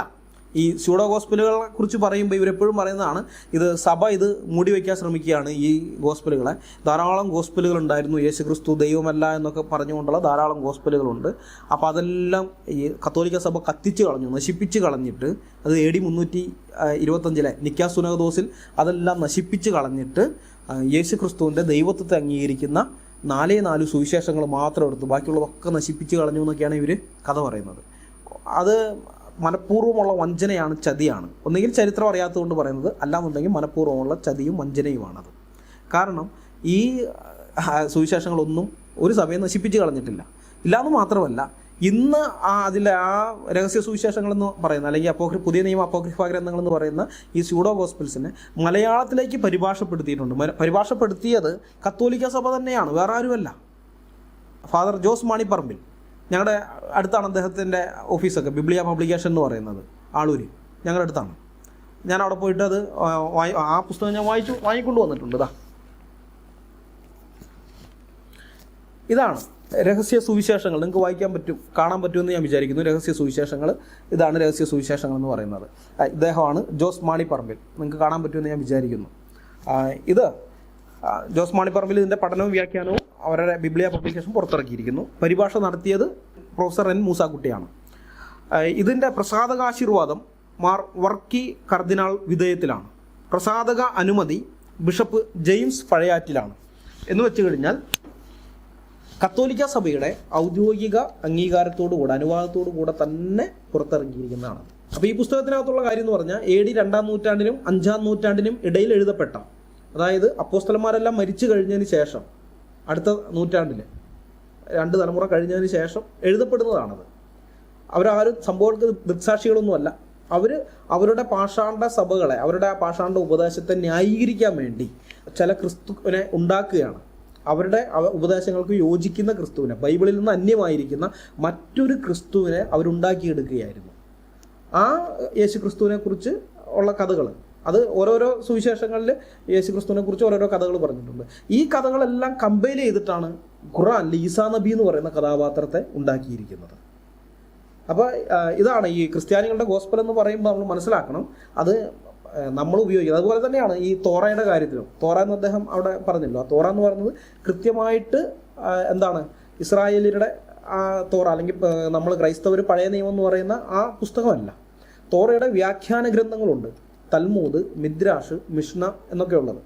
ഇതിൽ നിന്നുള്ള കാര്യങ്ങളാണ് മുഹമ്മദ് ഖുർആനിലേക്ക് കോപ്പി അടിച്ചത്. അല്ലാതെ പഴയ നിയമത്തിലുള്ളത് അങ്ങനെ തന്നെ കോപ്പി അടിക്കുകയല്ല ചെയ്തിരിക്കുന്നത്. ഈ മിദ്രാഷും മിഷ്നയിലൊക്കെയുള്ള കുറേ കഥകളുണ്ട്. ഓരോരോ റബ്ബിമാർക്ക് തോന്നുന്ന അവരുടേതായ വ്യാഖ്യാനങ്ങളും കഥകളൊക്കെ ഉണ്ട്. ആ കഥകൾ ഇത് തോറയിലുള്ളതാണെന്ന് വിചാരിച്ച്, യഹൂദന്മാരുടെ തോറയിലുള്ളതാണ്, തൗറാത്തിലുള്ളതാണെന്ന് വിചാരിച്ചിട്ടാണ് മുഹമ്മദ് അയക്കെടുത്ത് ഖുർആനിൽ ചേർക്കുന്നത്. അതുകൊണ്ടാണ് ഖുർആനിൽ ഇത് യഹൂദന്മാർക്ക് അങ്ങനെ, അല്ലെങ്കിൽ ഇസ്രായേലിയർക്ക് ഞാൻ ഇങ്ങനെ നിയമം കൊടുത്തു എന്നൊക്കെ പറയുന്നത്. സൂറ 5:32 പറയുന്നതൊക്കെ അത് പഴയ നിയമത്തിലില്ല. അത് അതിൻ്റെ വ്യാഖ്യാന ഗ്രന്ഥങ്ങളിൽ റബ്ബിമാർ പറഞ്ഞിരിക്കുന്ന കാര്യമാണ്. അപ്പോൾ അതുപോലെ തന്നെ ഈ സെൻ്റവസ്ഥയോ തൽമൂദോ മിദ്രാഷും മിഷ്നയും സ്യൂഡോ ഗോസ്പലുകളും മാത്രമല്ല, ബാബിലോണിയൻ ബഹുദൈവ വിശ്വാസങ്ങളും ഹനീഫുകളുടെ വാമൊഴി പാരമ്പര്യങ്ങളും അറേബ്യയിൽ നിലനിന്നിരുന്ന വിഗ്രഹാരാധകരുടെ വിശ്വാസങ്ങളും ഒക്കെ മുഹമ്മദ് കോപ്പി അടിച്ചിട്ടുണ്ട്. അങ്ങനെ കോപ്പി അടിച്ചുണ്ടാക്കിയാണ് ഖുർആൻ. ഇനി അത് മാത്രമല്ല കേട്ടോ, കോപ്പി അടിക്കാത്ത മൗലികമായ സംഗതികളും ഖുർആനിലുണ്ട്. അതായത് മുഹമ്മദിനോട് പെണ്ണ് കെട്ടാൻ പറയുന്നത്, അമുസ്ലിങ്ങളെ കൊല്ലാനും കൊള്ളയടിക്കാനും പറയുന്നത്, യുദ്ധത്തിൽ അടിമകളായി പിടിക്കപ്പെടുന്ന അമുസ്ലിം സ്ത്രീകളെ ഭർത്താക്കന്മാരുടെ മുമ്പിലിട്ട് ബലാത്സംഗം ചെയ്തോളാൻ പറഞ്ഞ മുഹമ്മദിനെ അനുകൂലിച്ചുകൊണ്ട് ഇറങ്ങിയിരിക്കുന്ന ആയത്തുകൾ, മുഹമ്മദിൻ്റെ ഭാര്യമാരെ ഭീഷണിപ്പെടുത്തിക്കൊണ്ട് ഇറങ്ങിയിരിക്കുന്ന ആയത്തുകൾ, കൊള്ളമുതലിൻ്റെ 5-1 മുഹമ്മദിന് കൊടുക്കാൻ പറഞ്ഞുകൊണ്ടുള്ള ആയത്ത്, മുഹമ്മദ് മരിച്ചു കഴിഞ്ഞാൽ മുഹമ്മദിൻ്റെ ഭാര്യമാരെ ആരെങ്കിലും വിവാഹം കഴിക്കുന്നതിന് വിലക്കിക്കൊണ്ട് ഇറങ്ങിയ ആയത്തുകൾ, ഇങ്ങനെയൊക്കെ ഉള്ള കുറേ ആയത്തുകൾ. ഇതൊന്നും മറ്റ് ഗ്രന്ഥങ്ങളിൽ നിന്ന് കോപ്പി അടിക്കാൻ പറ്റാത്ത, കാരണം മറ്റ് ഗ്രന്ഥങ്ങളിൽ ഇല്ലാത്ത കാര്യങ്ങളാണ്. തികച്ചും മൗലികമായി ഖുർആനിന് മാത്രം അവകാശപ്പെടാൻ പറ്റുന്ന, ഖുർആനിൽ മാത്രം കാണപ്പെടുന്ന, മറ്റൊരു ഗ്രന്ഥങ്ങളിലും കാണപ്പെടാത്ത ആയത്തുകൾ അങ്ങനെയുള്ളതുകൊണ്ട് അത്തരം ആയത്തുകൾക്ക് പച്ച നിറമാണ് ചാർട്ടിൽ കൊടുത്തിരിക്കുന്നത്. അപ്പോൾ കാര്യം നിങ്ങൾക്ക് മനസ്സിലായോ ആ ചാർട്ട് എന്താണെന്നുള്ളത്? അപ്പോൾ ഇപ്പോൾ ഈ കാര്യം മനസ്സിലായതിന് ശേഷം നിങ്ങൾ ആ ചാർട്ട് ഒന്നുകൂടി കണ്ടോളൂ. അപ്പോൾ നിങ്ങൾക്ക് മനസ്സിലാവും ഖുർആൻ എന്ന് പറയുന്ന സാധനം ഇത്രയേ ഉള്ളൂ എന്ന്. മുസ്ലിങ്ങൾ എപ്പോഴും വലിയ കാര്യമായി ഓതിക്കൊണ്ട് നടക്കുന്ന സൂറത്തുൽ ഫാത്തിഹയുണ്ടല്ലോ, ഇവരുടെ ഒന്നാമത്തെ സൂറ, ഒന്നാമത്തെ അധ്യായം, അതിലെ ഒന്നാമത്തെ ആയത്ത്, അതായത് ബിസ്മില്ലാഹിർ റഹ്മാനുർ റഹീം എന്ന് പറയുന്ന ആ ഒന്നാമത്തെ ആയത്ത് മാത്രമേ കോപ്പി അടിക്കാത്തതുള്ളൂ. ബാക്കിയുള്ളതെല്ലാം സ്വരാഷ്ട്രീയരുടെ സെൻ്റ് അവസ്ഥയിൽ നിന്ന് കോപ്പി അടിച്ചതാണ്. മനസ്സിലായോ? ഇങ്ങനെ ഖുർആനിലെ ഓരോ അധ്യായത്തിലെയും ഏതൊക്കെ ആയത്തുകൾ ഏതൊക്കെ ഗ്രന്ഥങ്ങളിൽ നിന്ന് കോപ്പി അടിച്ചതാണ് എന്ന് കൃത്യമായി പട്ടികയിട്ടത് നിരീശ്വരവാദികളൊന്നുമല്ല, ക്രിസ്ത്യാനികളാണ്. ക്രിസ്ത്യാനികൾ വളരെയധികം ശ്രദ്ധയും സൂക്ഷ്മതയും അധ്വാനവും വേണ്ട ഒരു കാര്യമാണത്. അങ്ങനെ കഷ്ടപ്പെട്ട് പ്രയത്നിക്കാൻ നിരീശ്വരവാദികളെ കിട്ടൂല. അവർക്ക് വിയർപ്പിൻ്റെ സൂണ്ട്. അതൊന്നാമത്തെ കാര്യം. രണ്ടാമത്, ഇത് തലച്ചോറ് നന്നായി പ്രവർത്തിപ്പിക്കേണ്ട ഒരു കാര്യമാണ്. കാരണം ഈ പുസ്തകങ്ങളെല്ലാം പരിശോധിച്ച് നോക്കണം, ഖുർആനും പരിശോധിക്കണം, അപ്പോൾ തന്നെ ഈ പുസ്തകങ്ങൾ. അപ്പോൾ ആ ഭാഷ പഠിക്കണം. സെൻ്റാവസ്ഥ അല്ലെങ്കിൽ പാർസി ഭാഷ പഠിക്കണം. തോറ പരിശോധിച്ച് നോക്കണമെങ്കിൽ ഹീബ്രു പഠിക്കണം. പുതിയ നിയമ അപ്പോക്രിഫ ഗ്രന്ഥങ്ങൾ അത് ഗ്രീക്കിൽ എഴുതപ്പെട്ടതാണ്, ഗ്രീക്ക് പഠിക്കണം. അങ്ങനെ മറ്റ് പല ഭാഷകളിലൊക്കെ എഴുതപ്പെട്ട ഇതൊക്കെ ആ ഭാഷ പഠിക്കണം, ആ പുസ്തകങ്ങൾ പരിശോധിക്കണം. രണ്ടും കൂടി ചേർത്ത് വയ്ക്കുമ്പോൾ ഇതിലൊരു വാക്യം കാണുമ്പോൾ ഇത് ഖുർആനിൽ അന്ന് അവിടെ കണ്ടതാണല്ലോ ഞാൻ എന്ന് മനസ്സിലാക്കി ആ വാക്യം എടുത്ത് നോക്കി തട്ടി ചേർത്ത് നോക്കി അപ്പോൾ ഇതിൽ നിന്ന് കോപ്പിയാണ്. കാരണം ഖുർആന് മുമ്പേ എഴുതപ്പെട്ട പുസ്തകമാണ് ഇത്, അപ്പോൾ അതുകൊണ്ട് ഇതിൽ നിന്ന് കോപ്പിയാണ്. ഇങ്ങനെയൊക്കെ മനസ്സിലാക്കിയത് പട്ടികയിടാന്ന് പറയുന്നത് തലച്ചോറ് നന്നായി പ്രവർത്തിപ്പിക്കേണ്ട ഒരു കാര്യമാണ്. നിരീശ്വരവാദികൾക്ക് അത് ഭയങ്കര ബുദ്ധിമുട്ടുള്ളൊരു സംഭവമാണ്, തലച്ചോറ് പ്രവർത്തിപ്പിക്കുക എന്ന് പറയുന്നത്. അപ്പോൾ ഇവർക്കൊന്നും ഒരു താല്പര്യം ഉണ്ടാവില്ല ഇങ്ങനെയുള്ളൊരു വർക്ക് ഏറ്റെടുക്കാൻ. ക്രിസ്ത്യാനികൾ തന്നെ വേണം ഇതൊക്കെ ചെയ്യാൻ. ക്രിസ്ത്യാനികൾ അത് ചെയ്ത് കഴിയുമ്പോൾ നിരീശ്വരവാദികളുടെയും എക്സ് മുസ്ലിംസിൻ്റെയൊക്കെ ഒരു വരവുണ്ട്. എന്തോ അവർ കഷ്ടപ്പെട്ട് ഖുർആനും സ്വരാഷ്ട്രീയരുടെയും മറ്റു മതക്കാരുടെയും ഗ്രന്ഥങ്ങളൊക്കെ വായിച്ചു നോക്കി അതിൽ നിന്ന് കണ്ടെത്തിയ വിവരങ്ങളാണ് ഇതെല്ലാം എന്ന മട്ടിൽ പൊതുജനങ്ങളുടെ മുമ്പാകെ അവർ അവതരിപ്പിക്കുന്നതെന്ന് കാണണം. ആഹാ, അന്തസ്. മറ്റ് പുസ്തകങ്ങളിൽ നിന്ന് ഉദ്ധരിക്കുന്നത് തെറ്റാണെന്നല്ല ഞാൻ പറയുന്നത്. നമുക്ക് ആർക്കും ഏത് പുസ്തകങ്ങളിൽ നിന്ന് ഉദ്ധരിക്കാം. ഇപ്പം എൻ്റെ വീഡിയോകൾ കാണാൻ നിങ്ങൾക്കറിയാം, ഞാൻ ധാരാളം ഗ്രന്ഥങ്ങൾ ഉദ്ധരിക്കുന്നുണ്ട്. അതെന്താണെന്ന് വെച്ചാൽ, ഇപ്പോൾ ഞാൻ ചരിത്രത്തിൽ പറയുമ്പോൾ ഞാൻ ചരിത്രകാരനല്ല, ഞാനൊരു പുരാവസ്തു ഗവേഷകനല്ല. അപ്പോൾ ഞാൻ എന്തെങ്കിലും പറഞ്ഞുകൊണ്ട് കാര്യമില്ല. എന്ത് ചെയ്യണം? ആധികാരികമായി ആ വിഷയത്തിൽ അറിവുള്ള ആളുകൾ, ചരിത്രകാരന്മാരോ അല്ലെങ്കിൽ പുരാവസ്തു ഗവേഷകരോ ചെയ്തിട്ടുള്ള അവരുടെ സ്റ്റഡിയാണ് ഞാൻ നിങ്ങളുടെ മുമ്പാകെ കൊണ്ടുവയ്ക്കുന്നത്. അത് ഞാൻ പറയുന്ന കാര്യം സത്യമാണെന്ന് മനസ്സിലാക്കാൻ നിങ്ങളെ സഹായിക്കുന്ന ഒന്നാണ്. പക്ഷെ ഞാനങ്ങനെ കൊണ്ടുവയ്ക്കുമ്പോൾ ഞാൻ കൃത്യമായിട്ട് റെഫറൻസ് തരുന്നുണ്ട്. ഇതെൻ്റെ അല്ല, അവരുടെ ഇൻ്റലക്ച്വൽ പ്രോപ്പർട്ടിയാണ്, അവരുടെ അധ്വാനമാണ്. ഞാനത് നിങ്ങളുടെ മുമ്പാകെ കാണിക്കുന്നതേ ഉള്ളൂ. അതാണ് ആ റെഫറൻസ്. നിങ്ങൾക്കത് പരിശോധിച്ച് നോക്കുക എന്നുള്ളത് ഒരു വശം. അതോടൊപ്പം തന്നെ ഞാനത് അവർക്ക് അതിൻ്റെ ക്രെഡിറ്റ് കൊടുക്കുകയാണ് ചെയ്യുന്നത്. എന്നാൽ ഇവരങ്ങനെയല്ല, ഇവരൊരു റെഫറൻസും തരികയല്ല. ഇവരൊക്കെ പറയുന്നത് കേട്ടാൽ തോന്നുന്നു ഇവർ പോയി കണ്ടുപിടിച്ച് കൊണ്ടുവന്ന് അവതരിപ്പിക്കുന്നതാണെന്ന്. അങ്ങനെയാണ് ഇവരുടെ ശൈലി. അപ്പോൾ ക്രിസ്ത്യാനികൾക്ക് മുന്നറിയിപ്പ് തരാൻ നിൽക്കുന്ന എക്സ് മുസ്ലിംസിനോട് പറയട്ടെ, ആ മുന്നറിയിപ്പ് തൽക്കാലം കയ്യിൽ തന്നെ വെച്ചാൽ മതി. ഇസ്ലാമിനെതിരെ സംസാരിക്കുന്ന കാര്യത്തിൽ നിങ്ങളുടെ ഒരു സഹായവും ഞങ്ങൾക്ക് വേണ്ട. അത് ആണിയടിച്ച് ഉറപ്പിച്ച് പറയുന്നു, നിങ്ങളുടെ ഒരു സഹായവും വേണ്ട. കാരണം ഈ വിഷയത്തിൽ ഏറ്റവും വലിയ സഹായം എന്ന് പറയുന്നത് കൃത്യമായ ഇൻഫോർമേഷൻ ലഭിക്കുക എന്നുള്ളതാണ്. കൃത്യമായ ഇൻഫോർമേഷൻ നമുക്ക് കിട്ടുക എന്നുള്ളത്. ഇൻഫോർമേഷൻ വെറുതെ ശൂന്യതയിൽ നിന്ന് വരുന്ന കാര്യമല്ല, അതിന് കുറേ അധ്വാനിക്കണം. ആരെങ്കിലുമൊക്കെ അതിനുവേണ്ടി മുന്നിട്ടിറങ്ങണം. ഖുർആനെ പഠിക്കുന്ന കാര്യത്തിൽ നൂറ്റാണ്ടുകൾക്ക് മുൻപേ മുന്നിട്ടിറങ്ങിയവരാണ് ക്രിസ്ത്യാനികൾ, പ്രത്യേകിച്ച് പാശ്ചാത്യ ലോകത്തുള്ള ക്രൈസ്തവ പണ്ഡിതന്മാർ. വെസ്റ്റിലുള്ള നിരീശ്വരവാദികളായ പണ്ഡിതന്മാർ വേൾഡ് ട്രേഡ് സെൻറ്റർ തകർക്കപ്പെട്ടതിന് ശേഷം മാത്രമാണ് ഖുർആനെ വിമർശനാത്മകമായി പഠിക്കാൻ ആരംഭിക്കുന്നത് തന്നെ. അതായത് ഖുർആൻ്റെ ടെക്സ്റ്റൽ ക്രിറ്റിസിസം അത് വെസ്റ്റിലുള്ള സെക്കുലർ പണ്ഡിതന്മാർ തുടങ്ങുന്നത് 21-ാം നൂറ്റാണ്ടിലാണ്. ലോകത്ത് അറബി ഭാഷയിലുള്ള 30-ലധികം വ്യത്യസ്ത ഖുർആനുകൾ ഉണ്ടെന്ന് പറഞ്ഞ് ഇന്ന് നിരീശ്വരവാദികൾ മുസ്ലിങ്ങളെ എയറിൽ കയറ്റുന്നുണ്ടല്ലോ. ആ വ്യത്യസ്ത ഖുർആനുകളെല്ലാം പലയിടങ്ങളിൽ നിന്നായി കണ്ടുപിടിച്ച് കൊണ്ടുവന്നത് ക്രിസ്ത്യാനികളാണ്, അല്ലാതെ നിരീശ്വരവാദികളല്ല. അത് നിങ്ങൾ മനസ്സിലാക്കണം. അപ്പോൾ ഈ ഇസ്ലാമിനെതിരെ സംസാരിക്കുന്ന കാര്യത്തിൽ നിങ്ങൾക്ക് ഞങ്ങളുടെ സഹായമാണ് ആവശ്യമുള്ളത്. ഞങ്ങളുടെ സ്റ്റഡി മെറ്റീരിയലാണ് നിങ്ങൾ ഉപയോഗിക്കുന്നത്. അല്ലാതെ ഞങ്ങൾക്ക് നിങ്ങളുടെ സഹായം ആവശ്യമില്ല. നിങ്ങൾ ഈ വിഷയത്തിൽ വലിയ സ്റ്റഡിയൊന്നും നടത്തിയിട്ടില്ല. അത് നിങ്ങൾ ആദ്യം മനസ്സിലാക്കുക കേട്ടാ. അതുകൊണ്ട് ഇത്തരം മുന്നറിയിപ്പുകളൊക്കെ ചിലവാക്കാൻ അങ്ങാടി വേറെ നോക്കുന്നതാണ് നല്ലത്. ഇസ്ലാമിനെ എയറിൽ കയറ്റിയ അമുസ്ലിങ്ങൾക്കെതിരെ സംസാരിച്ചുകൊണ്ട് ഇസ്ലാമിനെ എയറിൽ നിന്ന് താഴെ ഇറക്കാമെന്ന വ്യാമോഹത്തോടെ നടക്കുന്ന എല്ലാ എക്സ് മുസ്ലിംസിനോടും പറയാനുള്ളത്, ആ വെള്ളം ഇപ്പോൾ തന്നെ അങ്ങ് വാങ്ങി വയ്ക്കുന്നതാണ് നല്ലതെന്നാണ്. നിങ്ങൾ കൂടുതൽ കഷ്ടപ്പെടേണ്ട കാര്യമില്ലല്ലോ. ഈ വിഷയത്തിൽ ഫേസ്ബുക്കിലായാലും യൂട്യൂബിലായാലും പ്രതികരിക്കുന്ന എല്ലാ ക്രൈസ്തവ സഹോദരങ്ങളോടും കൂടി ഞാനൊരു ഉപദേശം തരാം. അവരോട് പറയട്ടെ, ഇങ്ങനെയുള്ള ടീംസിനെ, ഈ വിധത്തിലുള്ള എക്സ് മുസ്ലിംസിനെ തുറന്നു കാണിക്കുന്ന കാര്യത്തിൽ ഒരു മയവും വിചാരിക്കരുത്. ഇങ്ങനെയുള്ളവർ നമുക്കെതിരെ വരുന്നത് എപ്പോഴും ഇസ്ലാം പ്രതിസന്ധിയിലാകുന്ന സമയത്താണ്. അതിനു മുമ്പുള്ള സമയം വരെ നമ്മളോട് വളരെ ചേർന്ന് നിൽക്കുക. ഇസ്ലാമിൻ്റെ പ്രതിസന്ധി മാറിയെന്ന് കണ്ടു കഴിഞ്ഞാൽ ഇവരെന്ത് ചെയ്യും? നമ്മളെ ആക്രമിക്കുന്നത് ഇവർ നിർത്തും. പിന്നെ നമ്മളുമായിട്ട് ബൈ എന്നുള്ള നിലയിൽ പോകും. അതിന് ഇസ്ലാമിനൊരു വലിയ പ്രശ്നം വരുന്ന സമയത്ത് നമ്മൾ ഇസ്ലാമിനെ ഏറി കയറ്റുന്നത് കണ്ടാൽ ഇവർ നമുക്കെതിരെ വരും. മനസ്സിലായോ? അത് സ്ഥിരം പരിപാടിയാണ് ഇവരെ. വേറെ വീഡിയോകളും ഫേസ്ബുക്ക് പോസ്റ്റുകളൊക്കെ ആയിട്ട് ഇവരിങ്ങനെ വന്നുകൊണ്ടിരിക്കും. ഇസ്രായേൽ ഹമാസ് സംഘർഷം അവസാനിച്ചിട്ടും ഞാൻ വിചാരിച്ചത് അവസാനിക്കുന്നതോടുകൂടി ഇവർ ഈ പരിപാടി നിർത്തുമെന്നാണ്. വീഡിയോകളും ഫേസ്ബുക്ക് പോസ്റ്റുകളും ഒക്കെ നിർത്തുമെന്നാണ് ഞാൻ വിചാരിച്ചത്. പക്ഷേ ഇപ്പോഴും ഇവർ നമുക്കെതിരെ വരുന്നുണ്ട്. അതിൻ്റെ കാരണം എന്താണെന്നറിയോ? ഇസ്ലാം വേറെ ഒരിടത്ത് പ്രതിസന്ധിയിലായതുകൊണ്ടാണ്. ഖുർആനും ഹദീസുകളും അനുസരിക്കുന്ന മുസ്ലിങ്ങൾ ആഫ്രിക്കൻ രാജ്യമായ ബുർക്കിനാഫാസയിലെ ഒരു ഗ്രാമത്തിൽ നിരപരാധികളായ ഗ്രാമീണർക്ക് നേരെ നടത്തിയ ആക്രമണത്തിൽ ഏറ്റവും കുറഞ്ഞത് 160 ഗ്രാമീണരാണ് കൊല്ലപ്പെട്ടിരിക്കുന്നത്. 2015 ബുർക്കിനാഫാസയിലെ ഒരു വിഭാഗം മുസ്ലിങ്ങൾ ഖുർആനും ഹദീസുകളും അനുസരിച്ച് മുഹമ്മദും സ്വഹാബിമാരും ജീവിച്ചതുപോലെ ജീവിക്കാൻ തുടങ്ങിയതിന് ശേഷം ബുർക്കിനാഫാസയിൽ ആ മുസ്ലിങ്ങളിൽ നിന്നുണ്ടായ ഏറ്റവും വലിയ ആക്രമണമാണ് ഇത്. ഖുർആൻ ഹദീസുകൾ അനുസരിക്കാൻ മനസ്സ് വെച്ച ചില മുസ്ലിങ്ങൾ അവിടെ ഉണ്ടാകുന്നത് 2015 ശേഷമാണ്. 2015 വരെ നമ്മളിവിടേക്കുള്ള മുസ്ലിങ്ങളെ പോലെ തന്നെയാണ് അവിടെയുള്ള മുസ്ലിങ്ങളും ജീവിച്ചു വന്നിരുന്നത്. 2015 ആയി കഴിഞ്ഞപ്പോൾ, അതായത് ഇസ്ലാമിക് സ്റ്റേറ്റൊക്കെ ഉദയം ചെയ്യുന്ന ആ സമയത്ത്, അപ്പോൾ അവിടെ ഉള്ളവർക്കും തോന്നി, അവരവിടുത്തെ ഖുർആൻ ഹദീസുകളൊക്കെ അനുസരിച്ച് ജീവിക്കുന്നു, നമുക്കിവിടെ അങ്ങനെ ജീവിച്ചാൽ എന്താണ് എന്നുള്ളൊരു ചിന്ത വന്ന് അവിടെയുള്ള കുറേ മുസ്ലിങ്ങൾ ഖുർആൻ ഹദീസുകളൊക്കെ അനുസരിച്ച് ജീവിക്കാൻ തുടങ്ങി. അങ്ങനെ അന്ന് മുതലേ തുടങ്ങിയാണ് അവിടെ പ്രശ്നങ്ങൾ, ഇവരിൽ നിന്നുള്ള പ്രശ്നങ്ങൾ. അതിനേക്കാൾ മുമ്പ് വേറെ പല രാഷ്ട്രീയ പ്രശ്നങ്ങളൊക്കെ അവിടെ ഉണ്ടായിട്ടുണ്ട്. പക്ഷേ ഈ മതസംബന്ധമായിട്ട് ഇസ്ലാമായിട്ടുള്ള പ്രശ്നങ്ങൾ അപ്പോഴാണ് വരുന്നത്, 2015 ശേഷം. അങ്ങനെ ഉണ്ടായാൽ ഏറ്റവും വലിയ ആക്രമണമാണ് ഇപ്പോൾ നടന്നത്. കേരളത്തിലെ മാധ്യമങ്ങളിൽ ഈ വാർത്ത വരാനുള്ള സാധ്യത വളരെ കുറവാണ്. വരികയാണെങ്കിൽ തന്നെ ചെറിയ ഒറ്റക്കോളം വാർത്തയൊക്കെ ആയിട്ട് ഉള്ളിൽ ഏതെങ്കിലും ഒരു പേജിൽ ചെറുതായിട്ടൊക്കെ കാണും, അത്രയേ ഉള്ളൂ. അപ്പോൾ അതുകൊണ്ട് ഇത് പൊതുജനങ്ങൾ അറിയാനോ ചർച്ച ചെയ്യാനോ സാധ്യതയില്ല. പിന്നെയുള്ള ഇതെന്ന് പറയുന്നത് എന്താണ്? സോഷ്യൽ മീഡിയയിൽ ഈ വിഷയം ചർച്ചയ്ക്ക് വയ്ക്കുക, നമ്മളെപ്പോലുള്ളവർ ഇത് ചർച്ചയ്ക്ക് വയ്ക്കുകയും വീണ്ടും ഇസ്ലാമിനെ ഏറി കയറ്റുകയും ചെയ്യാം. അപ്പോൾ അങ്ങനെ നമ്മളായി അത് എടുത്തുകൊണ്ട് വരാൻ നിൽക്കരുത് എന്ന അജണ്ടയോടെയാണ് ക്രിസ്ത്യാനികൾക്കെതിരെയുള്ള ഈ ഫേസ്ബുക്ക് പോസ്റ്റുകളും വീഡിയോകളൊക്കെ എക്സ് മുസ്ലിങ്ങളിൽ നിന്ന് പിന്നെയും വന്നുകൊണ്ടിരിക്കുന്നത്. അല്ലാന്നുണ്ടെങ്കിൽ ആ ഇസ്രായേൽ പലസ്തീൻ സംഘർഷം അവിടെ അവസാനിച്ചതോടുകൂടി നമുക്കെതിരെയുള്ള ഇവരുടെ വീഡിയോകളും ഫേസ്ബുക്ക് പോസ്റ്റുകളും നിൽക്കേണ്ടതായിരുന്നു. പക്ഷെ അത് നിൽക്കുന്നില്ല. പിന്നെയും വരുന്നതിൻ്റെ കാരണം ഇതാണ്, ഇസ്ലാം വേറൊരു സ്ഥലത്ത് പ്രതിസന്ധിയിലായി. അപ്പോൾ ഇവരുടെ ഇത്തരം കെണികളിൽ നമ്മൾ വീണു പോകരുത്. ഇങ്ങനെയുള്ള എക്സ് മുസ്ലിങ്ങളെ തുറന്നു കാണിക്കുന്നതോടൊപ്പം തന്നെ മുഹമ്മദിൻ്റെ ചര്യ പിൻപറ്റുന്ന യഥാർത്ഥ മുസ്ലിങ്ങൾ ഉള്ള കാലത്തോളം ഇസ്ലാം എന്ന ഐഡിയോളജി ലോക സമാധാനത്തിന് എത്രമാത്രം ഭീഷണിയാണ് എന്നുള്ളതും നാം പൊതുജനങ്ങളുടെ മുമ്പാകെ ചർച്ചയ്ക്ക് വെക്കേണ്ട ഒന്നാണ്. നമ്മളിത് ഇപ്പോൾ ചെയ്തുകൊണ്ടിരിക്കുന്നത് അതാണ്. പക്ഷേ ഇവന്മാരൊക്കെ വരുന്ന സമയത്ത് നമ്മൾ അത് നിർത്തിയിട്ട് പിന്നെ ഇവർക്ക് മറുപടി പറയാൻ പോകും.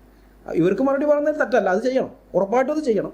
അതോടൊപ്പം തന്നെ ആ പഴയ പ്രവൃത്തി ഉണ്ടല്ലോ, അത് നിർത്തരുത്, അതങ്ങനെ തന്നെ തുറന്നുകൊണ്ടിരിക്കുകയും വേണം. ഈ എക്സ് മുസ്ലിങ്ങളിൽ 90% ഇസ്ലാം എന്ന ഐഡിയോളജി ഭൂമിയിൽ നിന്ന് ഉന്മൂലനം ചെയ്യപ്പെടണം എന്നല്ല ആഗ്രഹിക്കുന്നത്. ഉന്മൂലനം ചെയ്യപ്പെടുക എന്ന് പറയുന്നത് മുസ്ലിങ്ങൾ ഉന്മൂലനം ചെയ്യപ്പെടണം എന്നല്ല ഞാൻ പറഞ്ഞത്. ഇസ്ലാം എന്ന് പറയുന്ന ഐഡിയോളജി, ആ തത്വശാസ്ത്രം, അത് ഭൂമിയിൽ നിന്ന് ഉന്മൂലനം ചെയ്യപ്പെടണം, അതല്ല ഇവർ ആഗ്രഹിക്കുന്നത്. മറിച്ച് അതിനെ ഒന്ന് പരിഷ്കരിക്കാനാണ്, ഒന്ന് മെച്ചപ്പെടുത്തിയെടുക്കാനാണ്, മുഖം മിനുക്കിയെടുക്കാനാണ്.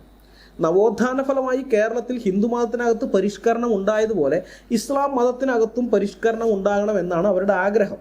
അതായത് ഇപ്പോൾ ഒരു ഹിന്ദുവിന് ഹിന്ദു മതത്തിനകത്ത് നിന്നുകൊണ്ട് തന്നെ ഹിന്ദു മതത്തെ വിമർശിക്കാം, അവന് ഒരു കുഴപ്പവും വരുന്നില്ല, അവനൊരു പ്രശ്നം ഉണ്ടാകുന്നില്ല, അവൻ എത്ര വേണം വിമർശിക്കാം. അതുപോലെ യുവമാർക്ക് ഇസ്ലാം മതത്തിനകത്ത് നിന്നുകൊണ്ട് തന്നെ ഇസ്ലാമിനെ വിമർശിക്കാൻ പറ്റുന്നൊരു അവസരം വരണം. ആ ചിന്തയെ ഇവർക്കുള്ളൂ. അതുകൊണ്ടാണ് ഈ എക്സ് മുസ്ലിംസ് ഇസ്ലാമിനോട് സോഫ്റ്റ് കോർണർ കാണിക്കുന്നത്. ഇവരുടെ ഈ നിലപാട് ഇവിടെയുള്ള അമുസ്ലിങ്ങൾക്ക് വളരെ ദോഷം ചെയ്യുന്ന ഒന്നാണ്. കാരണം ഹിന്ദുമതം പോലെയല്ല ഇസ്ലാം മതം. ഹിന്ദുമതത്തിൻ്റെ ഒരു പ്രമാണ ഗ്രന്ഥത്തിലും പറയുന്നില്ല ഹിന്ദു ദേവീദേവന്മാരിൽ വിശ്വസിക്കാത്തവരെ കൊന്നുകളയണമെന്ന്, അല്ലെങ്കിൽ ഹിന്ദു മതത്തിലേക്ക് കൺവെർട്ട് ചെയ്യാൻ തയ്യാറല്ലാത്തവരിൽ നിന്ന് ജിസിയ പിരിക്കണമെന്നോ, ജിസിയ അവർ കൊടുക്കാൻ തയ്യാറല്ലെങ്കിൽ അവരെ നാട് കടത്തണമെന്നോ, നാട് വിട്ടുപോകാൻ അവർ തയ്യാറല്ലാന്നുണ്ടെങ്കിൽ അവരെ കൊന്നുകളയണമെന്നൊന്നും ഹിന്ദുമത ഗ്രന്ഥങ്ങളിൽ പറയുന്നില്ല. അതല്ലെങ്കിൽ മതം മുഴുവൻ വിഷ്ണുവിൻ്റെയോ ശിവൻ്റെയോ ബ്രഹ്മാവിൻ്റെയോ രാമൻ്റെയോ കൃഷ്ണൻ്റെയോ അവരുടെ ഏതെങ്കിലും ദേവീദേവന്മാരിൽ ഏതെങ്കിലും ഒരാളുടെ ആകുന്നത് വരെ, അല്ലെങ്കിൽ എല്ലാ ദേവന്മാരുടെ ആകുന്നത് വരെ നിങ്ങൾ അഹിന്ദുക്കളോട് യുദ്ധം ചെയ്യണമെന്ന് ഹിന്ദുമത ഗ്രന്ഥങ്ങളിലില്ല. അതുകൊണ്ട് ഹിന്ദുമതത്തിനകത്തൊരു പരിഷ്കരണം ഉണ്ടായി അതിൽ അനാചാരങ്ങളൊക്കെ ഒഴിവാക്കി ആ മതത്തിലെ ആളുകൾ ജീവിക്കാൻ തുടങ്ങിയാൽ മറ്റുള്ളവരുടെ ജീവന് അവരൊരു ഭീഷണി ഉണ്ടാക്കുന്നില്ല. മനസ്സിലായോ? അവരായി അവരുടെ പാടായി, നമുക്ക് ആർക്കൊരു പ്രശ്നമല്ല. എന്നാൽ അതുപോലെയല്ല ഇസ്ലാം. അതിനെ പരിഷ്കരിക്കാൻ സാധിക്കുകയേയില്ല. ലോക സമാധാനത്തിന് അതിനെ ഉന്മൂലനം ചെയ്യുകയാണ് വേണ്ടത്. ആ ഐഡിയോളജിയെ ഇല്ലാതാക്കണം. ഇസ്ലാമിൻ്റെ പ്രമാണ ഗ്രന്ഥങ്ങൾ വെച്ചുകൊണ്ട് അതിനെ തുറന്നു കാണിച്ച് ഇസ്ലാം മതത്തിനകത്തുള്ളവരെ ആ മതം ഉപേക്ഷിക്കാൻ പ്രേരിപ്പിക്കുകയാണ് വേണ്ടത്. അങ്ങനെ ആളുകൾ ഉപേക്ഷിച്ച് അതില്ലാതാകണം. അള്ളാഹുവിൻ്റെ ആഗ്രഹം നേരെ തിരിച്ചാണ്. കഴുത്തിന് കത്തി വെച്ചിട്ടായാലും ആളുകളെ ഈ മതത്തിലേക്ക് കൊണ്ടുവന്ന് ലോകം മുഴുവൻ അള്ളാഹിൻ്റെ ആക്കണം എന്നാഗ്രഹിക്കുന്നത്. പക്ഷെ നമുക്ക് ചെയ്യാനുള്ളത് അതിനകത്ത് ആളുകളെ കൊല്ലുക എന്നുള്ളതൊന്നുമല്ല. കൃത്യമായിട്ട് പറഞ്ഞു കൊടുത്ത് ഈ ഐഡിയോളജി ഇത് നിങ്ങളുടെ നാശമാണ്, നിങ്ങളുടെ ഈ മതത്തിനകത്ത് ജീവിക്കുന്ന നിങ്ങൾക്കിത് ബുദ്ധിമുട്ടുണ്ടാക്കുന്നത്, ഞങ്ങളെയും ഇത് നശിപ്പിക്കുന്നതാണ്, ഞങ്ങൾക്കും ബുദ്ധിമുട്ടുണ്ടാക്കുന്നതാണ്. അത് മനസ്സിലാക്കിയിട്ട് അള്ളാഹു ദൈവമൊന്നും അല്ല, അത് ഒരു പിശാച് മാത്രമാണെന്നുള്ള കാര്യം അവരെ ബോധ്യപ്പെടുത്തി കൊടുത്ത് ആ മതം ഉപേക്ഷിപ്പിക്കാനാണ് പ്രേരിപ്പിക്കേണ്ടത്, അല്ലാതെ അതിനെ പരിഷ്കരിക്കാനല്ല. മനസ്സിലായോ? ഇസ്ലാമിനെ പരിഷ്കരിക്കാൻ സാധിക്കുകയില്ല. കിതാബുകളിൽ അന്യമത വിദ്വേഷം ഉള്ള കാലത്തോളം ഇസ്ലാമിനെ പരിഷ്കരിക്കാൻ ഈ ഭൂമിയിൽ ഒരാൾക്ക് സാധിക്കില്ല, ലോകത്ത് ഒരാൾക്ക് സാധിക്കുകയില്ല. ഇസ്ലാമിനെ പരിഷ്കരിക്കാം എന്നുള്ള ലക്ഷ്യത്തോടു കൂടി ഇവർ പ്രവർത്തിക്കുന്നത് കൊണ്ടാണ് ഞങ്ങളെപ്പോലെയുള്ളവർ ഇസ്ലാമിനെ എറിൽ കയറ്റുമ്പോൾ രക്ഷകന്റെ വേഷത്തിൽ ഈ എക്സ് മുസ്ലിംസൊക്കെ ഓടി വരുന്നത്. അപ്പം ഇങ്ങനെയുള്ള എക്സ് മുസ്ലിംസിനെ കരുതിയിരിക്കുക. അത് ഇന്നലെ എക്സ് മുസ്ലിംസ് ആയ ടീമായാലും ശരി, അതല്ല 40-45 കൊല്ലം മുമ്പേ എക്സ് മുസ്ലിം ആയ ടീമായാലും ശരി, അവരെ നമ്മൾ കരുതിയിരിക്കുക. നാളെ ഇവിടെയുള്ള മുസ്ലിങ്ങൾ എണ്ണത്തിൽ വർദ്ധിക്കുമ്പോൾ അവർ ഖുർആന് ഹദീസുകളും അക്ഷരം പ്രതി അനുസരിക്കാൻ തുടങ്ങിയാൽ ബാക്കിയുള്ളവരുടെ കാര്യം കഷ്ടത്തിലാവും. അന്ന് ജീവൻ രക്ഷിക്കാൻ വേണ്ടി ഇക്കൂട്ടർ കലിമ ചൊല്ലി ഇസ്ലാമിലേക്ക് തിരിച്ചു പോകും. ഇവർക്ക് പ്രശ്നമില്ല. കാരണം ഇവരാഗ്രഹിക്കുന്നത് ഇസ്ലാമിനകത്ത് തന്നെ നിന്നുകൊണ്ട് ഇസ്ലാമിനെ വിമർശിക്കാൻ പറ്റുന്നൊരു അവസരം ഉണ്ടാകണമെന്നാണ്. ആ മതത്തിലേക്ക് തിരിച്ചു പോകുന്നതിൽ ഇവർക്കൊരു പ്രശ്നവും കാണുന്നില്ല. അങ്ങനെയുള്ള ടീംസാണ് ഇവർ. അല്ലാതെ അത് ഇല്ലാതാകണം എന്നല്ല ആഗ്രഹിക്കുന്നത്. അത് നിലനിൽക്കണം, പക്ഷെ അതിനെ വിമർശിക്കാൻ പറ്റണം, അത് പരിഷ്കരിക്കപ്പെടണം, നന്നാകണം എന്നാഗ്രഹിക്കുകയാണ്. അപ്പോൾ അതുകൊണ്ട് നാളെ ഒരു പ്രശ്നം വന്നു കഴിഞ്ഞാൽ ഇവിടെ മുസ്ലിം ഭൂരിപക്ഷമായി കഴിയുമ്പോൾ അതാകും അധികം കാലമൊന്നുമില്ല. കാരണം ഇപ്പോൾ ജനിക്കുന്ന കുഞ്ഞുങ്ങളുടെയൊക്കെ സംഖ്യ എടുത്ത് നോക്കിക്കഴിഞ്ഞാൽ മതാടിസ്ഥാനത്തിലുള്ള സെൻസസ് ഒക്കെ പുറത്ത് വന്നിട്ടുണ്ടല്ലോ. 2015 സെൻസസ് നമ്മൾ നോക്കിക്കഴിഞ്ഞ് കഴിഞ്ഞാൽ ഏറ്റവും കൂടുതൽ കുഞ്ഞുങ്ങൾ ഉണ്ടാകുന്നത് മുസ്ലിം കുഞ്ഞുങ്ങളാണ്. 42% മുതൽ അതിപ്പോൾ കയറി വന്നു 45-46% ആയിട്ടുണ്ട്. ബാക്കിയുള്ള ഇതാണ് എല്ലാ മതങ്ങളും കൂടി ചേർന്നിട്ടുള്ളത്. ഒരു 18 വയസ്സൊക്കെ ഇവർക്ക് പൂർത്തിയായി കഴിയുമ്പോൾ എന്തായിരിക്കും, ആ സമയത്ത് ഇവരായിരിക്കും ഭൂരിപക്ഷം. അപ്പോൾ വോട്ട് ചെയ്യേണ്ട, വോട്ടവകാശം കിട്ടുന്ന സമയമാകുമ്പോൾ ഇവർക്ക് ഭൂരിപക്ഷമാണ്. അപ്പോൾ അങ്ങനെയുള്ളൊരു സ്ഥിതി വന്നു കഴിഞ്ഞ് കഴിഞ്ഞാൽ രാഷ്ട്രീയ പാർട്ടികളെല്ലാം ഇവരെ ഇപ്പം തന്നെ ഇങ്ങനത്തെ ഒരു സ്ഥിതി തന്നെ രാഷ്ട്രീയ പാർട്ടിക്കാർ ഇവർക്ക് വിടുപണി ചെയ്യുകയാണ്, ദാസ്യവേല ചെയ്യുകയാണ്. അപ്പോൾ പിന്നെ ഇവരൊരു ഭൂരിപക്ഷമായി മാറുമ്പോൾ വോട്ട് എൻ്റെ കാര്യത്തിലൊക്കെ ഇവർക്ക് ഇതായി കിട്ടുമ്പോൾ എന്തായിരിക്കും സ്ഥിതി നമുക്ക് ചിന്തിക്കാവുന്നതേ ഉള്ളൂ. അപ്പോൾ അങ്ങനത്തെ ഉള്ളൊരു സ്ഥിതി വരുമ്പോൾ ഇവർ ഖുർആൻ ഹദീസുകളൊക്കെ ഇവിടെ അനുസരിക്കാൻ, ഇപ്പം മിണ്ടാതിരിക്കുന്ന ടീംസ് ആ സമയത്ത് ഇവിടെ ഖുർആൻ ഹദീസുകളൊക്കെ അനുസരിക്കാൻ ബാക്കിയുള്ള മുസ്ലിങ്ങളെ നിർബന്ധം ചെലുത്തുകയും അവർ ആ ഖുർആൻ ഹദീസുകൾ അനുസരിച്ചൊക്കെ ജീവിക്കാൻ തുടങ്ങുമ്പോൾ നമ്മുടെ ജീവിതം പ്രശ്നമാകും. ഇവർക്കത് പ്രശ്നമല്ല, ഇവർക്കത് ബുദ്ധിമുട്ടുണ്ടാക്കുമ്പോൾ ഇവർ തിരിച്ച് കലിമ ചൊല്ലി അങ്ങോട്ട് പോകും. കാരണം കുറേ വർഷങ്ങൾ മുസ്ലിങ്ങളായി ജീവിച്ചതല്ലേ, ആ വർഷങ്ങൾക്ക് ശേഷം വീണ്ടും മുസ്ലിമായി ജീവിക്കാൻ അവർക്കൊരു പ്രയാസവും ഇല്ല. പക്ഷേ അമുസ്ലിങ്ങളുടെ കാര്യം അങ്ങനെ ആയിരിക്കില്ല. പ്രത്യേകിച്ച് നമ്മൾ ക്രിസ്ത്യാനികളുടെ കാര്യം, ക്രിസ്തുവിനെ പ്രതി, അതിവിശുദ്ധമായ ക്രൈസ്തവ വിശ്വാസത്തെ പ്രതി നാം നമ്മുടെ ജീവൻ തന്നെ വിലയായി കൊടുക്കേണ്ടി വരും. അത് മറക്കാതിരിക്കുക. അത് പറയുന്നതിൻ്റെ പേരിൽ നമ്മൾക്ക് വർഗീയത കൂടിപ്പോയി, ക്രിസ്ത്യൻ യുവത്വത്തിനൊക്കെ വർഗീയത കൂടിപ്പോയി എന്നും പറഞ്ഞ് ആര് കിടന്ന് കരഞ്ഞാലും ആ കരച്ചിൽ മൈൻഡ് ചെയ്യേ വേണ്ട, ആ കരച്ചിൽ മൈൻഡ് ചെയ്യേ വേണ്ട. ഇപ്പോൾ നമ്മുടെ ക്ലബ് ഹൗസിൽ ക്രൈസ്തവരുടെ ഗ്രൂപ്പിൽ വന്ന് സംസാരിക്കാൻ നിന്ന എക്സ് മുസ്ലിംസിനെ ഇവരിപ്പോൾ വർഗീയവാദിയാക്കിയൊക്കെ ചിത്രീകരിക്കുന്നുണ്ട്. ജാമ്യ ടീച്ചറെയൊക്കെ ഭയങ്കരമായിട്ടാണ് അധിക്ഷേപിക്കുന്നത്, തെറി, പച്ചത്തെറിയാണ് വിളിക്കുന്നത്. അതായത് നമ്മളിവിടെ നമ്മുടെ നിലനിൽപ്പിൻ്റെ കാര്യമാണ് ചർച്ച ചെയ്യുന്നത്. അവൻ ഇവിടെ കൊല്ലാൻ, നമ്മളെ വിഴുങ്ങാൻ നിൽക്കുകയാണ് അവിടെ ഇസ്ലാം എന്ന് പറയുന്ന ഐഡിയോളജി. അതിൻ്റെ ആരംഭം മുതലേ അത് അങ്ങനെ തന്നെയായിരുന്നു. ഇസ്ലാം ആരംഭത്തിലേ അത് അങ്ങനെ തന്നെയാണ്. ക്രിസ്ത്യാനികളുമായിട്ട് ഒരു സൗഹൃദ ബന്ധവും പാടില്ല എന്ന് തന്നെയാണ് അത് പറഞ്ഞിരിക്കുന്നത് അതിനകത്ത്. അപ്പോൾ അങ്ങനെയുള്ള ആ സാധനം അത് വളർന്ന് വലുതായി കഴിയുമ്പോൾ അത് നമ്മളെ വിഴുങ്ങുമെന്ന് ഉറപ്പുള്ളതിൻ്റെ നമ്മൾ നമ്മുടെ പ്രതിരോധത്തിന് വേണ്ടി ചില കാര്യങ്ങൾ ചർച്ച ചെയ്താൽ, നമ്മുടെ ആൾക്കാർക്ക് അതിനെക്കുറിച്ചുള്ളൊരു മുന്നറിയിപ്പ് കൊടുത്താൽ, അത് വർഗീയതയായിട്ട് അവർക്ക് തോന്നുന്നെങ്കിൽ ആയിക്കോട്ടേന്നേ. നമ്മുടെ പ്ലാറ്റ്ഫോമിൽ സംസാരിക്കാൻ വരുന്നവരെ വർഗീയവാദികളാക്കി മുദ്ര കുത്തുമ്പോൾ അവർക്ക് വേണ്ടി സംസാരിക്കേണ്ട ബാധ്യത നമുക്കുണ്ട്. അപ്പോൾ ഈ വീഡിയോ ഞാൻ ഇവിടെ അവസാനിപ്പിക്കുകയാണ്. ഇസ്ലാമിനെ എക്സ്പോസ് ചെയ്യുന്നത് പോലെ തന്നെ ഇസ്ലാമിനെ നമ്മൾ ഏറി കയറ്റുമ്പോൾ നമ്മുടെ കയ്യിൽ നിന്നും ഇസ്ലാമിനെ രക്ഷിക്കാം എന്നുള്ള വ്യാമോഹത്തോടെ വരുന്ന എക്സ് മുസ്ലിങ്ങളെയും നമ്മൾ എക്സ്പോസ് ചെയ്യണം. അക്കാര്യത്തിൽ ഒരു മയവും കാണിക്കരുതെന്ന് ഞാൻ ഒരിക്കൽ കൂടി ആഹ്വാനം ചെയ്തുകൊണ്ട് വീഡിയോ അവസാനിപ്പിക്കുകയാണ്. അടുത്ത വീഡിയോയുമായി വരുന്നത് വരെ നമ്മളെല്ലാവരെയും സത്യദൈവവും നിത്യജീവനുമായ യേശു ക്രിസ്തു കാത്തു സൂക്ഷിക്കുമാറാകട്ടെ. അവിടുത്തെ വിലയേറിയ നാമം മാത്രം എന്നും എന്നേക്കും വാഴ്ത്തപ്പെടട്ടെ. ആമേൻ.